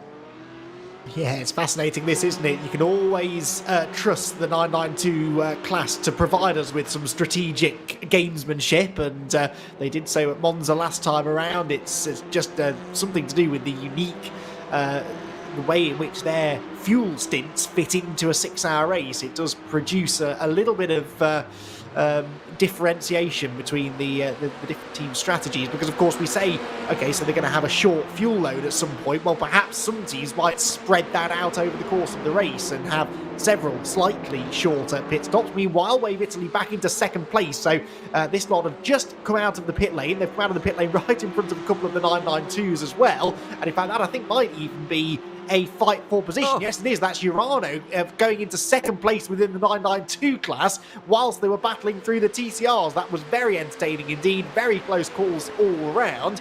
And luckily they get through that okay. But the 122 car then, in fact the 161 car, gaining 2 spots in the pit lane. They came in 4th and they have come out in a net second. Oh, someone's off there. One of the TCRs was off there. I think it was Impulse maybe. Or was it MSI? It could have been MSI. It looked like they're getting slow or getting going again gingerly. Somebody went off through the S's there. And it looks like it may have been Victor Labato, who was in front of Impulse. He jumped them in the pit lane, but he got things wrong on the entry. Oh, and over the curb. I'm somewhat surprised, Stefan. That's the first real incident we've seen there today, other than lap 1 and cold tyres. That's the first S's and chicane incident we've seen. Once again, though, a TCR that loses it under braking without any real reason. Very interesting. They might use some really far backwards brake biases, it seems like, because that TCR going straight just lost it all of a sudden, or maybe, yeah, I don't know. Maybe touched the grass, that could have also been, but yeah, very weird incident. Obviously, it can't be too quick of a downshift because there is no rear diff, so yeah, no, very, very strange how they lose it like that. Good thing though, didn't hit the barrier nor got any real damage on that car, so they can continue easily on their way. Certainly can. As we've seen, the two leaders really close in here on each other, although the SLC Movado Corsa GT4 just gets between them. The gap tipped below a second for the first time in quite a while. 11.5 seconds back to Felix Quirback now in the BMW. And no battles really in the GT3 category. There's one developing. German Sim Racing will have to defend from MSI pretty soon, I would think. Let's see. Those are the closest margins on the circuit. There is the Lamborghini though. Being chased down by Danny Elgame, who is on a mission right now, looking for a top 5. Although I have to say, it may be German Sim Racing slowing down here, Andy, because their gap now to Biela is over 30 seconds. So maybe there has been a mistake and it's less so Elgame closing in. Yeah, yes, it was a slow previous lap for the 24 car, 9:27. In fact, that was an outlap from the pit lane, that's why it was slow. This will explain, I think, why the gaps have changed. Daniel Sommer coming towards one of the fastest points on the track, and I'm going to guess he gets it wrong through the quick left-hander. We've seen a few cars having little snaps of turning oversteer here. Actually, no, gets through that corner. Oh, gets a wheel on the grass on the exit and into the barriers as well, heavily into the barriers. So I thought he was going to catch that at first. He did not, and that will certainly have damaged the Lamborghini Huracan. And that car may well need an extra pit stop if it doesn't, and it's going to start losing chunks of time every lap. Have a look at this. On board, on the grass. Oh, it's so twitchy as well. That wasn't insignificant contact with the wall there, Stefan. Surely that's going to have done damage. Yeah, most definitely that would have done damage, but you know, he would have been fine if it wasn't for the bump on the grass that unsettled the car. He landed on another bump, and that's what sent him to the accident scene there. So really, really unlucky by the German Sim Racing car. Let's see if that Lambo goes into pit lane, yes or no. It is going to be Sadak just about now. He sticks to the left side, so seems like damage not too severe. I'm slightly amazed at that, really. Quite surprised. But German Sim Racing will be pleasantly surprised by the emergence of that. They do only have 7.7 seconds, 7.5 seconds to the MSI Esports Porsche, though, now. It is getting a lot closer. Closest battle on the circuit, by the way, is between Urano Esports and Waverley Racing Team in the 992 category. And for the last few moments, Jeremy Lamar has just been losing at the wheel tracks of Phoenix Racing Esport over the last hour or so, and Urano Esports still recovering from their 20-second time penalty earlier on, so that's changing things there, as we've got a change for the lead now. A somewhat surprising turn of events. Lewis Nasser all of a sudden is in front of Ati Kupernen. I don't know why, but they've swapped positions. There's nobody around them at all. I can't figure an explanation there. Well, previous lap, Louis Nasser was about 2 seconds faster than Ate Kupernen, so unless Ate is just struggling for pace right now, they've decided to put the fastest car in front and sort of tow him around. That's the only thing I can think of, because that was quite a big difference in lap time between them, and it's the first that we've seen of Kupernen in the car during this race, so perhaps he's just struggling a little bit, and the thought is that they'll give him the slipstream. and allow him to sort of hang on to the coattails of the leader, because they're still only 12 seconds ahead of BS competition. They can't afford for Kauppinen to start slowing down too much, because then this very comfortable 1-2 that they've been managing all race long would be in some jeopardy. Well, it's interesting. I thought the gap was big enough between the two, really, to not have this this problem of, you know, these politics of who's going to lead them around, who's going to lead the other around. But clearly, they are still plenty close enough for that to happen. Well, ESPORTS still with a 1-2, of course, and they have been for the entirety of this race. But the drama between the two now, and a lead change. Still, nobody else getting close to touching them. Nearly 12 seconds is the gap to BS competition. And the gap now to MSI Esports over a minute, which they would have absolutely taken at the start of the day. Even now, they'll absolutely take it to their fellow port. The traffic CMRC GT4 that is. Yeah, no. To be honest, if you're having like Ate Kauppinen, and if he really is struggling right now, we did see him a little bit struggle through the exit of Hatzbach, where it did clobber the curb quite a lot. It is just a smart idea to go and change up the role here, going with the 5 in front of the 55, and just, you know, let Ate Kauppinen ease into this race like that, so that he is having someone he can follow, that he knows how he races.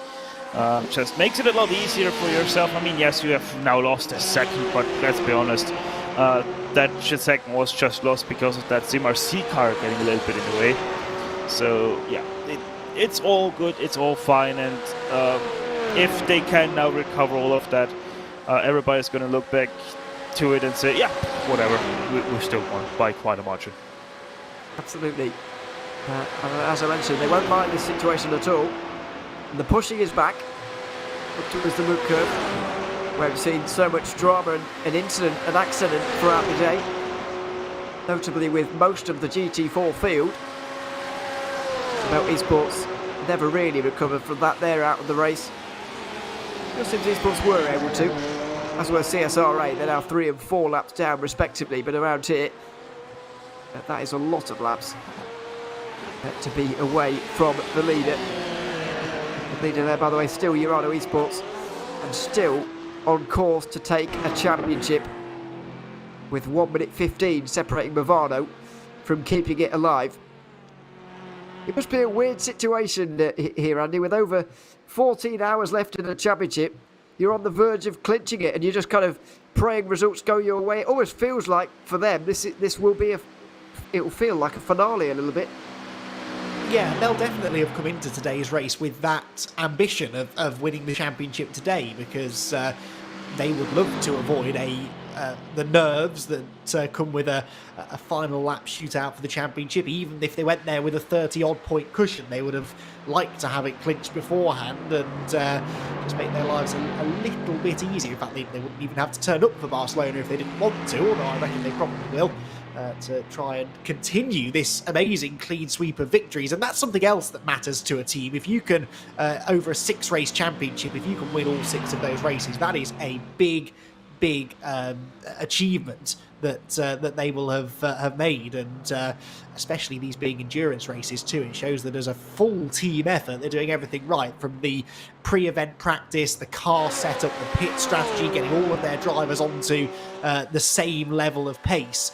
And yeah, it's been an incredible season for them so far. And even if they do wrap up the title here today, they will for sure want to try and take the 100% win record at Barcelona in a month's time. Yeah, certainly. It would be remarkable. I don't know if anybody's ever done it in the Neo Endurance or 24H Series Esports Championship history. We'll really have to dig through the records to find that one out. Not that I can think of. I think there was someone who got close, but I don't think it ever was done a clean sweep in any of the classes. No, I don't reckon even when Coanda were in the Neo Endurance Series and right in their prime, I guess. Well, not that Coanda are in a low point in the minute, but when they were really in their prime, in the sort of mid to late 2010s, towards the latter seasons of the prototype versions of this series. I don't think even they managed to get all of the races in one. It may have happened, and somebody more knowledgeable than me will have to tell me. But it would be a remarkable record for Urano Esports, and for them to even get this close is quite an achievement in itself. Over the line for another lap here. This is lap 24 completed for the two leaders. And over 2.5 hours to go. They're getting closer to a momentous day. Just over 10 seconds back to BS competition, Andy. We can't forget about them just yet, but they've got them at arm's distance for now.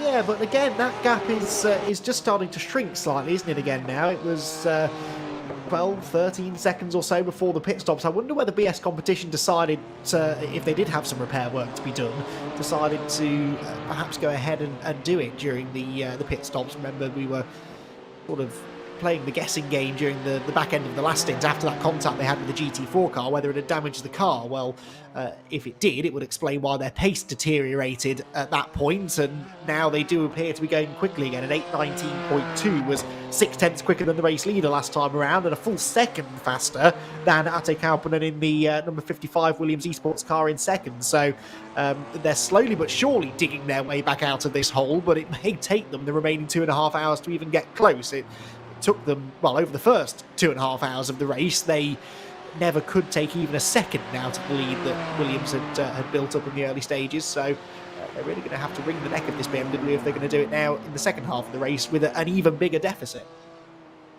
Yeah, it's going to be difficult. Meanwhile, in 992, we have Pure Sims Esports closing in on SimRC at the moment. That's for 5th place. SimRC on their second lap out of the pit lane right now in that category. As German Sim Racing, by the way, into the pit lane at a slightly strange point in the race. That will be for their damage that they picked up through the mud curve at the top of the hill there. That's, well, especially hurtful for them really now, Stefan. They're going to have 2 more stops after this one. I guess that means they're taking their 6th and extra stop now, but they would have rather not have to do damage repair while they're doing that one. Yeah, it most definitely seems like that is the case right now, that it took those 2 laps that they're going to have to do just now, because that was a 2-lap stint. So very, very interesting. They also, if I saw that correctly, switched drivers as well on that 24. And they are most definitely going to be in for a longer stop, because they are now 1.5 minutes in pit stall and counting. Yeah, only going to count longer, I'm afraid. Here's the battle, though, between Marvin Strail and Tyler Hervias at the moment. Interested to see what Team 75, burnt out by SimRC, have done in the pit lane, of course, here today. It's been really a talking point through 992, and I think this is one of the most interesting categories we have in terms of not knowing who's going to win this one. I think 992 is the most unknown of all of them right now. I mean, both of these two are contenders, I suppose, but especially the likes of Phoenix Racing Esports and Urano Esports are contenders. Visceral Esports can't be counted out just yet either.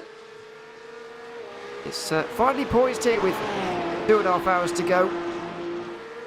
And 992's producing good racing, and they are still really, really quick here as the race leader comes in here, Andy. 3.5 minutes behind the leader, the overall leader in a 992 Cup car. We're not exactly in the first minutes anymore. These cars are just quick.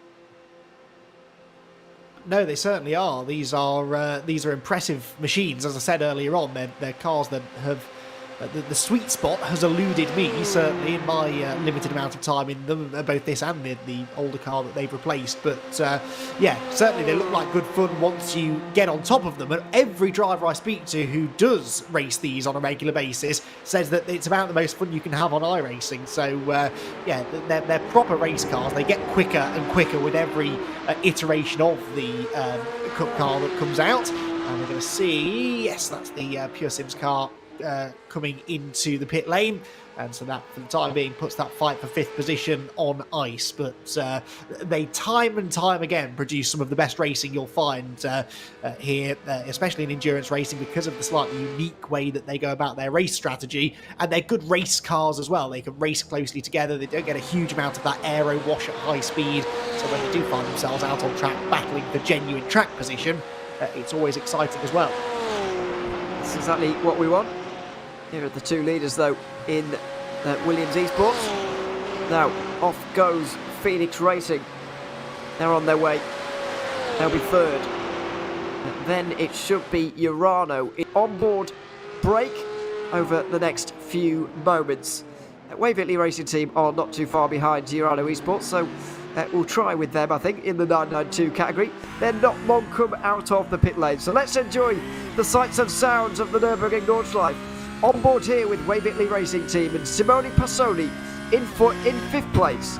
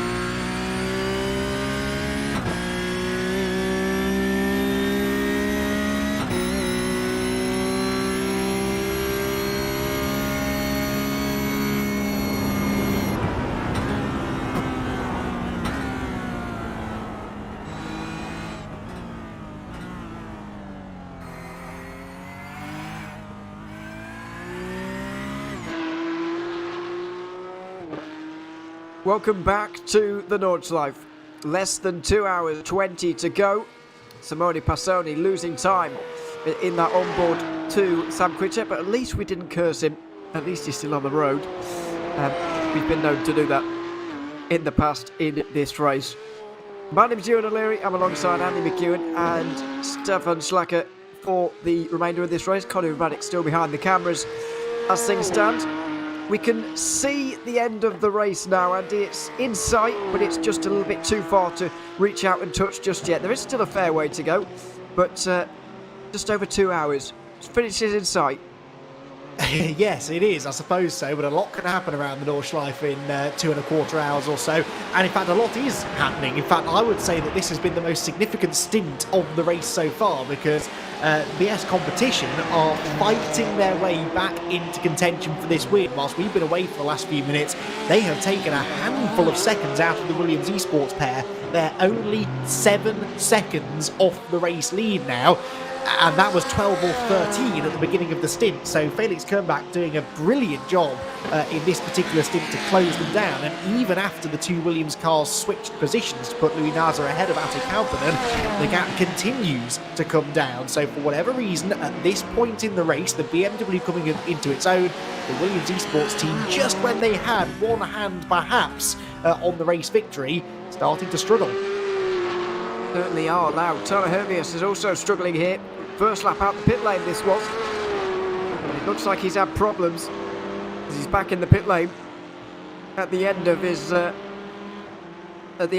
out lap, which is never usual and never a good sign either. Into Bergwerk. Oh, it's too deep on the brakes. Glances off the wall there, Stefan, but that would have done quite a lot of damage. Embarrassingly in front of his teammates as well. Just went too deep into the hairpin.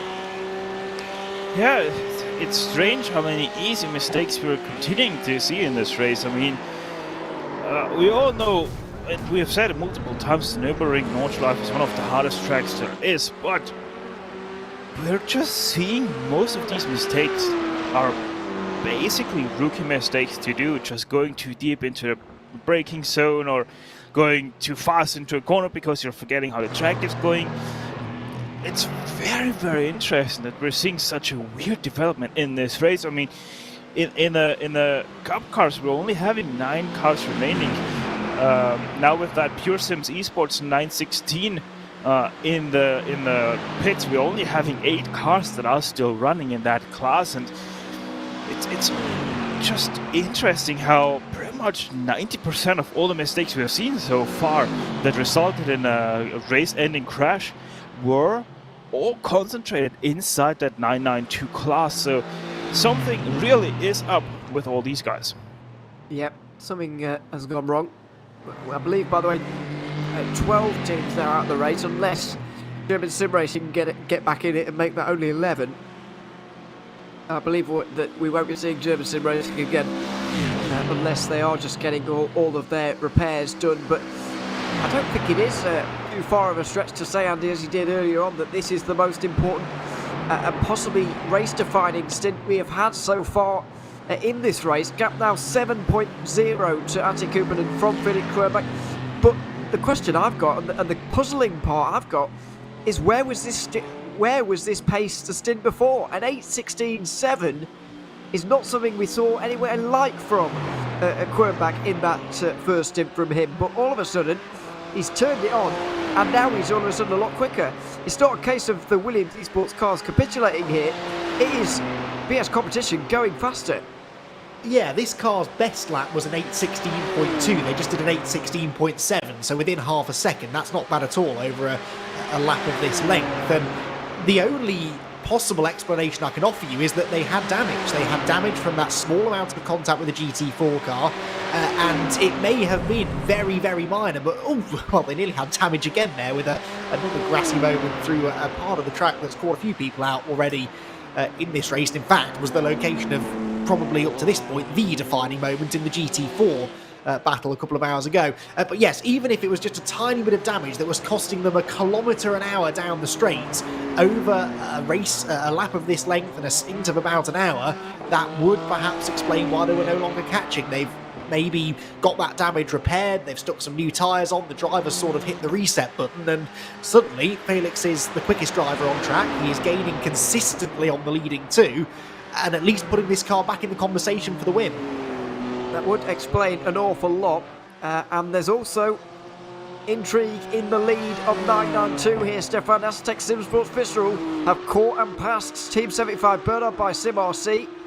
I think it happened maybe into turn 1 actually, but Visceral are through. Here is the replay. Well, this is an incident that might give us a bit of a clue as to how it happened as well. Oh, that's the GT3. It's hard to tell the difference between the two of them. They've got the same livery and they look similar as well. But oh dear, separate incident. That's why they've lost a little bit of time. But their 992 has been losing the lead as well, which is not great news for them.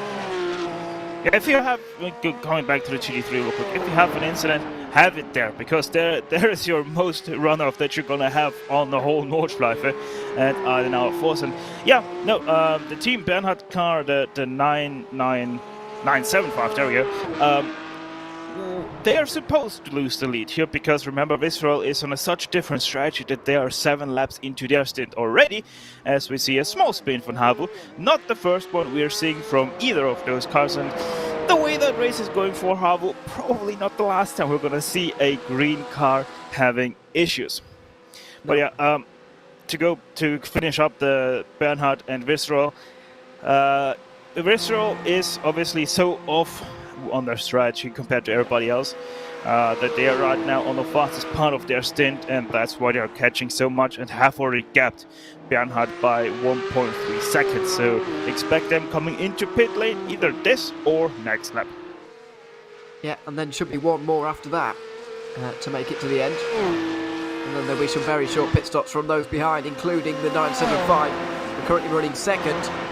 Change for the lead again, by the way. The 55 gets through. I think it was into the Tiergarten. It was.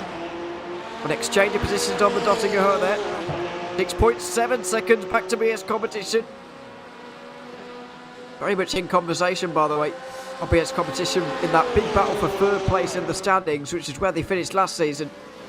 They would have been gunning for the title, really, but that's not really possible for them anymore, Andy. This race win has got to be in their sights, and it's plenty of time for them to catch the 2 Porsches.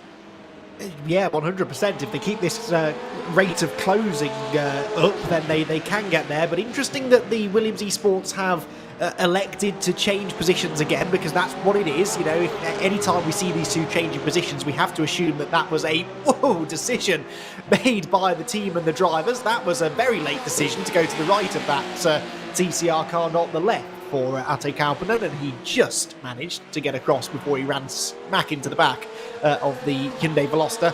But yeah, every time these two change position, it clearly is a team decision to put one car in front of the other. They both had stints in front, they both had stints behind. Remember, at the start of this stint, it was Kauppinen ahead of Louis Nasser, then he seemed to allow Louis through into the lead, but that wasn't working. They were continuing to lose time, so it doesn't look as though Louis is that much, if any, quicker than Ate Kauppinen. And now they're going to see what it's like if they reverse the positions again, and in another 6 minutes or so we'll get a look at what the lap time is and see whether or not that's working.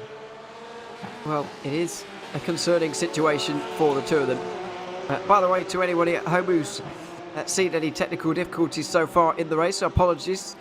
We should have them all fixed now, and we should be able to enjoy the last 2 hours 10 here on RaceSpotTV. Should be a good run to the flag. Just how concerning is this though, Stefan, for Williams Esports? They're seeing their gap come down, they're seeing their lead that they built so valiantly throughout the day come down at the hands of BS competition. Just, is it going to be a helpless feeling for them at the moment, or will they still have confidence in what they're doing today? Well, I think they're still going to have confidence, but it's going to be really interesting, because I think Quirnbach is going to drive one more stint after this, or maybe he's done already after this one, and then Koch is back in the car, and Niels Koch has been the faster out of those two, so there might be a problem on the horizon for Williams if the BS competition car continues to be able to keep this speed up, because they are most definitely the faster out of those three at the top right now, and they're continuing to close in with big steps. Well, let's just go back up to 7.1. Maybe a little bit more. The top three still separated by very small margins at this stage of the race. Beetle Racing Team Euronics can't really get any closer. They're not falling away that much, but they can't really get any closer right now. As we see, MSI Esports having recently... Oh, sorry, they're on their second lap of their stint right now. They're down to 9th, though. And Danny Ogabe will be closing on Will Chadwick pretty soon. Can't see very much of the RaceSpotTV regular out there for Autos Esports. There he is, driving the Porsche. 8th place right now for Chadwick, and maybe only this lap to go in his stint today. That might well be it in terms of driving. The maximum any one driver can do is 4 hours 12, I believe.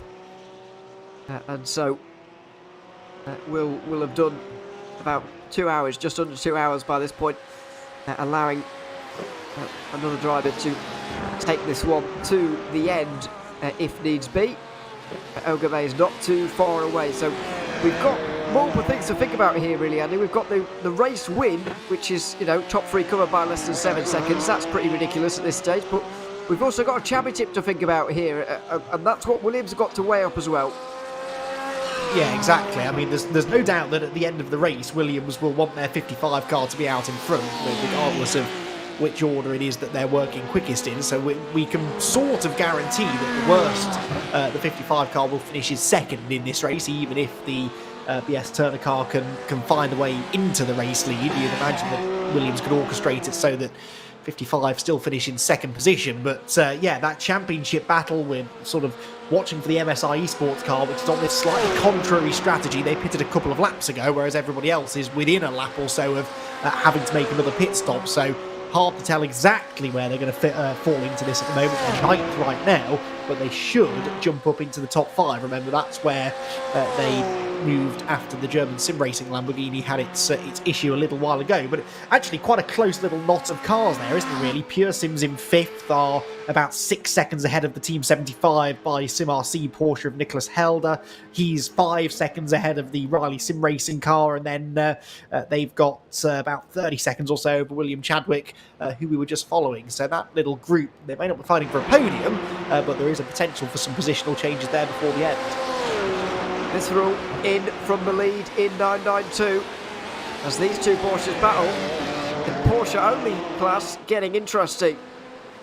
Vince Peters gets into that car for the final 2 hours of this race. There he is. Phoenix Racing should get through. So should Urano Esports, Wave Italy, maybe Williams as well. They won't drop any further than 6th. As there goes Fabian Hochstetter. What about Sam Quita as well? Could go through. Vince Peters should go out after about 90 seconds in the lane. That's the usual length of a pit stop for a 992 Cup car. He's up on the jacks right now. And should be passed by Simone Passoni and Matthews Norris as well in the Williams Esports car, although that's going to be close. Williams Esports should just about get there into the top 5. Well, it's going to be quite close, but not quite enough there, Stefan. So Visceral down in 6th. Vince Peters now basically has got 2 full stints to go in this race, and he will have made it to the end. He'll make it to the flag, but we'll have to see where he ends up. We've got no idea currently. Yeah, we really don't have any clue how this Visceral car is going to finish or where it is going to finish. All we know is that right now he actually has quite a good horse ahead of him. That Williams car might be a very good car to, you know, get the lasso out, get it around that rear wing and latch yourself onto the back of it until your tires are warm and you can get running. Meanwhile, continuing to run is that BS competition car as they continue to close in that gap. 5 seconds. It's 5 seconds now. Felix Kronbach is finding time where it is previously thought to be not possible. 2 hours and 5 minutes remaining. He'll be disappointed this stint is coming to an end here, Andy, because this has been a really fruitful stint for the BMW team. I was thinking, you know, race over, Williams 1-2, signed, sealed, done an hour ago, but it's not done. BS Competition aren't quite done yet.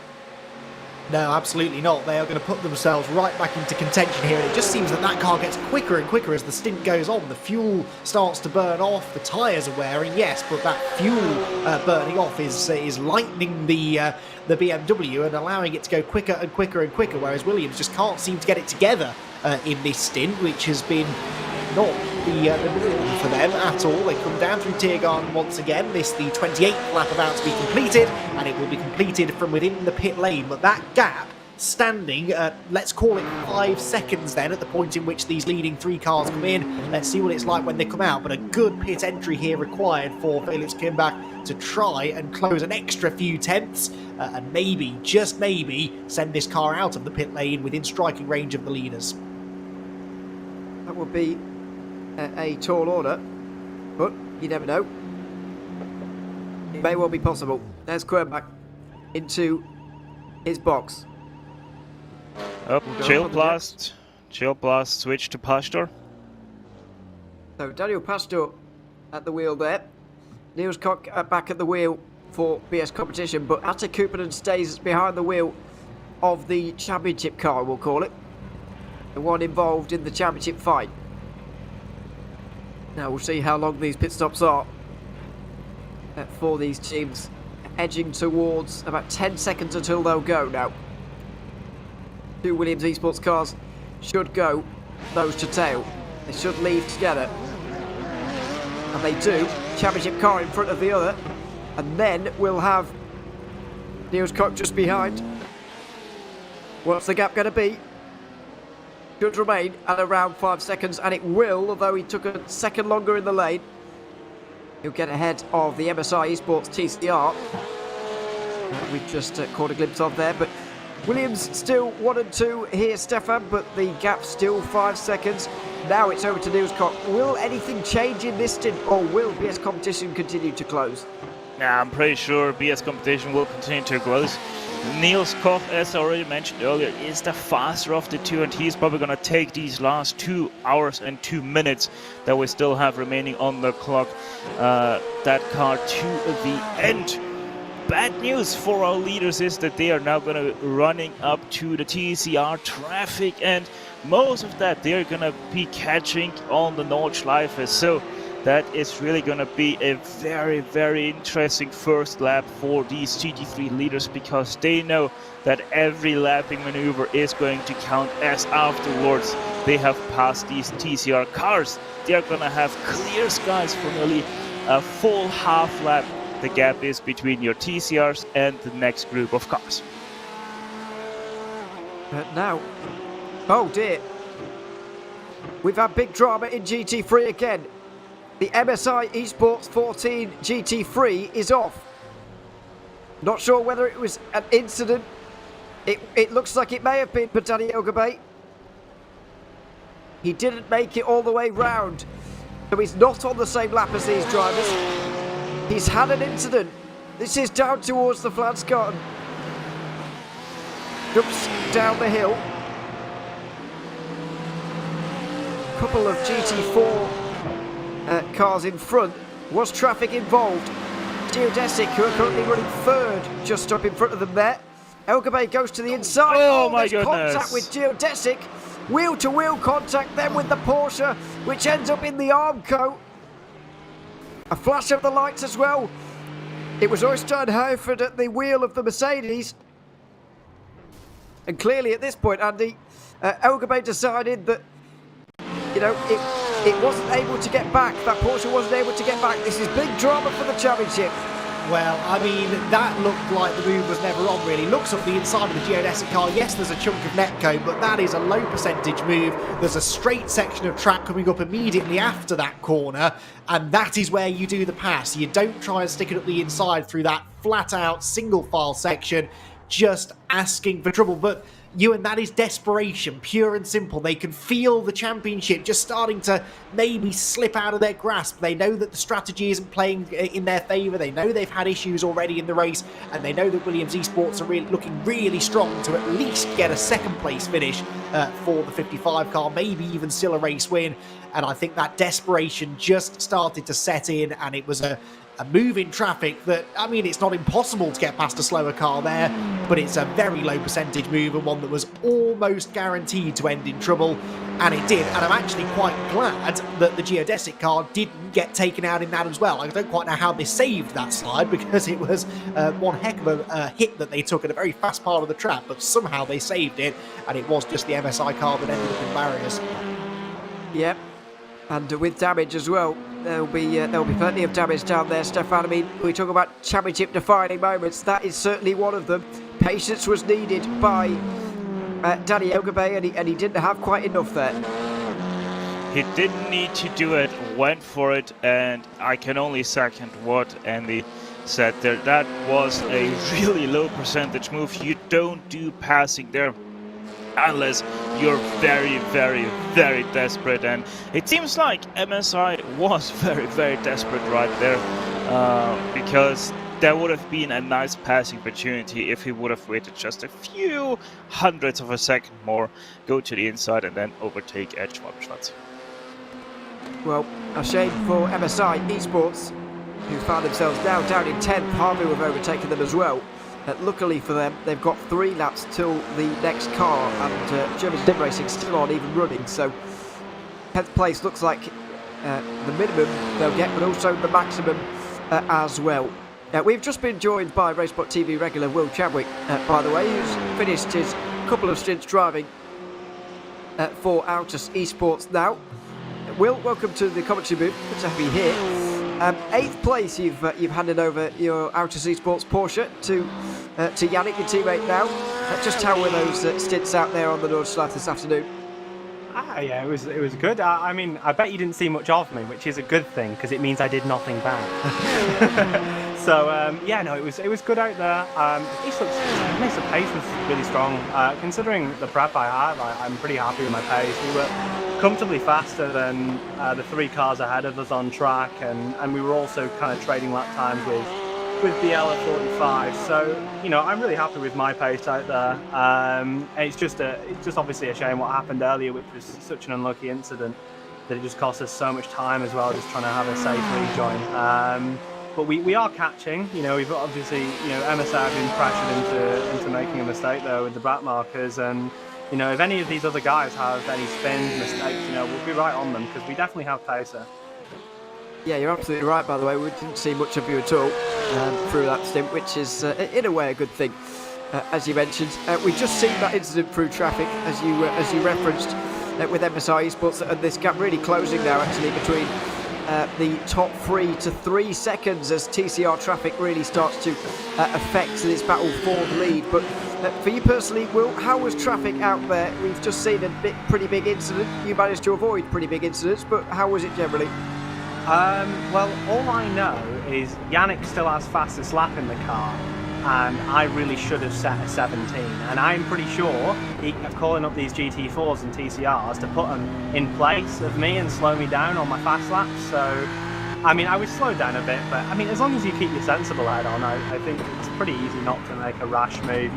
Sometimes it's really frustrating because a couple of moments we lost like 2 seconds to traffic and in bad areas, but as long as you're not trying to do anything silly, it tends to be all right. Well, if you ask the TCR that Neil Scott just overtook, you might say he just did something silly, but it worked out into the fans' cotton. One final thing, Will, how was it in terms of during this race with not much practice? I'm aware that you weren't told, particularly a long time before doing it, that you were going to be doing this race. So was it difficult to kind of adjust to this circuit? As it's always a calibration in my commentary brain, I've got to be honest. This circuit, what was it like in your driving brain? Well, I think I've done a few events in this track in the past in GT4, but I've not raced GT3 here in I think 3 years, since like I think 2020 NÜRBURGRING 24-hour, where I believe I crashed 4 times. It was a lot nearer to sim racing back then, but yeah, I mean, from my perspective, you know, only getting about 6 hours prep, which isn't optimal really, was a challenge, but I think with the times that I was able to do, I'm happy with how quickly I managed to adapt to the car and setup. I must give a massive prop to Yannick, because I honestly just gave him feedback about the setup, and he made a setup which is really good, I think. I think we're just obviously lacking a little bit of hours, which is where the difference is between us and Williams. You know, on an average lap, on a lap for myself, we're messing about a second, which when you factor in it's an 8 minute what, 20 lap, it's not too bad. So yeah, I mean, adapting is always part of what we need to do now as modern sim racers. So, you know, we've always got to be ready for the challenge, and you know, I'm thankful to be able to do this event, you know, because obviously we were doing the 24-hour series earlier in the year. I did it last year as well in the GP4 class. I've always enjoyed this series, and for Altus to give me the opportunity to drive the guest today, I mean, it's been really good. Just yeah, I think with a bit more practice, we could have definitely been fighting, you know, at least for fourth, if not a bit higher up. But these German specialists around these tracks are always very, very fast. Certainly got some talent on show here this afternoon. Will, congratulations on your stints. The fact we didn't see you a lot is a good thing in terms of lack of incidents that you've been causing. So congratulations on that. Good drive, and yeah, good luck to Yannick for the rest of the race. Thank you, and good luck in the commentary booth. Thanks so much, Will Chadwick there, driving for Altus Esports here this afternoon. Regular here on RaceSpotTV. You'll hear him on comms throughout if you stay tuned in to us throughout the weeks and throughout the evenings, of course. While it's all been going on though, Andy, it's closed in between the front three or so. It got as low as 3 seconds, now 3.4 seconds. Still Cook's got the bit between his teeth. He has indeed, and we will shortly start to get a real look at what flying lap times are like for those cars. But yeah, you can see on the live Delta that it is coming down almost by the corner, really. So looking really good for the chasing BMW. But you know, we've been talking a lot about lap times and gaps and the relative pace of Williams versus the BS competition car. Speaking of Williams, by the way, they've swapped positions again. Look, it's 5 back ahead of 55 now. So that is, in fact, a recent development with Daniel Pastor going ahead of Ate Kaupinen on the Grand Prix circuit on this particular lap, the 30th lap of the race. But yeah, we're talking a lot about the gaps and the way in which the BMW is closing. The one thing we haven't yet spoken about is what it does when it gets there, because passing these two Williams esports cars is not going to be the work at the moment. They are, of course, going to work together to try to keep the BMW behind, and that's why I'm a little bit surprised, Ewan, to see that change of position right now, because in a way it's the 55 car that needs to be protected, as that is the championship contending car. Of all the points in the race to have the 5 sat behind it as a rear gunner, surely this was it. It wouldn't be a bad idea, but then again, BS competition aren't quite there just yet. What do you think, Stefan? Do you or how do you think BS competition can tackle 2-on-1 basically, which is what it's going to be? Well, if you're looking at where the BMW makes the speed compared to the Porsche, it is obviously the long straight, but at the same time, on corner entry, that BMW is much stronger than the Porsche, so it might still be able to somehow get that first place away from both Williams. And yeah, you're most definitely right that the 55 needs to be protected once that BS competition car is there. And yes, I'm saying once it is there, not if it is there, because it most definitely will close in. Just the last lap, it closed in 3 seconds. Lap time was 2 seconds faster, but obviously we have to calculate that 1 second in that it was longer stationary. So it was actually 3 seconds faster than our 2 Porsches leading this race since pretty much the get-go. Yeah, and to be honest, it is Niels Koch, it is BS competition. If somebody can get that win away from 2 Williams cars, it is most definitely BS competition, like they have proven so many of times already. Certainly. It's going to be a fascinating final hour and 50. We've got SimRC into the pit lane in 992, by the way. Phoenix Racing Esports should take the lead there. with CMRC slotting into 4th, quite possibly. Jürgen Frank is going to get at the wheel of that Porsche. And we've still got plenty to go here as well, Andy. I mean, I think in GT4 and TCR, we know who the favourites are there, and they're quite strong favourites as well. But in GT3, there's a bit of nerves around those on-track battles.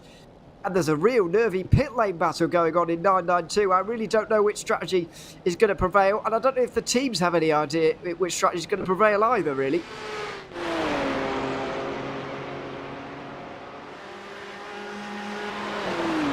I don't know how long we can trick Andy into thinking he's going out on broadcast for, but that long. There we are. Sorry, That's all right. for those who don't know, I'm not fully fighting fit today, and I think that the cold I'm catching has well and truly spread to my brain today. Apologies. Yes, the very interesting point I was starting to make was that this fuel strategy I've really been trying to figure out today, because it caught me out at Monza. These 992s with their differing strategies, it was causing some real headaches at Monza. And I've really tried to keep track of it. And looking at the 996 car, they're doing about 1 hour and 10 minutes per stint. So they pitted last with 2 hours and 5 to go. That means they will likely make their final pit stop, 996 this is, with just under 1 hour to go, somewhere around 50 to 55 minutes to go.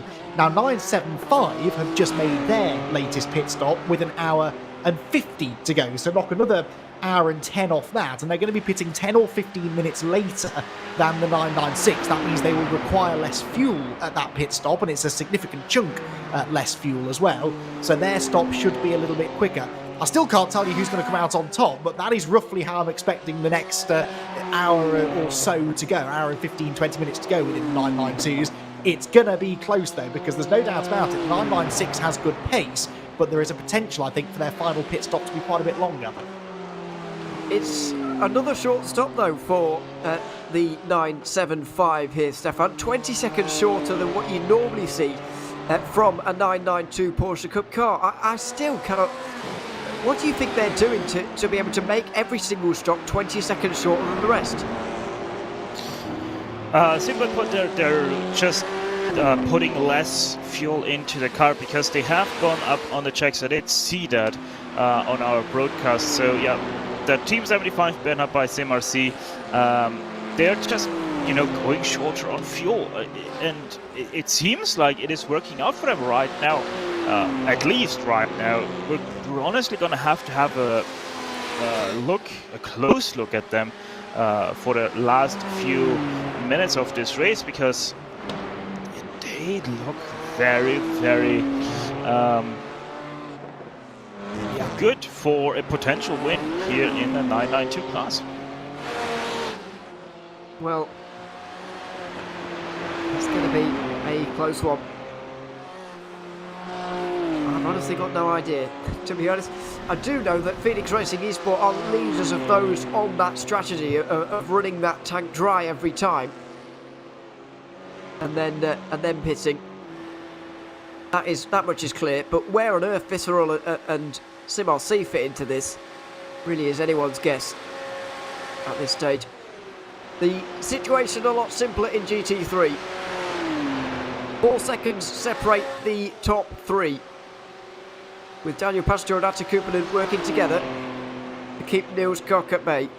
We'll see if we actually get lap times this time around. I know they were out laps previously, but they were also with off tracks as well, which means we can't see them. Hopefully we do get lap times here on this occasion, and we can see who is catching who, if at all. The battle in TCR, an interesting one as well, between Pure Sims and Impulse. An important one there, Stefan, because points up for grabs in the championship, 2 points either way. Impulse not really involved, but Pure Sims certainly are. And they're going to want to keep SimRC as close as possible, because it looks like those race leaders are going to take the championship lead into the final race. Yeah, most definitely looks like that. Pure Sims right now 1 point behind up before the 6 hours here of the Nürburgring, so they most definitely want to keep it only at, what would that be, 5 points instead of going down to 7 points. So they most definitely want to keep at least that podium for now. And they're slowly, very slowly closing in on the last pit stops themselves. They're now going to start lap number 7. and they're gonna pit at the end of lap number 9. So 3 more laps to go for our TCRs until they are in for their last visit at the pit crew. Certainly. As Harvu in the 992 category come in there quite a long way adrift at the moment though. Battle for third in TCR is the closest on the circuit right now. I'm not of course counting the 2 Williams cars because they're not really fighting. They're just riding around together at this stage. But these 2 certainly are fighting. Interesting to see that Waverley Racing Team have been able to catch and pass these drivers almost without anyone noticing, and getting up into second position. The developments there in TCR, as GT4 we've got a pit stop as well for Impulse Racing. Though it does look like Urano are in the pit lane actually as well. Dylan Scrivens gets behind the wheel of the Mercedes there, but with SRC Movado Corsa now even further from that 4th place they need, Andy. You know, Urano could be 100 minutes away from a title. Yeah, you wouldn't bet against it now, would you? I think it will take something pretty out of the ordinary to happen to them for that to change, and they deserve it, quite frankly. We really haven't mentioned them all race. There are 2 teams that I think we haven't mentioned probably enough in this race, and they are the Team Urano Esports squad in GT4 and SimRC in TCR. And the reason we're not mentioning them is because they have just run away with their respective class leads, to the point that I think they've both pretty much got a pit stop in hand now. They can have a whole extra pit stop over the rest of their class and still come out as the race leaders. So yeah, they have been incredible over the course of the 4 and a bit hours that we've been racing so far, and really for Urano they've been incredible over the entire season. And I seem to recall this being the case at Monza as well, that they didn't really do anything particularly flashy, but they just sort of, after the first couple of rounds of pit stops, they just had this lead over everyone else. There was no obvious way in which they built the lead up, it just sort of happened, and it was just through consistent pace, no mistakes, good pit strategy, and they've clearly found the winning formula in this 24H series, and perhaps this will be the race win that gives them the championship win. Perhaps it will. Pure Sims and Impulse still a few car lengths apart here, but as you can see, traffic everywhere. Harvu trying to come through right now, and so is the SimRC GT3 car, which is really going to get caught up in this. Trying to catch the Pure Sims BMW that just went through, and having real trouble doing so as a result of the traffic now. Gap going to go to above 3 seconds. Going to have to follow the Harvu 992 as well, which is not ideal. Through this little section of cars, up through Flugplatz for an end of these Porsches. Can he lift it off the ground, round the outside? Well, he didn't try it, and thank goodness for that. Going to go past a more conventional place. You'd imagine maybe to Schwedenkreuz. He's going to have to wait there, I think, as well. Yeah, going to have to be down into Arenberg by the looks of things to get through there. He's still going to have to wait. Proving very, very difficult to overtake. And now finally the 2 exchange positions, but for whatever reason this is quite a busy portion of the racetrack, Stefan. Don't really know why, but Riley Sim Racing also coming through. You tend to get this little clumps of traffic, which is interesting to watch, especially out on the Nordschleife, but it's just a little bit busy really for any GT3 coming through. Yeah, it is right now really, really busy right there around the Nürburgring Grand Prix track and the first few meters of the Nordschleife, and then once again that big clump that is now going right here through Verseifen and that kind of part of the track. So it's always interesting how that develops. I mean, you can even see it with the many cars that are on the Nürburgring Langstreckenserie or the 24 hours of the Nürburgring. You always have sometimes those moments in the race where all of a sudden it seems like 400 cars are on the same part of the track, and just moments later there's no car anymore whatsoever on that track.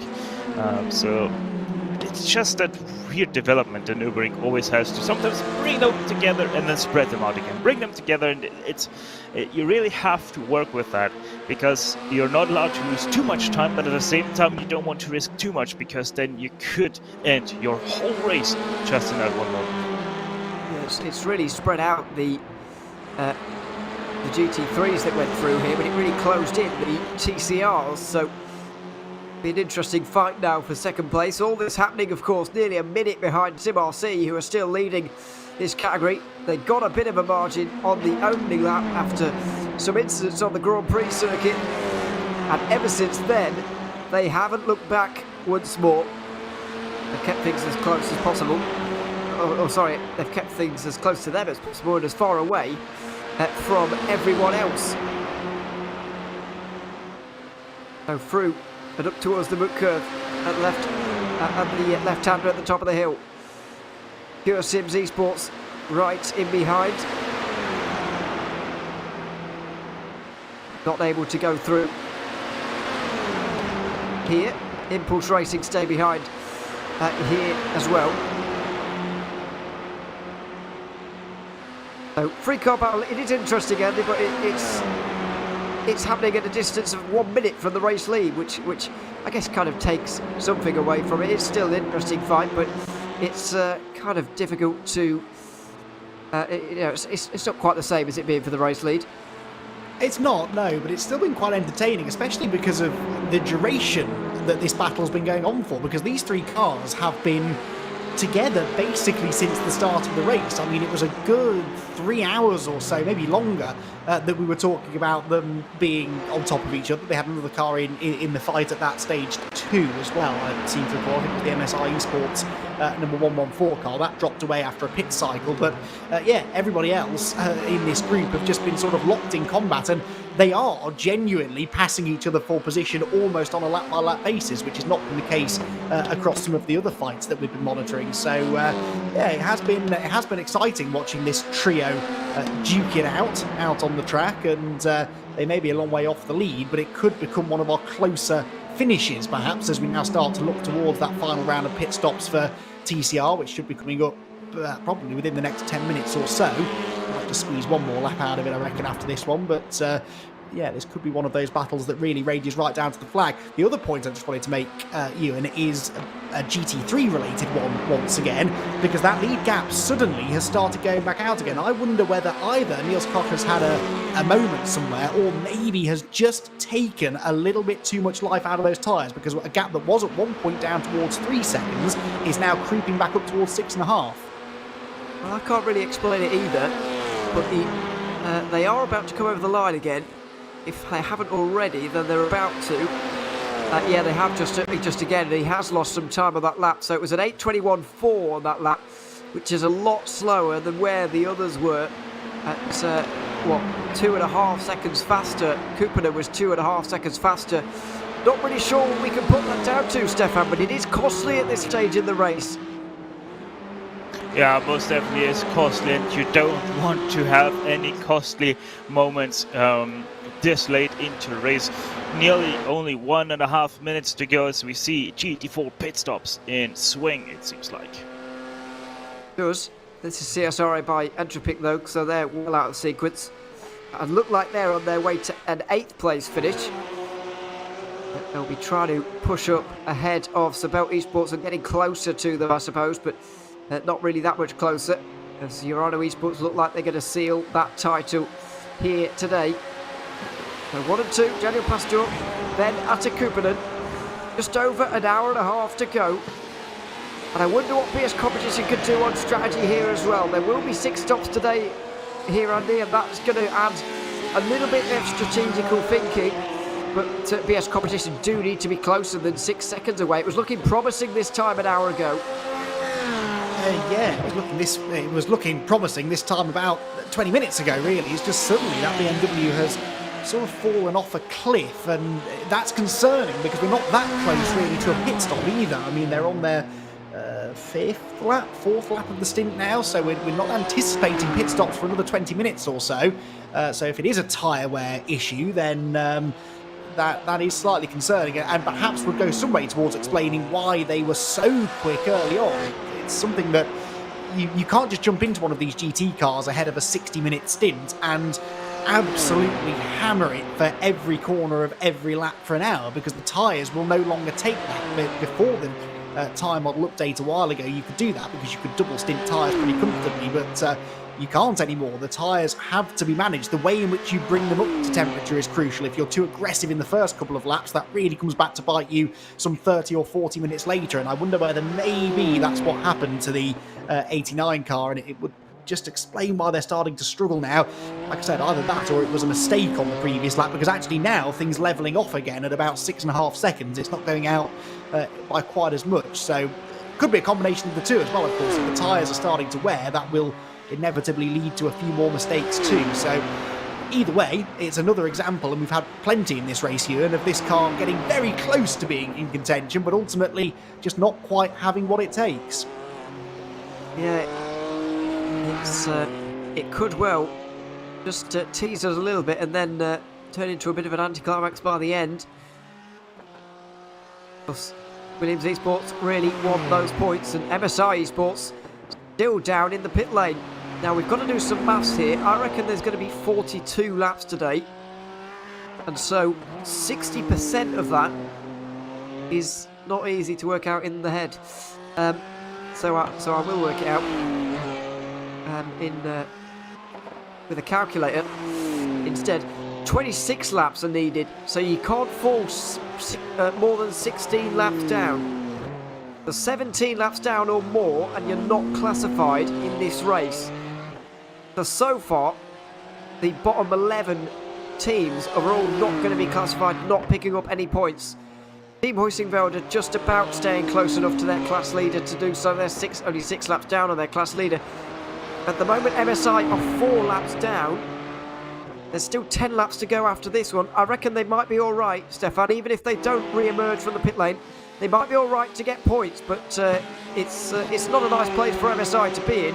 And this might not be a nice place for anybody to be in either, because Harvey've got a load of damage there, and so have MSI.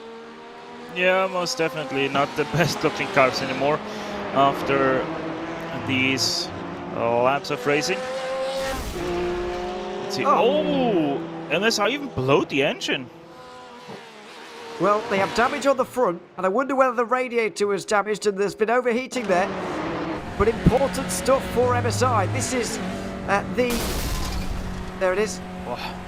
There's the bag. So MSI are going to be falling down the order. And I don't know how long that repair is going to be, Stefan, but it won't be quick. No, that is half an hour worth of repair there for MSI, so they are probably out of it. But I think they should be good. I think they should get points, but it's just a case of whether whether they'll have enough points to stay in championship contention. I mean, there's a situation here, Andy, where this championship could very much become a 2-horse race in TCR, with SimRC, obviously, who are bossing this right now, and Pure Sims Esports, who are second right now.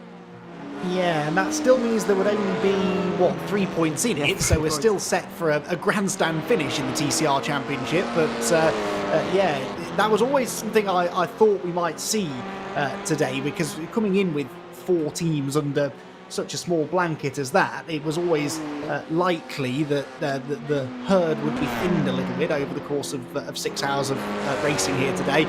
That has been the case. Inevitably, a couple of championship contenders have had bad days and a couple have had good days, and for SimRC it doesn't get a lot better than this. They're almost, well, let's call that a minute now, clear of Pure Sims Esports in second position, so really for Pure Sims it's all about hanging on to that second place, because we've seen how close that the battling is for second on back in TCR. It's not beyond the realms of possibility that they could finish off the podium, and that would then hand a much nicer advantage to SimRC, especially because the TCR class tends to be one of the lower populated classes on the grid. I think we only had 10 teams score points before we came into today's race, so the chances of them finishing a long way behind Pure Sims in that decider, or vice versa, are pretty slim. So any lead that SimRC can build up today is going to be that little bit easier to defend when we get to Barcelona.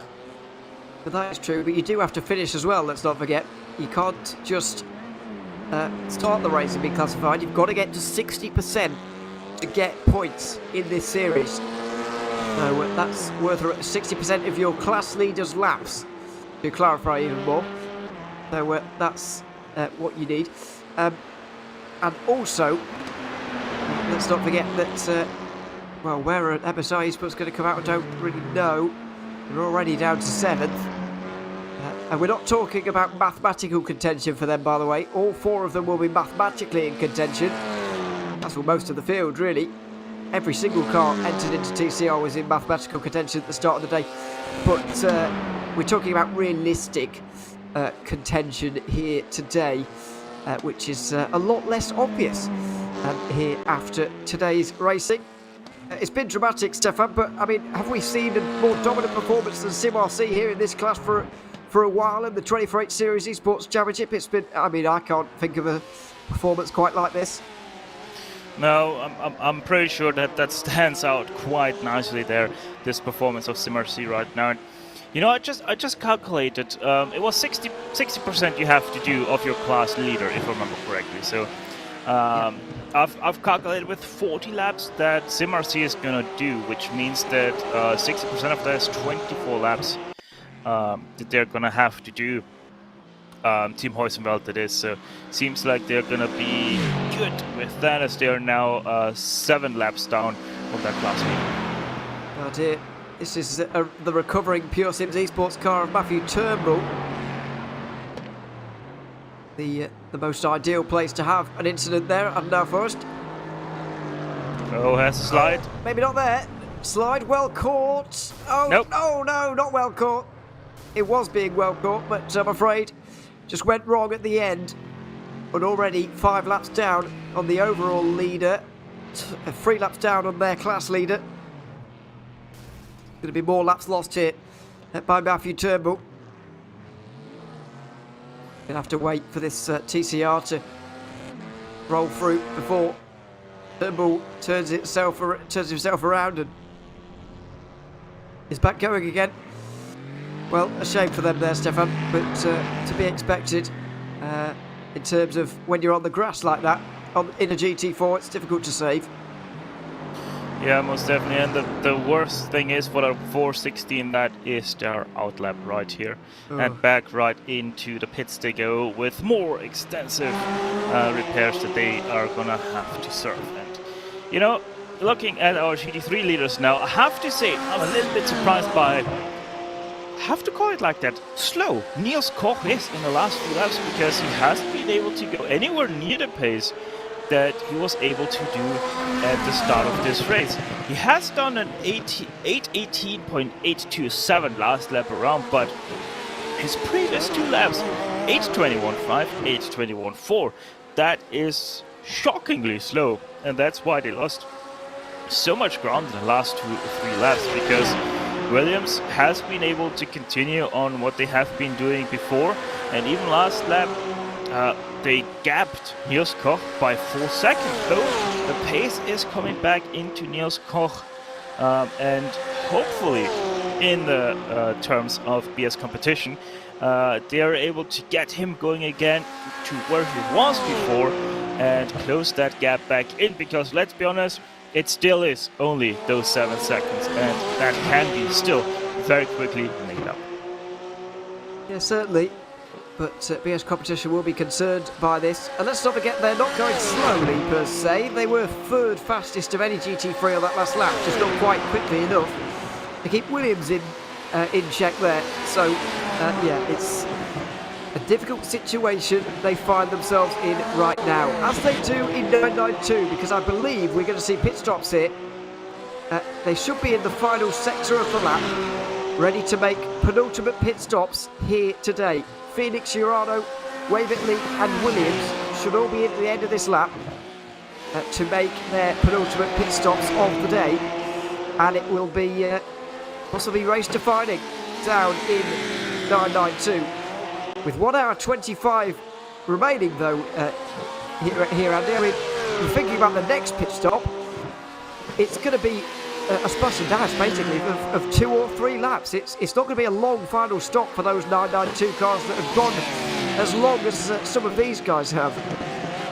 Yeah, so that throws an extra element into that 992 strategy, doesn't it? Because I reckon that the likes of Visceral Esports, for example, and Team 75, they can probably do this on one more stop, I reckon, in fact, pretty comfortably. So they are going to do one fewer pit stop, it seems, but it will be a full, almost full service, full fuel load. Pretty much about an hour's worth of fuel will be needed for the 996 and maybe about 45 minutes worth of fuel for the 975. So they'll do one fewer pit stop, but it will be a slightly longer stop. By my calculations, they could be wrong, that is known to happen, but I'm hopeful that I've worked it out right this time. And that's going to be really interesting because they're some way off the lead, but of course they're going to save a chunk of time by not having to make that final pit stop. So yeah, that's another interesting little factor to take into account when it comes to that class. That, again, wildly different pit strategies, and this is now the point of the race where it all starts to come together and make a little bit more sense in theory. We've been sort of questioning some of the timings of those pit stops early on in the race. Well, all of the teams will have been working back from this point of the race, making sure that their last pit stop was at the right time and for the right length of time. But, Ewan, Andy, here comes the point, the big point for these two teams. Surely you're not going to take tires on your last pit stop if you're SimRC and Visceral, because you know that you're going to have to fuel shorter on your last pit than everybody has to do right now, because they're going to have a full stint and then another 2 laps. That means they're not going to take tires for their last 2 laps, obviously. But in the terms of the Team Bernhard car and Visceral, you surely can't take tires on that last pit stop because it is shorter, and you would lose way too much time with taking tires, since tires and fuel is separate, and tires are so incredibly slow on the 992 Cup car that you can't afford that time loss in the pit lane if you want to have a shot at the win. I personally think that SimRC and Visceral will take tyres, and the rest of them won't. I'm very sure about the rest of them. I'm not sure about SimRC and Visceral, though, to be honest, because as we have noted before, tyres and fuel are done separately in the 992 category, which is different to the GT3s. And this, Andy, is kind of my point about why it's a better idea, in my opinion. Do them separately, and then you get all this strategical intrigue that we just wouldn't have got otherwise in 992.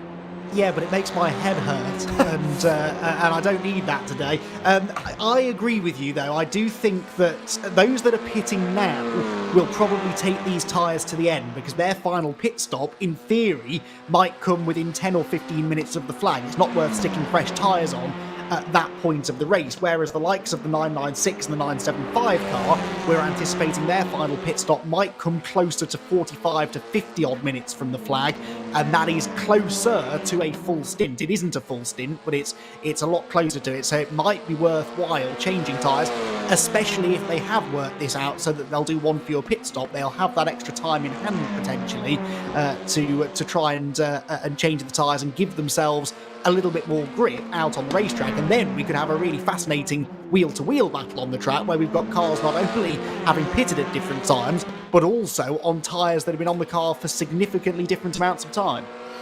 Yeah, but at the same time, we're not allowed to forget we saw that Team 75 Bernhard by SimRC go into the lead of this race because they didn't take tires on the first stint. As we have problems for Urano, that's a GT4 car. Whoa. Meatball flag for the GT4 Urano Esports leading car. I didn't think it was tracking straight either, looking at some of those shots. The front right suspension looks to be knocked out of line. You're barely never going straight here at this circuit, so it's impossible to know. Oh, this no, is it wasn't the incident.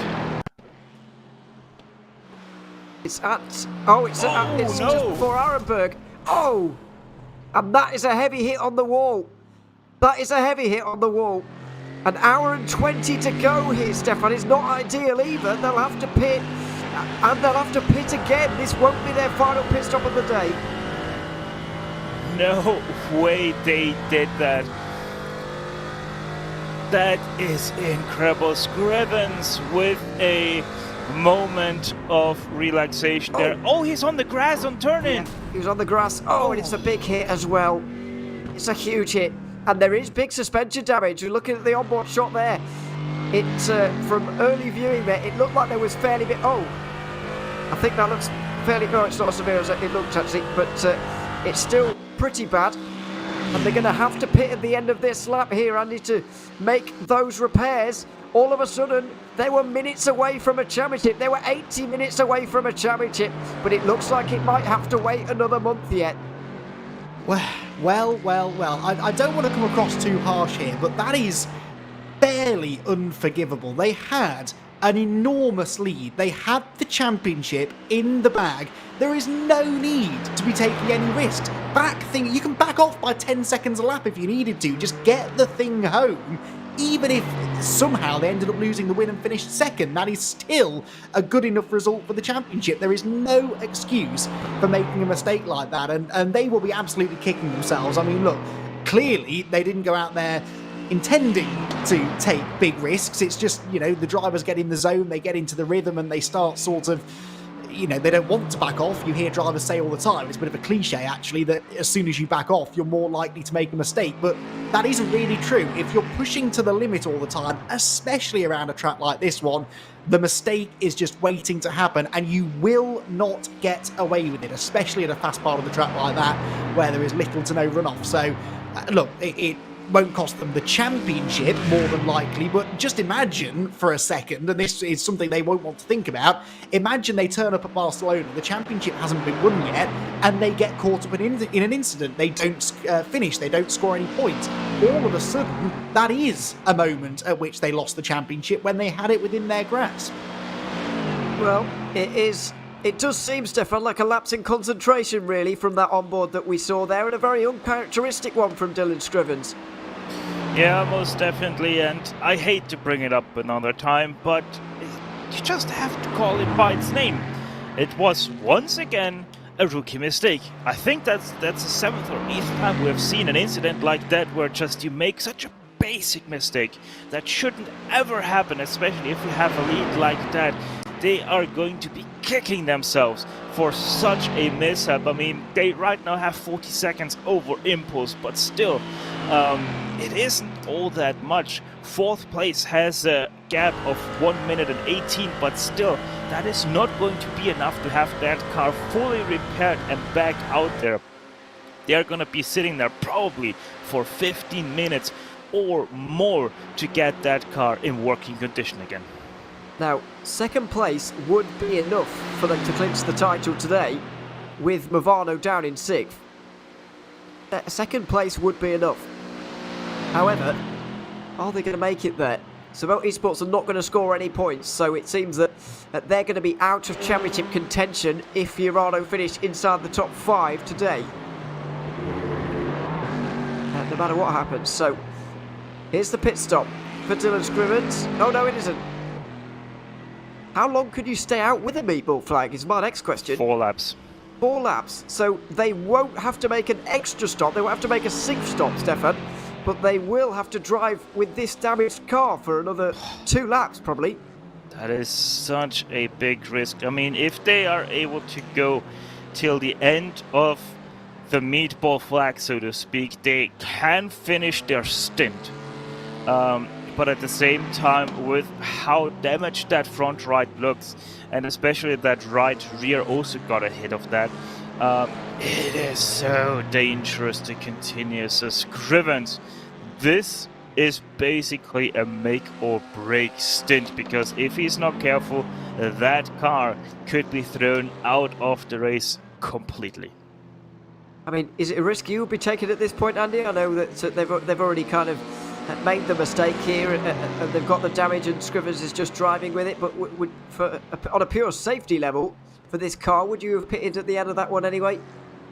I really don't know. I totally understand where they're coming from. I get that they don't want to have to make that extra stop. They're going to make the stop for repairs, and then they don't want to have to make another pit stop. But in the grand scheme of things, does it really matter? They're going to spend that long in the pit lane clearing the meatball flag that they're probably going to end up losing, you know, a lap or more anyway, perhaps 2 laps. So does it really matter? I don't think it's actually going to save them a huge amount. And you're right, they are just running the risk of, you know, making a mistake. We've seen how unforgiving this place is and how easy it is to make a mistake. And that's with a perfectly healthy car. If you catch a curb or a bump a little bit wrong with a damaged car, if you have a snap of oversteer on corner entry into a high-speed corner, you haven't got a hope of catching it when the car is as broken as this one. So I think it's a big risk. I'm not convinced that the reward is really worth it. I think the best thing to do is just damage limitation right now, because if they pitted now, got the damage fixed at least to a point where they'd cleared the meatball, then, you know, at least then they've got a good chance of avoiding any further incident, because another incident now is just going to ultimately cost them more time when they have to come in and get the repairs made. Yeah, it certainly is. And they've already got some repairs to make when they get to the end of this stint now. Well, you can't beat the drama of an endurance race. 1 hour and a quarter remaining, and it's certainly not over. In TCR, the final pit stops have been made. Kieran Harrison is at the wheel of the Sim RC car to bring that one home now. Ross McFarlane and Robin Monster have been left out here, Stefan, to battle for second place in TCR. It's important for Pure Sims to stay as close as they possibly can in the championship. If it were to end right now, the gap between Pure Sims and Sim RC would only be 3 points, and in which case a win would be enough for both of them. So it's very finely poised right now, but Pure Sims need these points. Yeah, and if you're in the shoes of Pure Sims, who do you want to have in the car in an important stint like this? No other than Ross McFarlane, one of the best drivers the TCR class has in offer. So right now, this is great for Pure Sims. Yes, they're having competition here in the name of Robin Monster, but it still is Ross McFarlane that you can bank onto. This is going to be very, very interesting. What has Monster got in offer for McFarlane? Going to be a battle to the end. 1 hour 13 to go, and these two won't leave each other probably for the rest of this now. Change for the lead again, by the way. Ati Kupanen back ahead of Daniel Pastor. They finally do have that rear gunner situation now. This is a replay. We're trying to work out what happened to Wave Italy, because they were right with these guys as well in the fight for second. But and there is Wave Italy here with the Pure Sims GT4, I think. Not quite.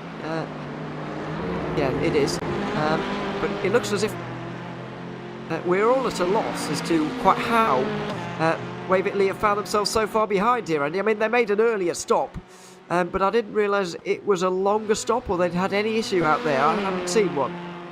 Yeah, because I mean, they're 18 seconds suddenly behind the battle for second place, and we just made the comment that those 3 cars had been inseparable all race long, and suddenly the gap has shot out. So I don't know why that is. If it were any other class of car, I would say that it was a bit of tyre strategy, you know, that perhaps they changed tyres and the others hadn't. But, well, surely it's not possible to do the best part of 3 hours on a set of tyres in a TCR car. I guess the rear tyres, maybe just a 2 tyre change then for the other teams, and these went for 4. I have no idea what's going on, but it has taken them seemingly out of the battle, because at the moment they're not lapping as quickly as the second and third place cars either. So the gap has shot out to well, initially 17 seconds. It's now creeping towards 19.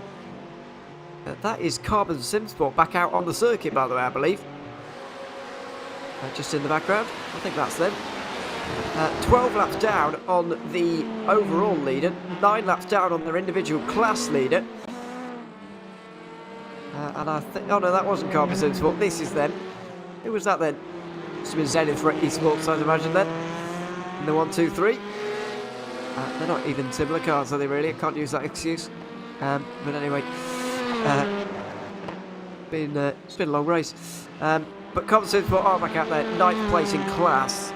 But I'm not sure they're going to be classified, I'm afraid, at the end of today. I think... Oh, actually, as long as they don't fall any further back, they might be all right. To finish 13 laps down on their class leader, they might be okay. But we'll just have to wait and see how many times TCR gets lapped and so on by these two. The Williams Esports pairing of Archie Kuppinen and Daniel Pastor. 8.5 seconds down, 9.5 seconds down to Newscock. I mean, hour and 10 to go, Stefan, not long to go. This race, I mean, can we call it over just yet? I wouldn't go that far. Traffic still can play a huge role with these guys, so we can't call it until probably the last few corners. And Koch has been continuing to improve. His last lap was a 17.5, but that's the important thing. Still 1 second slower than what Williams is doing. He's continuing to improve, but the lap times of Williams are continuing to improve as well. So he most definitely still has a good shot at starting to close in on these guys this stint, but most definitely we're going to have to look forward to what these guys can provide us with in the next stint, because this is already the last lap of their current stint. They will, of course, have to make a possibly one lap splash and dash at the end of this race. With just one lap of fuel at the end, but won't be thinking about tyres, you would have thought, towards the end of this one. So we can't quite call it over just yet, but Williams Esports in control, not only of this race, but of this championship as well, where they're set to gain 14 points on MSI Esports and go in with an 11 points margin in the lead of this championship. That means a podium would be good enough. Now, Andy, are you going to be brave enough to say that on? It's a theory we've got. Well, Andy's got anyway. I don't know whether we want to reveal that to the world, but go on if you're feeling brave. Theories about why Nordschleife is falling back quite so much right now. I will never shy away from the opportunity to show myself up, so yes, go on, why not? All of a sudden the pace has disappeared from the 89 car, that we're all agreed on. We were sort of putting it down to tyre wear perhaps 20 minutes ago or so.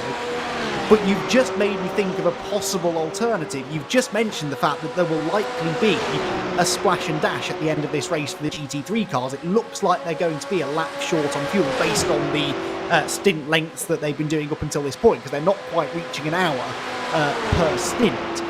Is the BS Turner car trying to save fuel?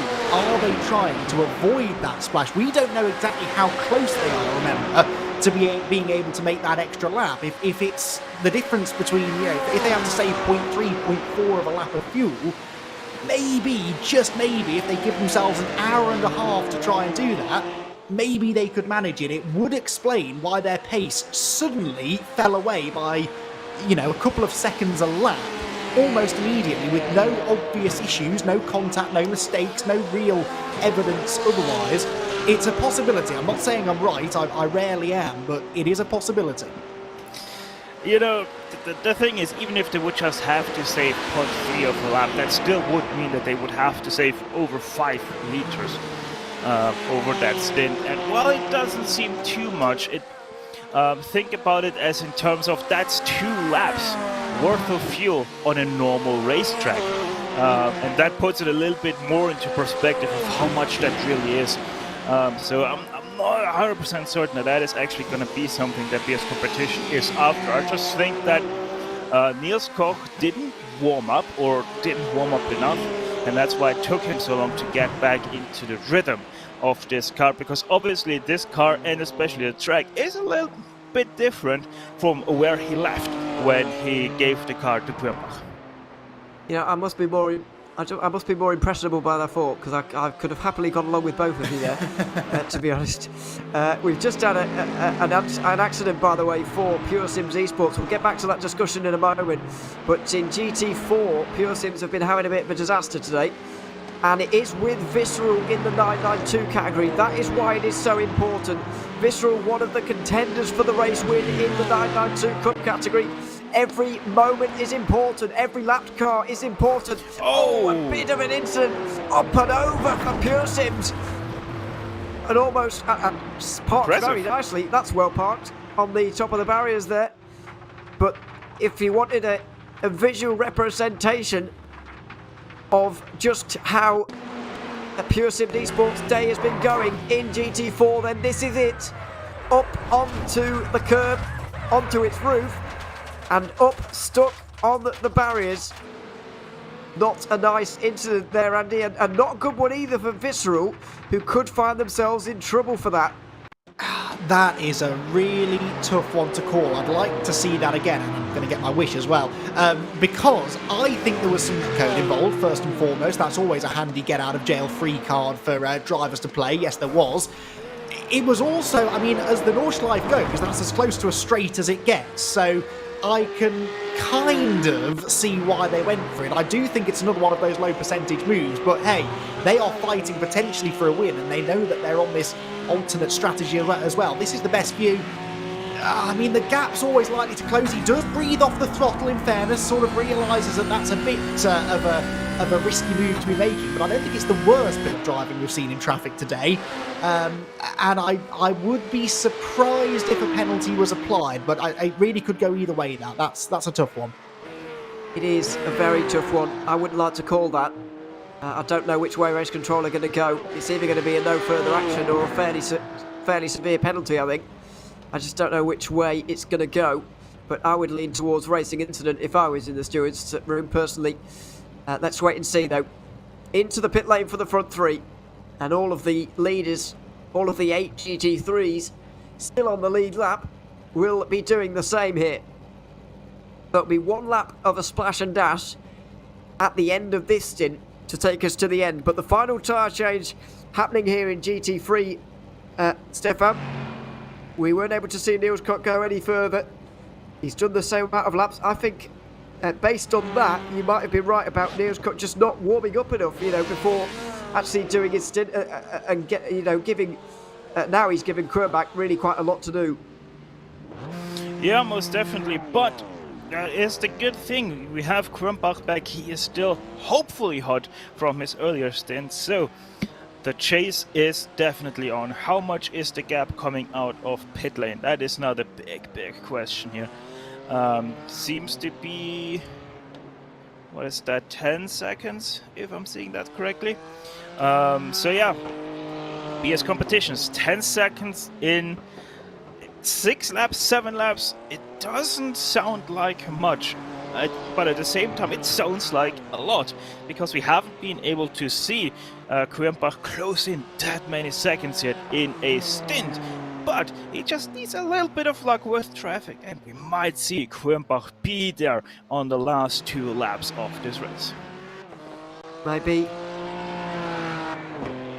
Let's see though. It's well, it's a big gap. 1.4 between the top 2. Just extended to 1.7, and then 9.4 back to Krumbach to Daniel Pastor. I mean, not only has he got the problem, Andy, of that gap to close down, and he might well be able to do that, but he's also got 2 Williams Esports cars to tackle as well. Yeah, that's it's a big ask, isn't it? He would have to start finding some pretty exceptional pace, really, and the sort of pace that we haven't seen from him so far in this second half of the race. But you never know, he might be able to dig deep and find it. The gap already going out though by about half a second or so just on his outlap. So on cold tyres, it seems that the BMW is struggling a bit more than the Porsches, who by the way had slightly different length pit stops. So the 55 car, perhaps because it spent a bit more time in the slipstream than the 5 did, had about a 1.5 seconds quicker pit stop, which is why it's come out a 1.5 seconds ahead of the number 5. So for the time being, those Williams Esports cars separated ever so slightly, and it might just take them a lap or so to come back together again and get back into the slipstreaming formation that they've been running in for near enough the entire 5 hours we've had so far. And guys, just to shoot quickly in here, we have a result on the protest for that incident we saw between a 416 and a 996 of Visceral. The outcome is NFA. No further action will be taken here, so Visceral with quite the lucky outcome on that incident. Yep, they've gotten away with one there. but I do think that's the right call. I do think that's the right call based on what we've seen. I don't mind that call at all. I think Pure Sims Esports may have a different opinion of it, but I think that is the right one. So, 60 minutes remaining here at the Nürburgring Nordschleife in what has been a fantastic 24-8 Series Esports race. So far, Williams Esports are leading by 1.7 seconds. The 1-2 for them right now. The real story, can Phoenix Squirback catch them? Lucas Yestan is going to bring home 4 for Billa by the looks of things, with Team 75 Bernard by Sim RC in a bit of a battle for 5th place with Pure Sims Esports and Riley Sim Racing. The biggest argument over a race win, I think, is going to be in 992. Jürgen Frank currently leads there for Sim RC. Then it's Visceral Esports, who have just gotten away with a bit of an incident. Urano Esports have just passed Phoenix Racing Esports to get onto the podium, but their pit stop's going to be shortest of the front 3. Then Wave Italy Racing Team round out the top 5, although Simone Passoni has lost a bit of time and is now 3/4 of a minute behind. Behind the next car, that is. Nearly 2 minutes behind the leader. In GT4, we've seen a lot of attrition today. Urano Esports are still leading. We're waiting for their next pit stop. I think their pit stop is going to be very soon. Could even be in the next minute or two. They've lost about 15 seconds ever since their dramatic incident at Schwedenkreuz. They've got Impulse Racing chasing them down, with Hydra Race, Geodesic Racing, Torque Freak Racing and Sim RC rounding up the top 5 there. With SLC Movano Corsa needing a little bit more to keep the championship alive. This is the story in GT4. Just quickly while that happens, Sim RC are still leading in TCR with 1 minute 11 of an advantage. Pure Sims and Impulse are fighting over second. Wave Italy Racing Team look like they're going to finish third, ahead of Fast Repair Motorsport Simify, who look pretty comfortable in 5th. Now the big story here, Andy, Urano Esports into the pit lane. How much damage has Dylan Scrivens got to repair? Yeah, I mean, fair play to Dylan. You said he'd lost 15 seconds. That's not a lot given the state of that car, so he's done well there actually to limit the damage, but it will take a while to get the damage repaired. That's something that I've definitely noticed with the GT3 cars, and I'm going to imagine that it translates to GT4 too. Damage that perhaps is only costing you a second or so a lap on a regular length racetrack can still take 15 minutes or more to repair in the pits. So it's a bit frustrating, really, because you kind of feel like it shouldn't be a meatball if you're capable of running at a competitive pace. But that is the way it goes, unfortunately. So we do have a lead change then. Impulse Racing into the lead. But it all depends how long that Urano car is going to be sat in the pit lane and what sort of state it's going to be in when it comes out, because they almost certainly won't repair all of the damage. They will clear the required repairs, but they will leave the optional repairs there. I think they should be all right based on the pace they were running then, even with a meatball, but it's not going to be in fully fighting fit condition, and that might just hamper them in the final 40 minutes or so. Now, as Visceral Esports come in 992 as well, I think there's going to be a driver change here for Dylan Scrivens. Going to be a driver change. There's Visceral, and they're out. Vince Peters not waiting around there at all. I think it's going to be a pretty regular length pit stop for him, though. So clearly, Stefan, I think they've decided that tyres are the way to go for Visceral. Yeah, for Visceral, it's pretty much a no-brainer to get these tires because there are 56 minutes still to go. So they're most definitely going to use nearly all of their tire here. But I'm still questioning what Bernhard is going to do. Bernhard by CMRC, because remember they were the car to go on a two-stop on a two-stint strategy with the tires on their first pit stop. They didn't take tires, and it worked out quite nicely for them because they barely dropped off pace on the end of that second stint. So my guess is that they're going to try it once again. That first stint was a test, and now it's going to be the real deal. And I'm pretty sure, or at least I would be very surprised if they will take tires. Well, I think it partly depends when they pit and how long there is to go when they do pit. That will play a big role in that one. But yeah, they might well skip tyres. We'll obviously keep our eyes peeled. So Felix Kronbach is gaining 8.7 seconds to Williams Esports here, Andy. 55 minutes to go. I'm going to say 8 laps to go in this race. He needs to gain by at least a second a lap to have any chance here. Which he is, and then some at the moment, so he's doing everything that he can, but we saw this in the previous stint. This BMW is very, very quick in the first half of a stint, and then seems to drop away in the final 20 minutes or so. So, I mean, in a way, it doesn't matter. They've got to make a run at the Williams Esports cars, and they've got to start making that run now, try and get the gap down, and just hope for the best on the tyres. But you're right, this is going to be a significantly quicker lap for the BMW than the Porsches ahead, and this is just giving them a glimmer of hope. They might just be able to ask some serious questions of Williams by the flag, but even if they can catch them, what will their tyres be like, and what will they do at that final pit stop? Again, there is an argument to say saving a bit of fuel at this point is not a bad thing to do, because you can shorten that final pit stop even more. And when you're talking about just a few seconds worth of fuel that needs to go in, and any seconds you can gain from that could prove to be significant. Well, he's going to come down to the wire there. Also tense moments in GT4 as Dylan Scrivens takes his final pit stop of the day, and he's still on the pit lane. Still 6th place. Still getting repairs here, Stefan. It looks like this championship's going to be open and alive for one more race. It is going to go down to the finale. Yep, and they're most definitely going to be stopped for quite some time yet, because they've only been stationary for about 4 minutes and 45, they have been in pit lane for 4 minutes and 50 seconds now, and I'm pretty sure that that is going to be much, much longer yet, because I'm guessing by the way that they hit that barrier that they're going to be in pit lane for at least 8 minutes. There's the car. Now last of those still on the lead lap. I think Talk Freak Racing also on pit lane. Yes. They are the next car to overtake them in class. And I think Talk Freak might be having repairs of their own. They are. That is a penalty, but it's a penalty. They have been stationary there for 6 minutes nearly. Yes, 6 minutes. What on earth would have gotten them a 6-minute penalty? Surely not. Surely they've not got a 6-minute penalty, but they have been there for that amount of time. Oh, and I just realized something. I'm sorry. The incident between the 416 and the 996 has been changed. The outcome.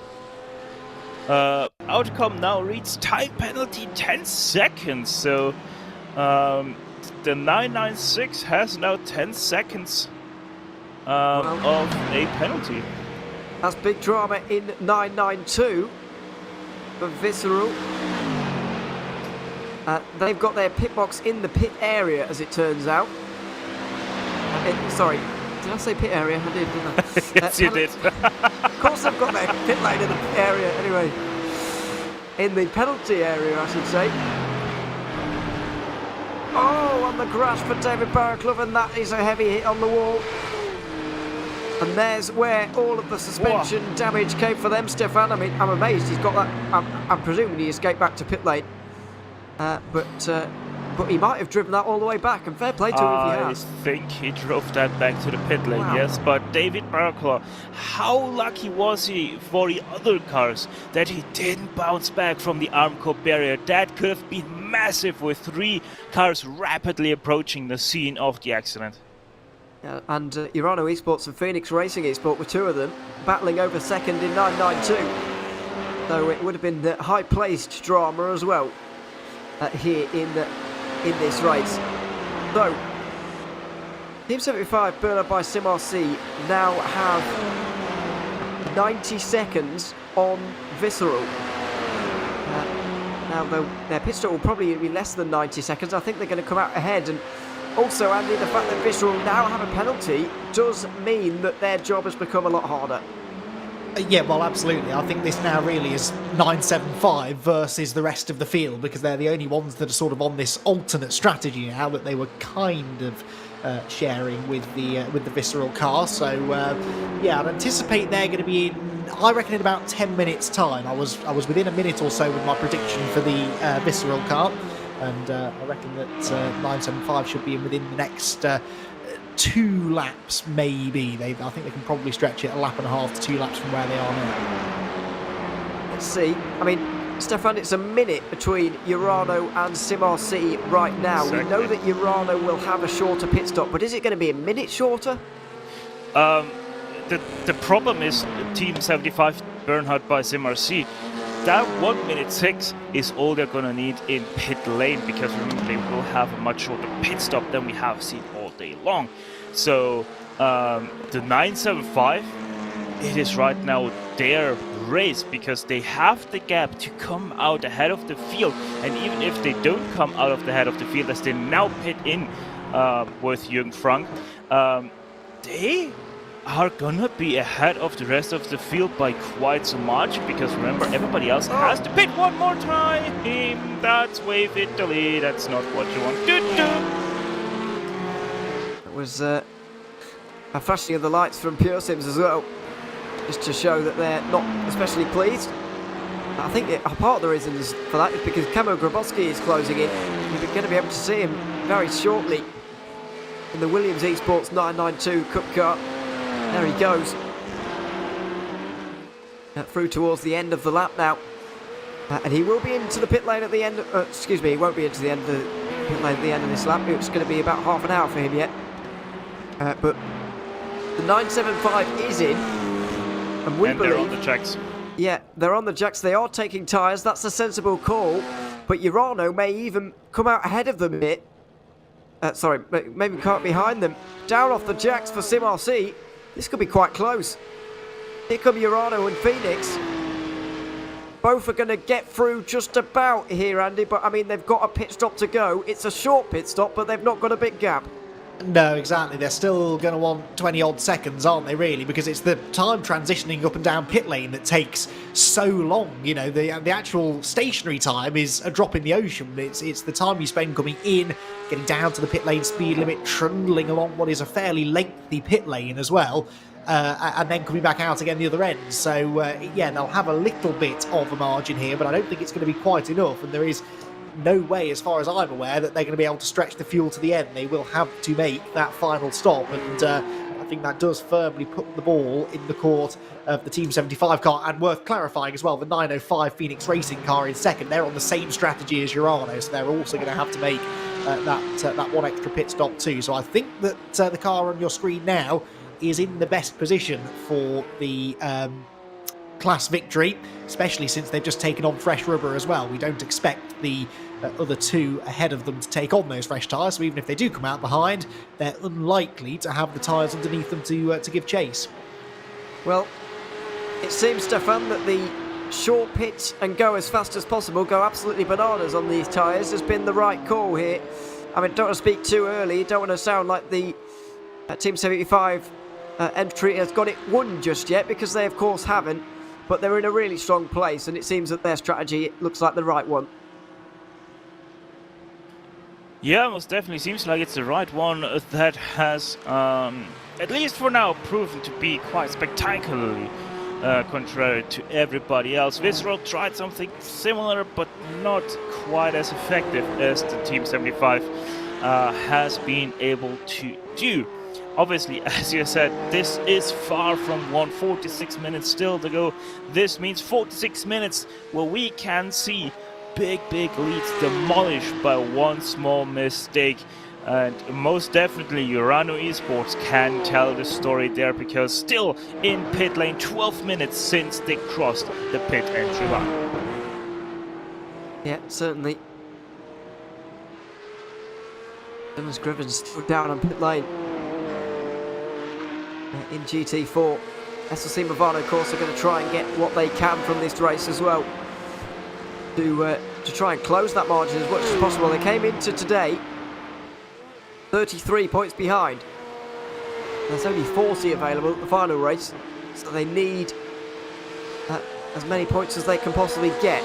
Tommaso Carla at the wheel of that car now. I think there's going to be fourth, and at the moment that's a gain of 5 points. Still gives a 28-point deficit. But even so, it does make you wonder a little bit as well, Andy, about what that's going to do to Urano Esports. I don't think for a second that their confidence is going to be gone, because they've won 4 out of 4 races so far before this one. However, it's just a shift in momentum, maybe at the wrong time going into the last race.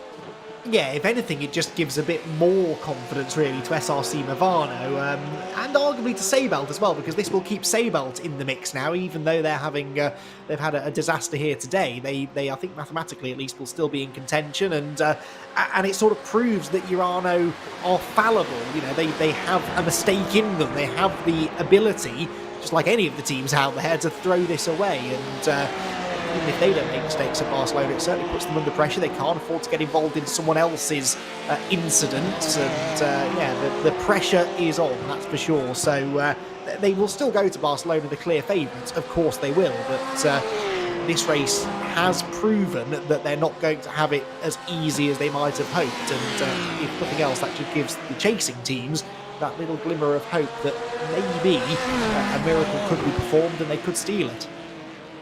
Well, you never know.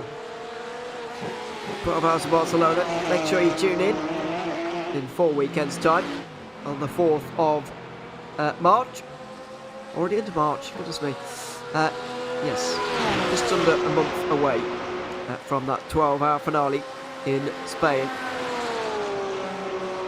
Finale of this race in GT3 looks like it's going to be a Williams Esports parade.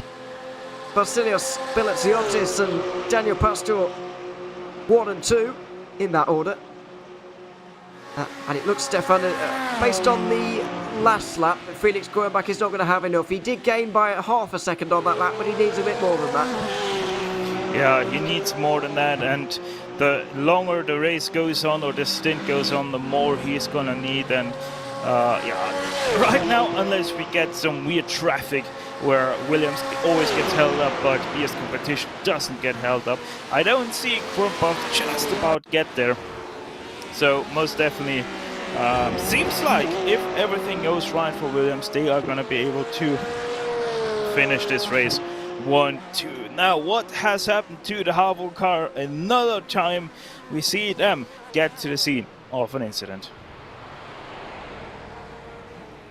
Car just cut out by the looks of things. Or by the sounds of things, I should say. Did they forget to pit? Let's see. They forgot to pit, no way. They calculated it very well. But unfortunately, driver just forgot to pit. There for Harvu. That was the GT3 that's recovering, by the way, so it doesn't really matter in terms of positions. Because the next car is 9 laps behind them. They can probably park up and not return to the race and still finish in 9th place with those points. But even so, not great news for them. For Harvey, a little bit of a needless error there, Andy, but not the first they've had today, unfortunately. No, absolutely. Stefan asked the question, what's happened to Harvey? What hasn't happened to Harvey in this race? They've been involved in a fairly large percentage of the incidents that we've seen. Some of their own making, some not. It's been one of those days to forget. I think you called it, Ewan, at the start of the race, 6 hours of hell at the green hell, and that pretty much sums up Harvey's race, really. But unfortunate for them that they've had to take a tow back to the pits for something that was certainly well within their control. But no such issues for these Porsches. The Williams Esports cars really putting on a clinic here, and as you were making the point a while ago, I think they might just have enough here to keep the competition at arm's length. 40 minutes to go, the gap's still not underneath 8.5 seconds, and it does look as though perhaps it is going to be down to these two cars to settle in, and even there, unfortunately, I know as much as our job is to try and drum up some interest and excitement in this situation, I think we're all pretty certain which order these two cars are going to finish in. It would be nonsensical for the number 5 car to steal the victory from the 5. Number 5 to steal from the 55, too many 5s.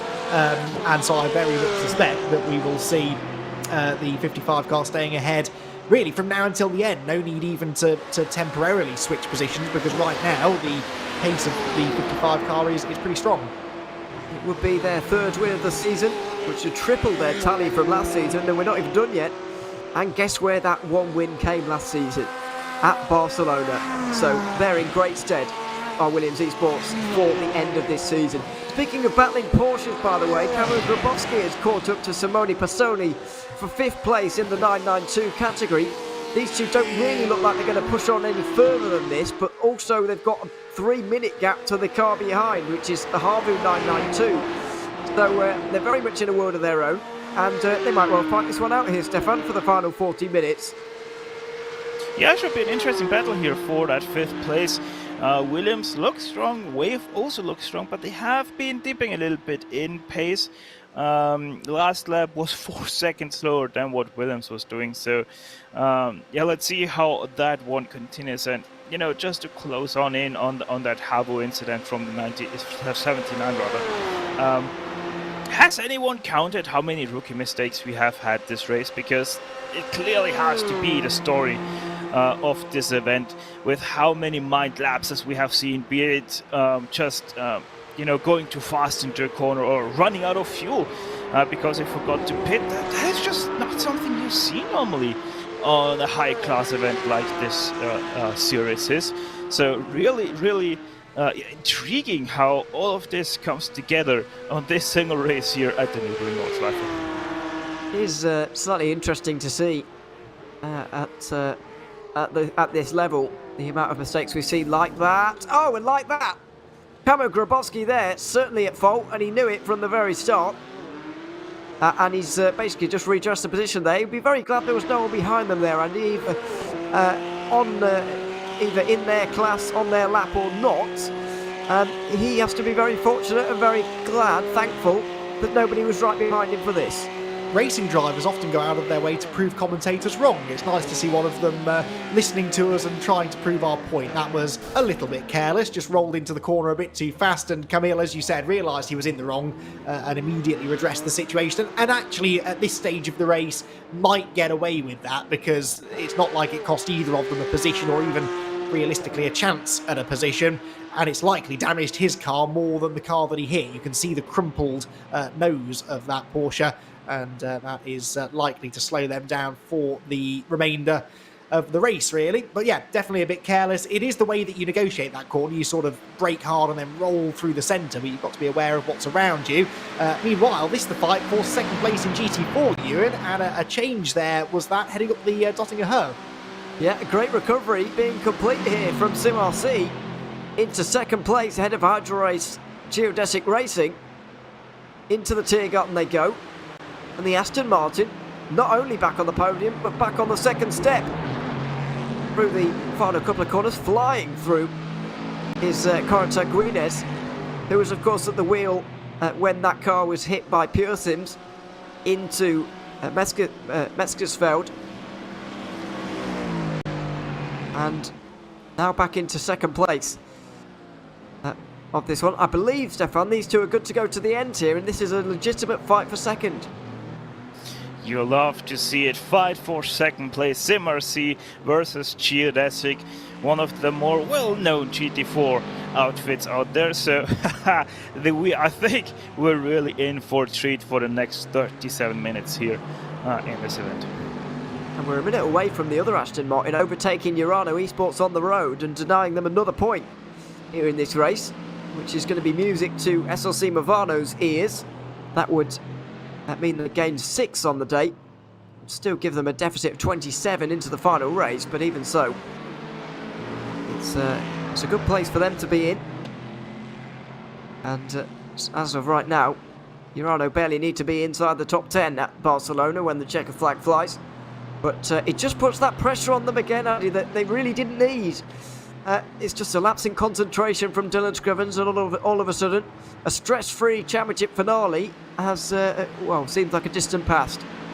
Yeah, absolutely. That has potentially changed the course of the championship. We won't know until the end of the race at Barcelona, of course, but if somehow they do end up losing this championship, then absolutely the finger can be pointed at that particular moment, I think. So, yeah, really unfortunate incident, and perhaps just a lapse in concentration. Sometimes you can have it too easy, you know, sometimes when you've dominated a season and are continuing to dominate a race in which you may well wrap up the championship, sometimes you just sort of feel like nothing can possibly go wrong, and you let your mind wander ever so slightly, and that's the kind of thing that can happen. And actually, to Stefan's point a little bit a few minutes ago, where he was pondering how many rookie errors we've had today, I really think that's just a product of racing at this track. Racing drivers have a very stressful job in general, really. They're making 1,000 decisions every second on how to get the car around a track, and making sure that they're dealing with traffic or fighting for position or managing the tyres, managing the fuel, talking to the team about the pit strategy. That's hard enough to do if you're racing at Silverstone or on the NÜRBURGRING Grand Prix circuit, for example. When you're doing it around this track, though, you've just got so much else to think about. You can't really let your mind wander, because driving the place at speed requires 98-99% of your concentration, and even for really talented drivers such as these, it's so much easier to make a mistake around here, and you're punished so much more for them. So I really think that it is just a product of racing at the Nordschleife, and it's why I think it's great to have it on the calendar, because it really is a complete test for all of these teams. Yeah, I think you're right with regards to this circuit and just the lapses of concentration that it causes, but it is also bizarre at this level to see so many in one race, and also the density of hardware failures we saw in the first portion of the race was weird as well. At Junkos we saw one for Christian Lamella as well. It was all very weird, and we saw somebody pull off to the side of the road. I think it was Aspar pull off to the side of the road on the exit of Bergwerk. So an inordinate amount of technical failures today as well. It's just a weird race in many ways, but an enjoyable one. And we do still have some fights to the end. Second place in TCR, although Ross McFarlane is starting to stretch his legs. That's still a conversation. And fifth in the 992 category is as well, although Kamil Grabowski is now through on Simone Passoni. There is the Williams Esports Porsche Brew as they run through the carousel. And I think you'd expect Stefan Kamil Grabowski to have more pace and to be able to pull away in the final half hour. I'm not so sure. Yes, he has the pace, but I'm just going to take the example of my team boss, Rene Butler. If he has a car that he can follow, he can be a second quicker per lap on a normal circuit. So I wouldn't put it past the wave car to all of a sudden be able to stick with the Williams car, just because they now have someone to follow around. And we all know how big the draft can be, and if you're able to stick around for the twisty bit, you most definitely can get everything back that you lost through the twisty bit past the straight bit with some draft. We'll see if you can click on here, Passoni. It is certainly a thing though, following another car can make you a lot quicker if you've never tried it. Yeah, quite a bizarre phenomenon, but it's definitely a thing. And these guys are going to make their way through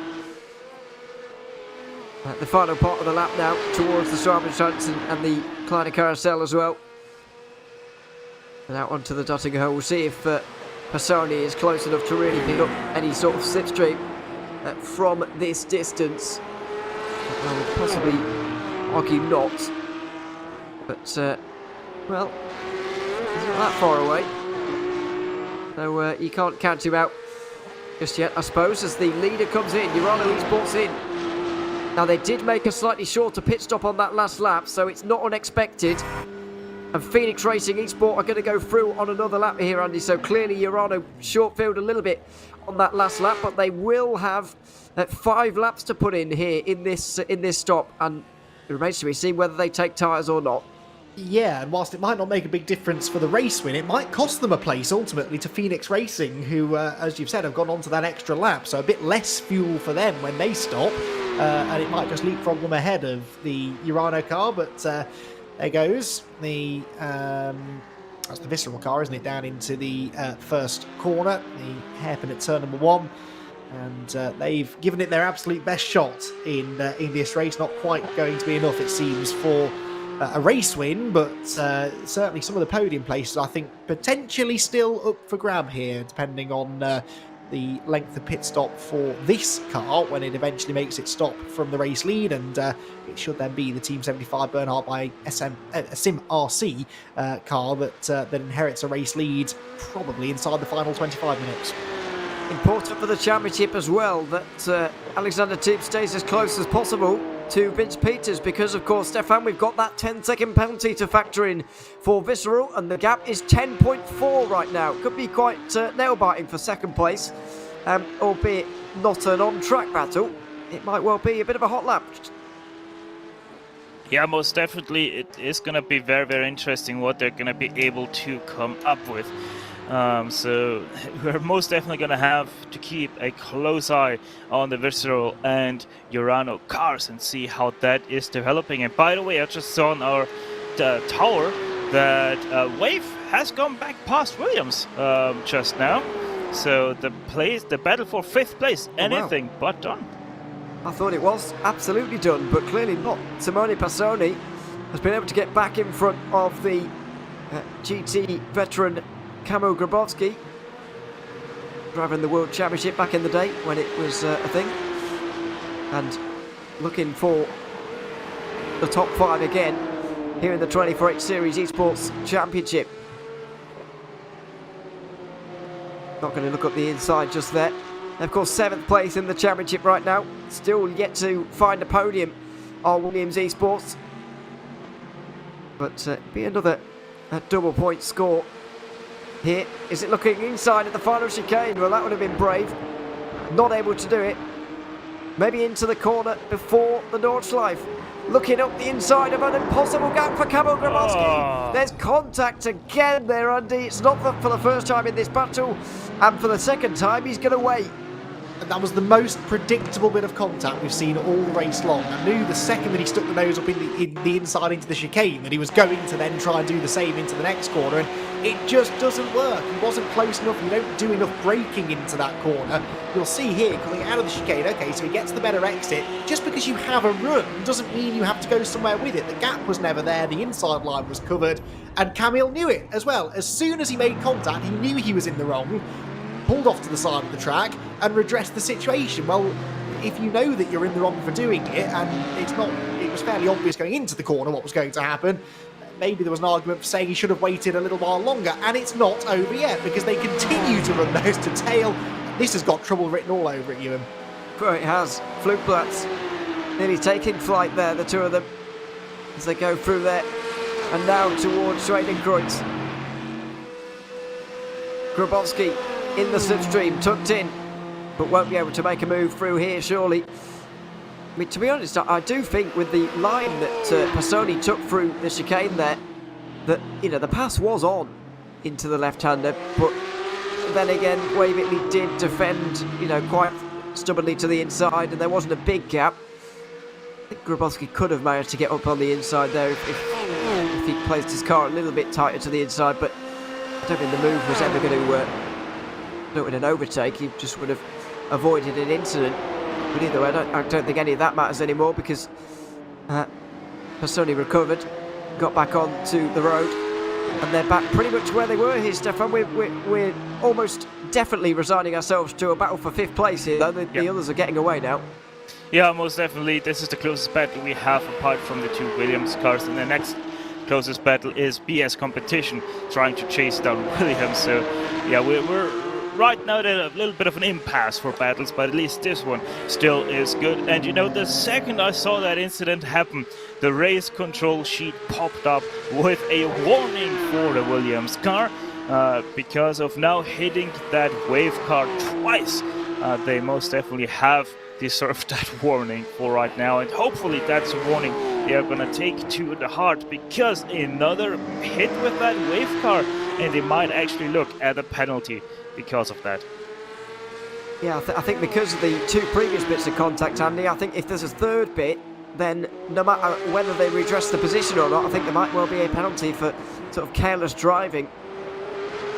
Yeah, absolutely. And to be honest, the only reason there hasn't been a penalty already, I think, is because they have redressed it and no other cars are close enough to capitalise. But here we go again. We're going to go side by side around the outside this time. This is brave, and it might actually work this time. Camille's got his nose ahead, and he will take the place. Understeer's a little bit wide on the exit, though. And, of course, he's now providing the slipstream for Pisoni as they climb all the way up the hill now towards one of the fastest points on the track. So this isn't over yet, but he did at least manage to make the clean move that time. But yeah, absolutely, he's avoided the penalty so far because it's been sort of no harm, no foul.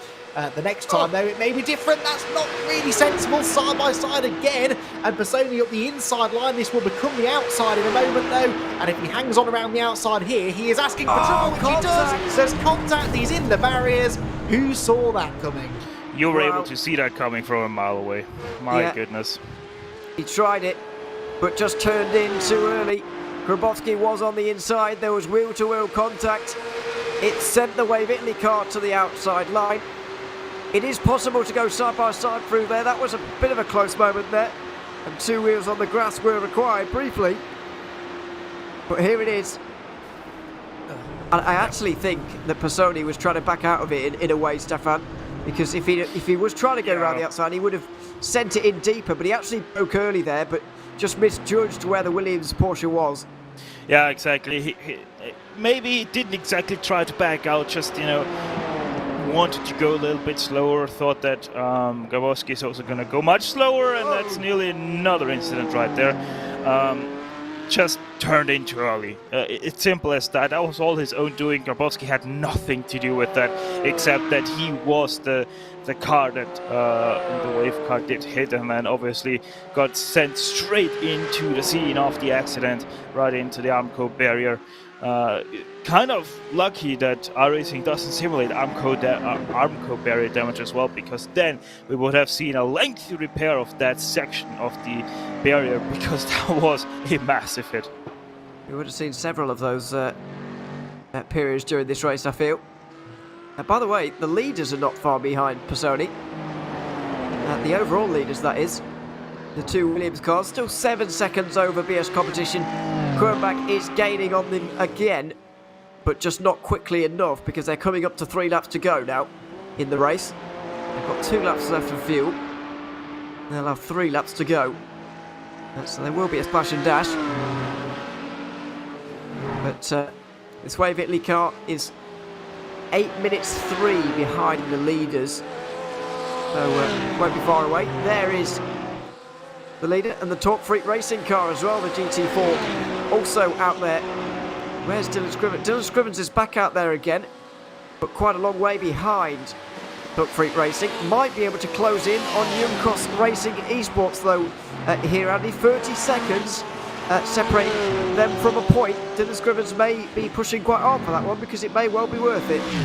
Well, absolutely. Could make the difference for the championship, couldn't he? There is the Urano car. As you can see, they didn't patch up all of the damage, but they cleared the meatball, and he is at least able to continue to the flag. And we saw the car wasn't that slow anyway, even when it did have the meatball. So we'll monitor that situation, monitor the situation with the leaders as well. Like you said, that gap's suddenly coming down quite rapidly. It's under 7 seconds now. Perhaps traffic having something to do with that, holding up the Williams Esports Porsches. And of course, as you also made the point, they're about to catch the ailing Simone Pisoni's Porsche, which is sort of wriggling and sliding its way around the track with all of that damage. Now, hopefully they catch him. They have already caught him on the Dottinger Hertz. That was the perfect situation there for the Williams cars. Let's hope now that Felix Kernbach doesn't catch him through Tiergarten. That would be a little bit unfortunate. There is traffic here for the Williams cars, and this is a slightly concerning trend now in the second half of the stint. All of a sudden, the BMW starting to lap quite a bit quicker. It is 6 seconds now, the gap between BS Competition and Williams Esports. 3 laps to go here, Stefan. He's going to need 2 seconds a lap, really. But I reckon he might have done that last lap 2 seconds quicker than the others. 8 minutes 16.9 from Felix Kernbach. That was very quick. He could do with 3 more of them, to be honest, but that's a good start. That is a very good start as well. And looking at what the track map reveals is there's going to be a lot of Cup car traffic and even some TCR traffic sprinkled in for the Williams cars. So They are gonna be having a nightmare right now. They need to have clean laps. They need to have good lapping maneuvers right now, because if they get held up behind a cup car or a TCR car, which would be even worse, that PS competition, BMW will be there right away. As I said, it is over, but if they have bad luck with traffic and PS competition has good luck with traffic, this could still be a battle for the win. Well, are we going to get late drama here at the Nürburgring? A circuit so synonymous with late race drama, and that provides it for us so often on even a bigger scale than this.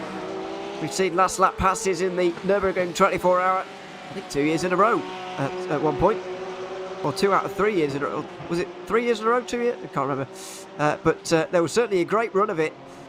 And this race, this circuit, produces that regularly. Up the inside of a TCR in the Grand Prix circuit. That's all fine. It's traffic on the Nordschleife you've really got to worry about. And the traffic on the Grand Prix circuit, comparatively, is just... I mean, it seems so easy in comparison. It's actually not. When you do endurance racing at the GP circuit only, you start to figure out, actually, it's not this easy, but it just seems so because of what the rest of you have, or what you're tackling for the rest of the lap.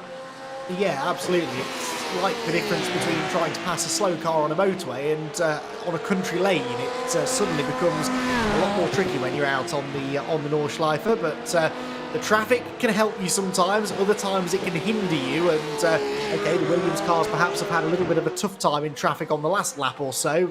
Perhaps now it's time for BS competition to start struggling. They're certainly not taking any time out of them just now, but then the Porsche always has worked well on the Grand Prix circuit because it's lots of sort of long, relatively low-speed corners. The traction of this car is always where it excels. It's these sort of high-speed switchbacks where the BMW perhaps will start to eke a little bit more out of them. There is Felix Kernbach in the third place BS competition BMW, and the gap sort of started to creep down again now slightly as he gets out onto the Nordschleife.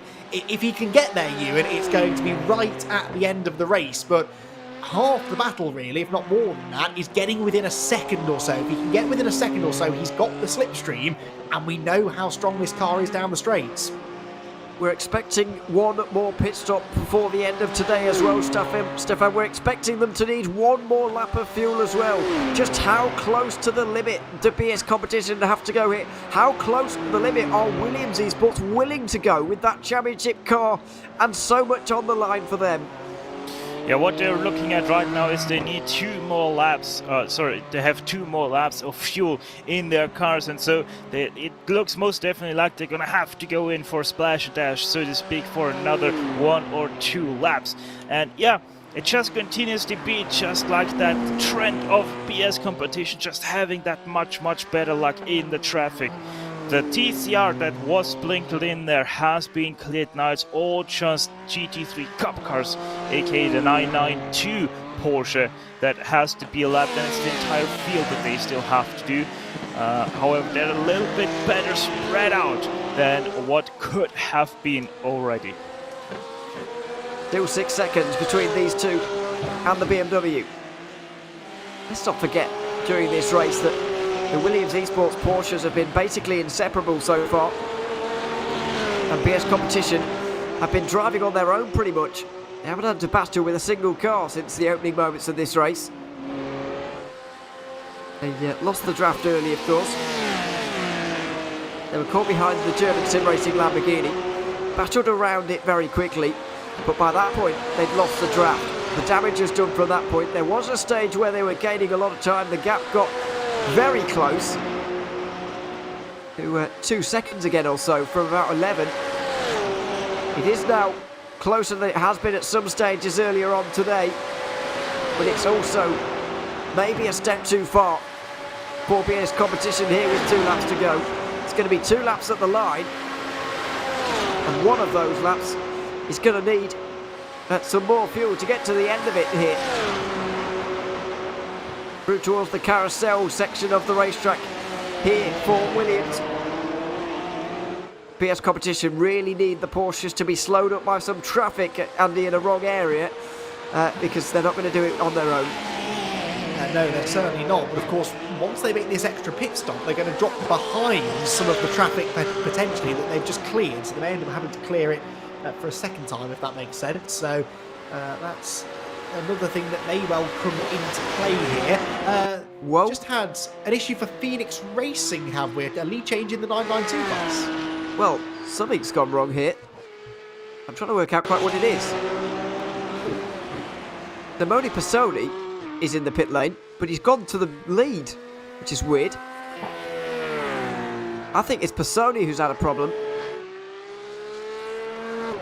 Yeah, I think you're right. It's Passoni who once again had an issue because still got he's in that pit lane damage. now for 30 seconds. Yeah, he's still got that damage. Yeah, probably had another incident. Well, I don't know whether he ever got that repaired, really. But in which case, what was he doing in the pit lane? Just clearing the meatball, maybe, and then decided not to take the optionals and decided that maybe it might be a good idea.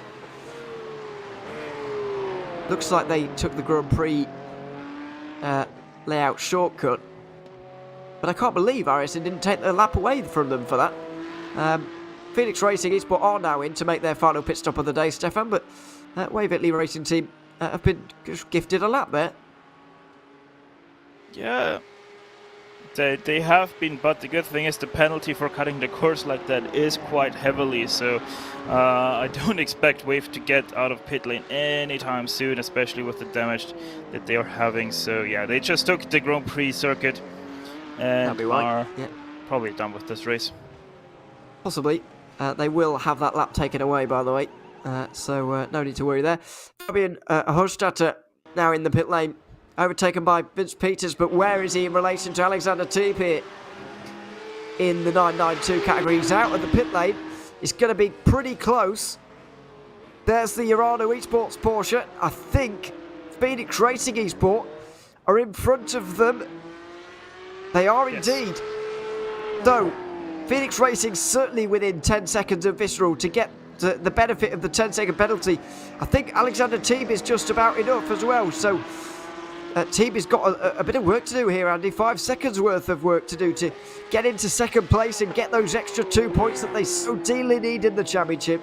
Yeah, absolutely, and I think that was interesting. That was because of the timing of the pit stop then, I reckon, wasn't it? Because they went that little bit longer, and they've been able, therefore, to put less fuel in than the Urano car. They're only about 4 seconds behind the Visceral Esports car in second as well, so it'll be interesting to watch their lap time, see whether or not they've got half a chance at stealing second before the flag. But as we did predict, it is Jürgen Frank who now moves the 975 car into a very comfortable class lead. The battling really going on behind. And as you make the valid point, it involves one of our championship contenders who really could do with getting themselves back onto the podium. As things stand, they will be 6 points behind at the 975 going into the final race. Visceral would be at 12 points behind going into the final race. That would still require SimRC to at least finish in the top 2 for them to not care about whoever finishes wherever. But even so, it's certainly an advantage to them. In GT4 that gap is going to be fairly large. In TCR, I think if either SimRC or Pure Sims Esports win the final race, they'll win the title at this rate. With GT3 a little bit more of a foregone conclusion. 11 points separating the front two. And a podium position at the final race for Williams Esports would be enough. So we're doing all this math, Stefan, on who needs to finish where at the final race. But finishing on the podium in one of these races is not easy at all, and won't be easy to do at all in a month's time at Barcelona. But it is good for these championship leaders to know exactly what they have to do without having to rely on anybody else to run badly.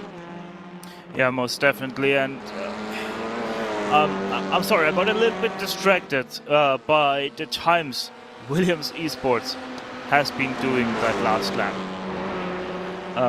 BS competition 8:16.8, which is a very fast lap. But look at that lap from Daniel Pastor, 8:15.5. It only didn't count because they had obviously bump drafted each other, and with that 0x, that lap gets invalidated, or maybe it even was an off track, doesn't matter. 8:15.5. What is that pace? Where is it coming from all of a sudden? It's absolutely unbelievable. The fact that they're so low on fuel will help, of course, but they are on old tyres at the end of this stint. They are, of course, helping each other around as well, but it is remarkable pace. An 8:16.8. I said at the end of the previous lap, about 10 minutes ago, Andy, that Quirnbach needed another 3 of those.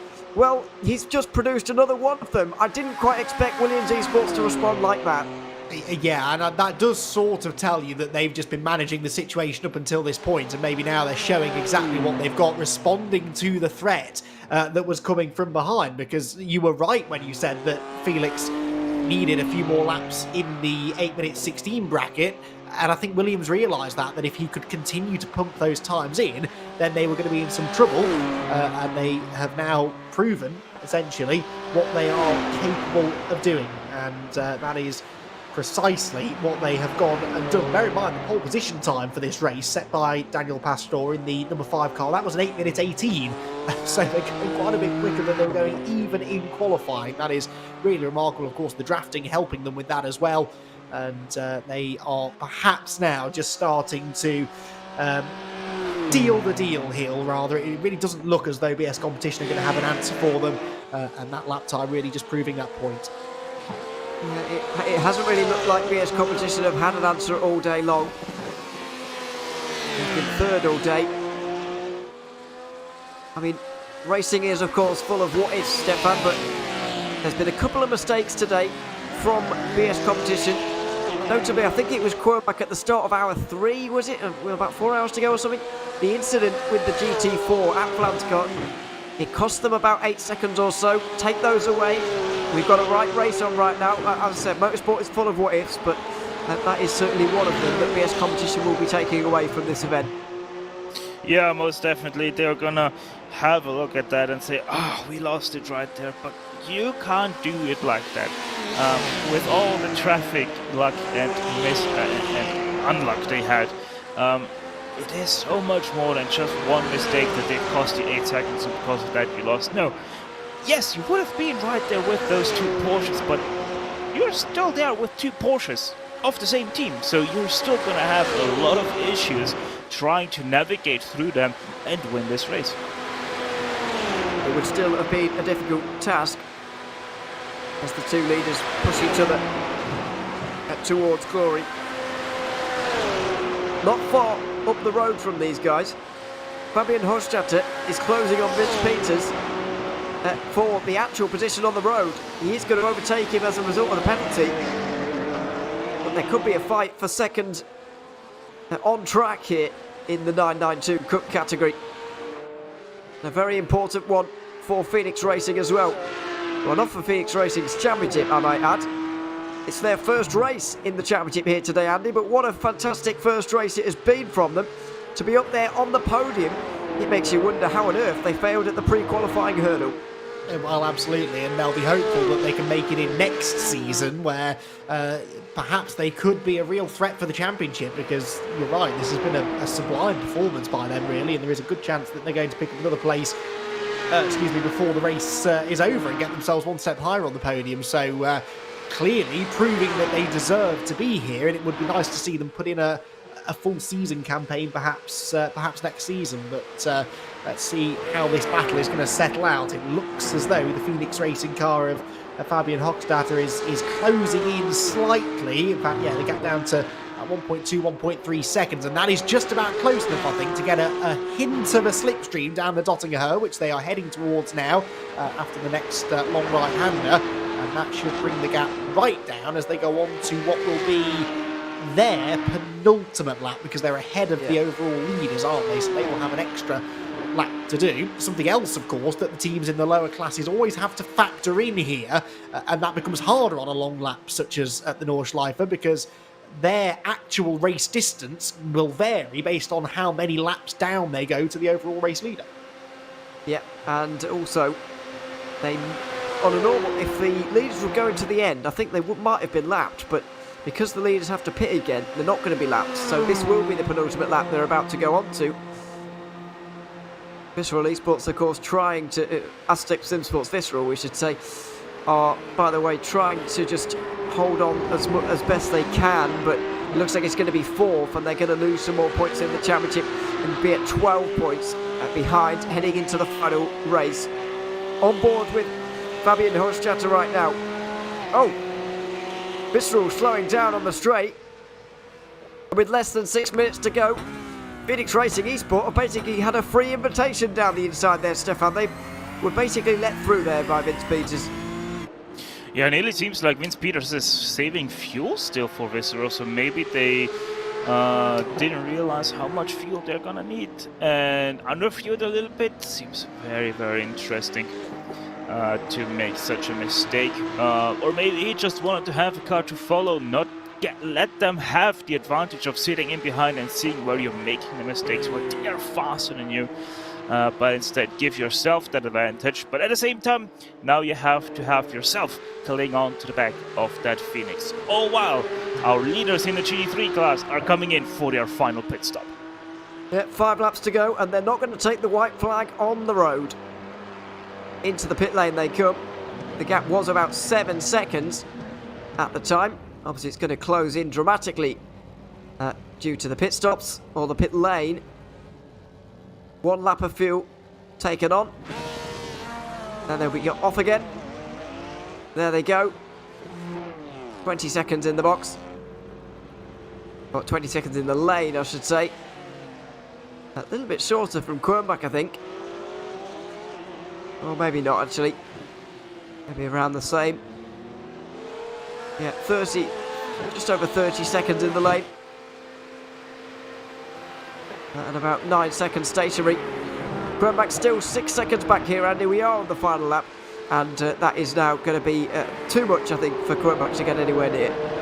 I agree, unless there is a real slip-up in traffic somewhere for Williams Esports, but I'd be surprised if that happens. I don't know how much traffic they'll have to negotiate, but even if it's 1 or 2 cars, they can afford to take it a little bit easy now.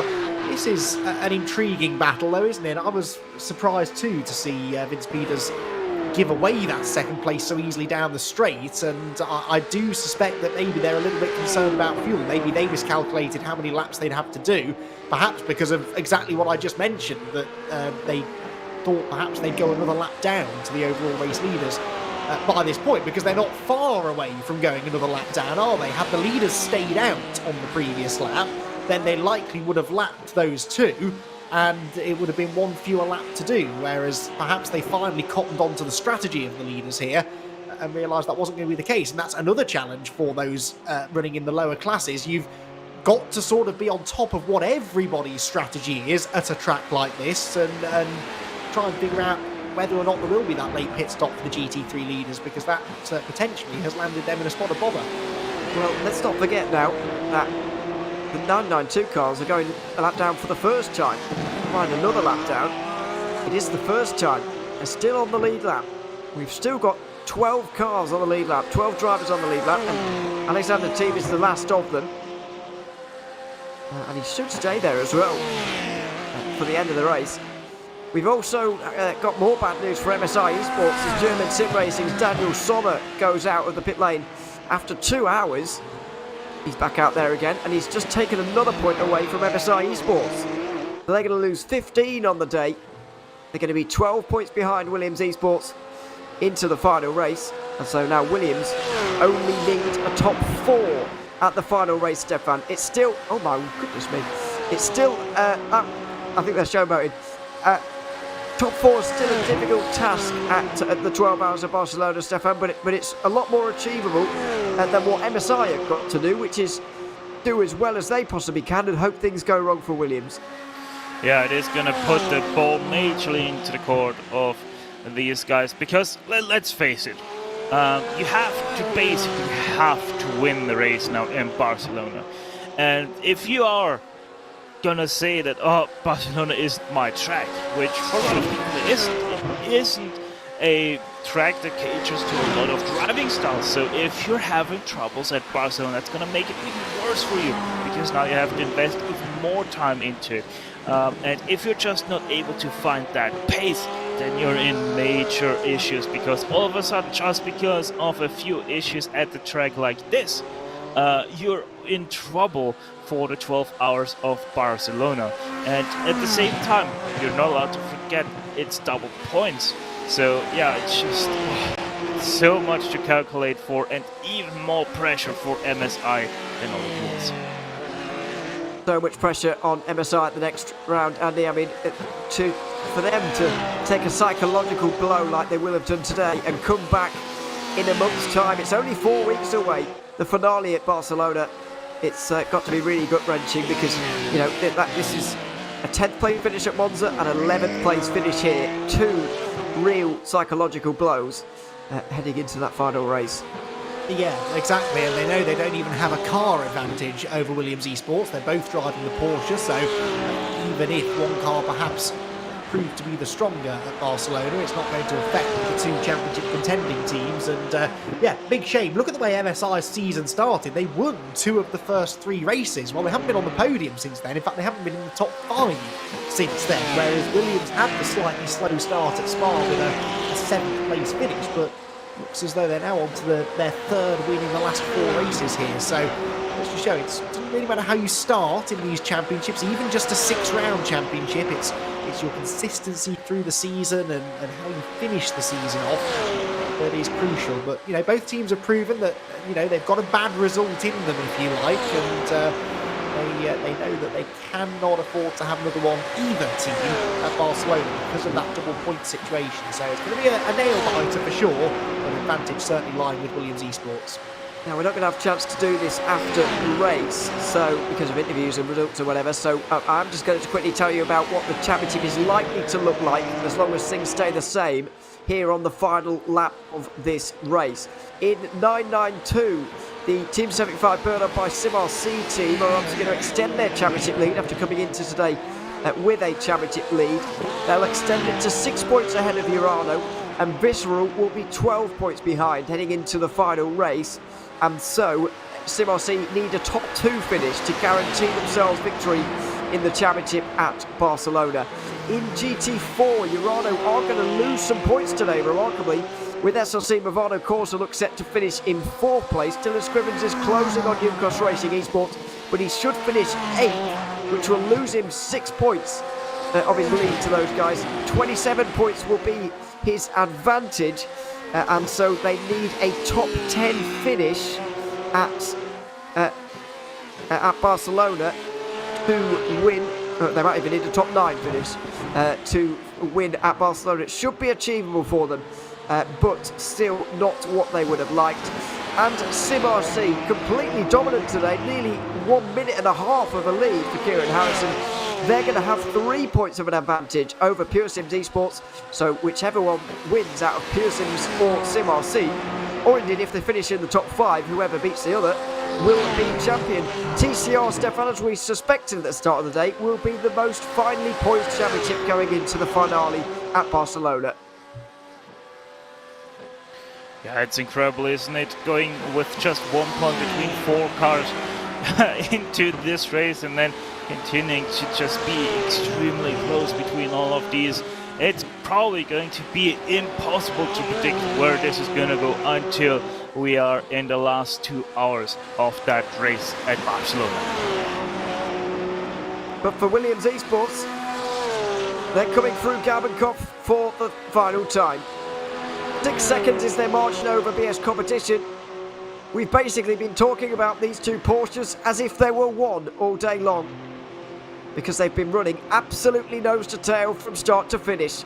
It's very rare that you see a race at the Nürburgring of this length controlled from start to finish, but this team, with such a wonderful start to 2023, is going from strength to strength in the 24/8 Series Esports Championship.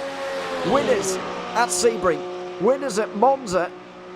They're going to take a 3rd win of the season, and having won at Barcelona last season, they're in a great place with a championship lead for the finale. Williams Esports BenQ and Williams Esports Chill Blast with a historic 1-2 on the Nordschleife. The 24/8 Series Esports 6 hours of the Nürburgring will go to them Vasilios Belitsiotis with the pleasure of taking those Porsches over the line. A special moment for Williams Esports with a 1-2 finish here at the Nürburgring.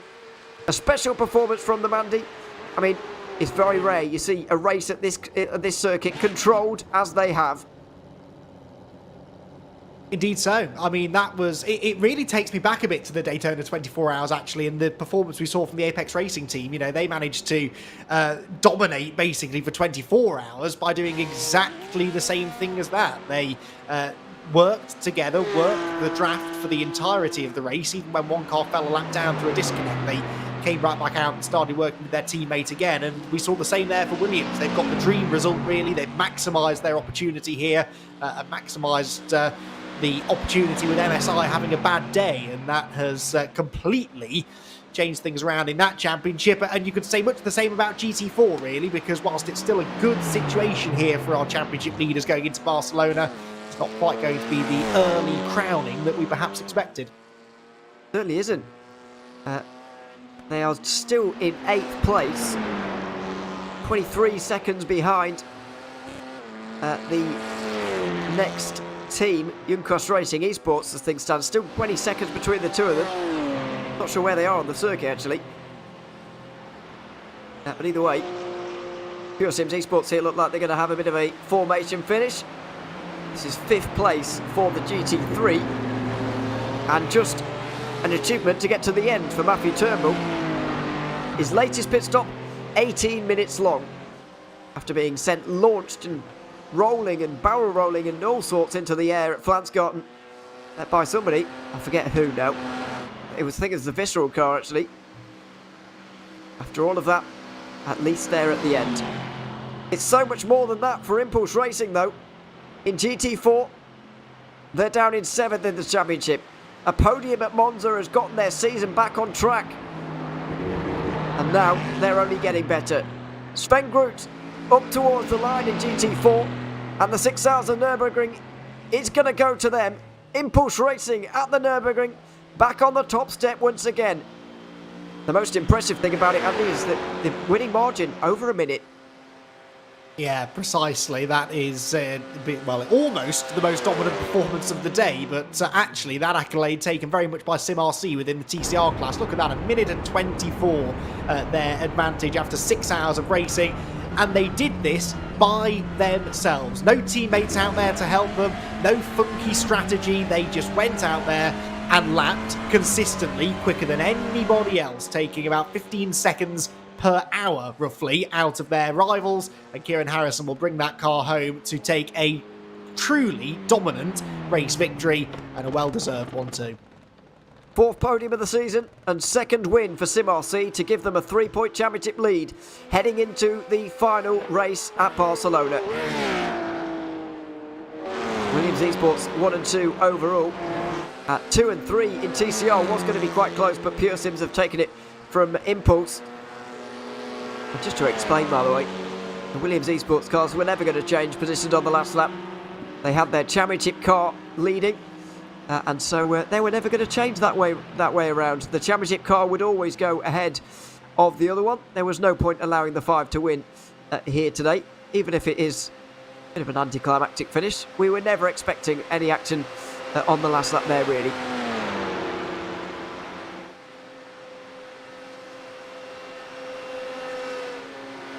Second place in TCR is going to go to Pure Sims. They'll keep their championship hopes alive, and they'll move from 4th to 2nd in the standings. It's their 4th podium of the season as well. But that poor result at Monza, where they finished down in 9th, is starting to hold them back just a little bit.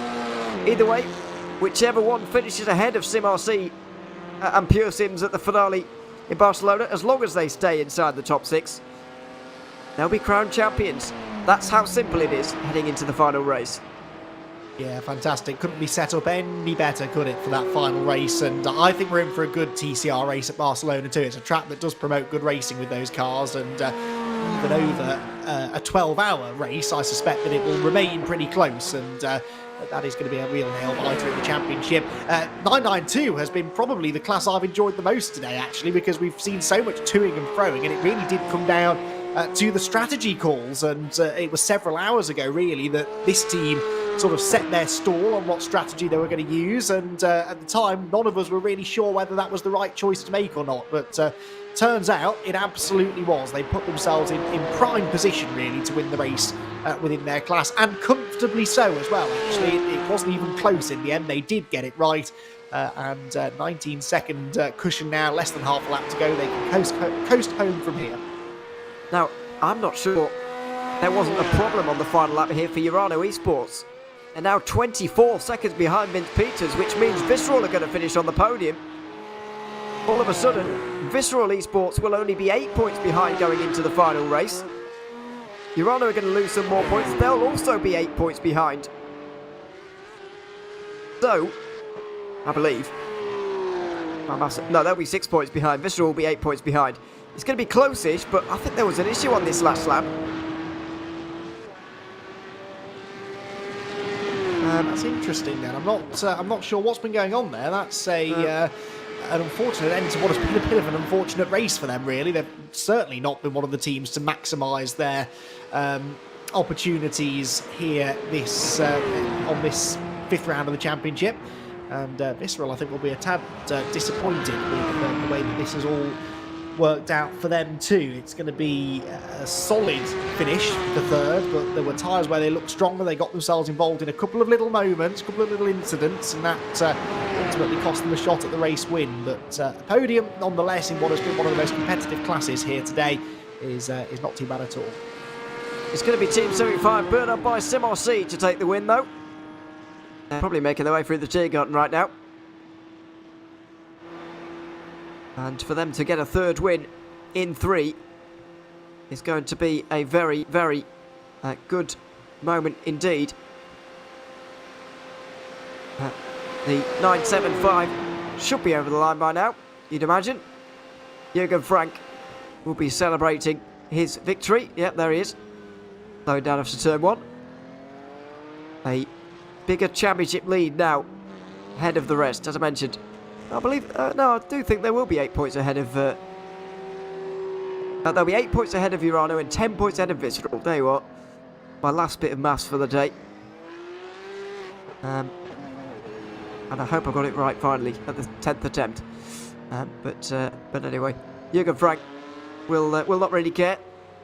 He's got a nice situation. There's no doubt about that. A podium should be enough now with that late change for Urano Esports. A podium should now be enough for this team to clinch the title at Barcelona. So a great place to be in. And a great drive from those drivers today. There's the final few drivers over the line. I think that is the last car. It's Zenith Esports. 6th place today in the TCR field. Let's take a quick look at the results at the end of 6 hours of racing here at the Nürburgring before we have a quick chat to the class winners here from this afternoon. Well, of course, first be speaking to Williams Esports. 1 and 2 here today with BS Competition 6.5 seconds behind. Belo Racing Team Euronics with that 4th place. That was looking pretty secure all day. Pure Sims just held off the 75 for 5th position with Riley Sim Racing and Altus Esports, the final drivers on the lead lap. Harvu and German Sim Racing rounded out the top 10. Then MSI Esports, who have given themselves an awful lot to do at the final race of the season. In 12th place, it was Belo Team Euronics, then BS Turner and Sabel Esports. Those 3 not scoring any points, not being classified from today's race. In the 992 category, the closest winning margin not between teammates. Jürgen Frank took that one home ahead of Phoenix Racing Esports and Visceral, who do end up on the podium despite their 10-second penalty. Urano Esports 4th ahead of Williams Esports. Then Harvu, who managed to get 6th place. Sabel Esports and Williams Esports. And Wave Italy Racing Team, the final drivers, the final team to score points. ATRS Esports with a bit of a disaster for both of their cars here today. 10th was their best position car, 12th was the other one. Oyos Rincon were 11th. Maniti Racing and Movano, of course, also won't score any points. In GT4, we have Impulse Racing ahead of Corentin Guinness. for SimRC. Then Hydro Race Geodesic Racing. Movado Corsic gained some points in the championship and they're still in it, but they're the only team that can take it away from Urano now. Scuderia Volpe Competizione are 5th, ahead of Talk Creek Racing and Junkos Racing Esports, who just about held on for 7th. Then it's Urano, STK Racing and Pure Sims Esports round out the top 10. Then we've got Entropic, CSRA by Entropic, Bootsum VDS by Undercut White, I think will be classified from their 12th. Sabel Esports, Pure Sims Esports and Fiercely Forward won't from their positions outside the top 12. And finally in TCR, these are all the cars here. SimRC with nearly 90 seconds of a winning margin ahead of Pure Sims and Impulse.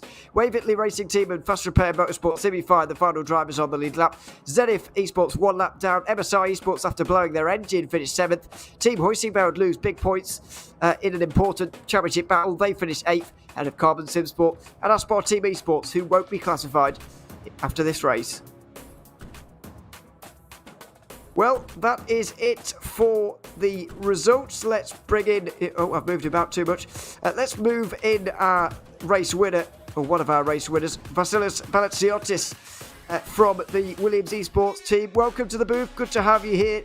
Williams Esports 1-2 today. I mean, could this race have gone any better for you guys as a team? Yeah, first of all, hello guys. Glad to be here.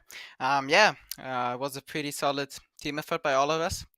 Both of our cars were had pretty good pace, and we basically had an incident-free race, which was the key to win it, I think. From our view, the race couldn't have went better. As I said, from the beginning on, we managed it pretty well. We immediately had a gap after the first lap, and from there on, we just we did some good fuel management, some good traffic management, and some good race management also in general. So I would say, all in all, it couldn't have went better for us. And going into the final race, all you need now, I believe, is a top 3 or 4 position in that final race to clinch the title. Now, how confident are you of achieving that? Yeah, well, after this race, the hopes are pretty high, of course. But of course, we need to stay calm. We need to stay cool. And of course, Barcelona is a different track and everything can happen there. Also, it's a 12-hour race. So, we just have to basically reset our mind now, start working for the race, pretty soon. And then just do the same job as we did today. And then I think we can secure the championship. Absolutely. Vasilios, congratulations on Thanks, the guys. 1-2 for Williams here today. And thanks very much for coming to have a chat with us. Thank you very much, guys. Thanks very much. Williams Esports 1-2 at the front of the field here today. Jürgen Frank also now joining us. 992 victory went to Team 75 Bernard by SimRC. Jürgen, it was a bit of a topsy-turvy race in terms of strategy. We spent basically the whole 6 hours trying to get a handle on it. What was it like from behind the scenes as a team? Did you have a proper handle of what was going on the entire race? Yeah, hello at first. Actually, pretty much we had an idea what was going on, except the Visceral car. That was a little bit special strategy when they short fueled after the first stint. I mean, it was a clear thing that they will go with 8 laps every stint, but what they did with the tires was very good, and they had a really good pace. But in the end, the tires gave up, I saw. Now, you guys have won this race and got an extended championship lead now as well of 8 points. I believe that means that a podium will be enough for you at Barcelona. How confident are you that you can take this championship now all the way to the end? Yeah, you always have to be confident. I mean, we can do it. But as you all know, the other teams are quick as well. They want to win as well. So we will give our best and hope we can bring it home, the trophy. Absolutely. We wish you guys look for that one in a month's time. But for now, enjoy this victory. Congratulations. And thanks very much for coming to have a chat with us. Yeah, thanks. Thanks to you. Thanks to my mate. You did a great job, Marvin. Here we are, Jürgen Frank, victorious in 992 here today. Impulse Racing were victorious in the GT4 category. We've got Sven Groot and Timo Hayden joining us now. First of all, Sven, congratulations, and it must be a special feeling crossing the line first, being able to be the one to actually take the car over the line. But were you expecting this win at the start of the race? And even, a couple of hours from the end when Urano win, it must be a nice surprise for you, maybe. It was amazing to cross the line on P1. Like, if someone would have said it in front of, like, at the start of the race, I would have said, no, go away, leave me alone. But yeah, it's amazing. Like, I mean, this is Nordschleife. Like, you can be on P1 with 1 minute ahead, and like in the last lap, something can still happen. So it's just amazing. We survived. We had a lot of luck. I had to change my underwear at some points, but it's just amazing. Like, unbelievable. It is an amazing result for you guys at Impulse Racing. And Timo Hayden as well joins us. Timo, it's good to have you here too. If you can hear us, I'm not sure if he's quite... Oh yeah, here we are. I mean, it is a special race. These circuits generally in the 24/8 Series Esports, they generally follow what we do in real life, and they're relatively normal circuits. But this isn't a normal circuit. Just how special is it to take this race victory, and how special is it for it to be at the Nordschleife, such a special circuit in itself? Yeah, it's been already mentioned, and it's very nice to finish in first here, especially on the Nordschleife. Nordschleife is, from our team base, our home track, so to say, and it's amazing. Everyone knows how difficult it is to finish at least a race here, and then especially to win it. It's an amazing feeling, especially the first victory for us in the 24-hour series in GT4 in our first season. It's amazing. Absolutely. Congratulations to you both. Congratulations to the whole Impulse Racing team. And yeah, enjoy the victory. Thank you very much. Thank you very much. Thanks very much. Timo Hayden and Sven Groot there joining us from Impulse Racing, off to celebrate their victory in the 24/8 Series Esports Championship. Really got the ball rolling now in this season they have. Now finally we go to TCR to be joined now by the SimRC boys of Kieran Harrison and Nathan Ames as well. Kieran, welcome to the booth first of all. You were able to have the pleasure as well of taking the car over the line after a special race here today. I mean, I did have you up there as one of my favourites to take the win in TCR, but I didn't have you winning by nearly a minute and a half. I mean, what were you expecting from this race before it started? To be honest, not that. We were quite stunned the whole race by the pace, to be honest. Like, we race a lot of these teams regularly in DNLS as well around the same track, and it's usually really close. So I don't know whether we just nailed the setup or something, or I don't know. I have no idea to explain the pace, but it just was really good today all race. So yeah, it was great for us. It certainly is. And Nathan Ames joining us as well. Nathan, it's great for you guys in the championship as well to be in this situation. You guys, admittedly, you don't have a big lead, and pretty much between yourselves and Pure Sims, it is whoever beats the other at Barcelona. But how confident are you of taking this championship right to the end now? I mean, we've put ourselves in the best situation. Obviously, like you say, it's win or risk losing the championship next round, regardless. But I mean, after a performance like today, our confidence must be at an all-time high. And I mean, we're also very similar with MSI and Huizenveld coming into this round, and those guys didn't have such a good day. So we still we haven't wrapped it up yet, but we have had a better day than some of our rivals. Certainly have. You've had a very good day indeed. Possibly one of the best in the entire field. Never mind just TCR. Congratulations to you both, Kieran Harrison, Nathan Ames. Congratulations and enjoy the win. Cheers, guys. Thank you. Thanks so much. There they are. SimRC victorious in the 24/8 Series Esports Championship here this afternoon. Well, that is just about going to do it from us here at the NÜRBURGRING Nordschleife. 5 rounds down, only 1 to go. The 12 Hours of Barcelona coming up on the 4th of March. Make sure you join us here live on RaceSpotTV for every moment of that race coming up as well. Make sure you join us for the other broadcasts that are coming up in the weeks to come as well. Lots of stuff coming up for you to watch here on RaceSpotTV. For now, though, that is about going to do it for our broadcast here this afternoon. It's been a pleasure at the Nordschleife once again.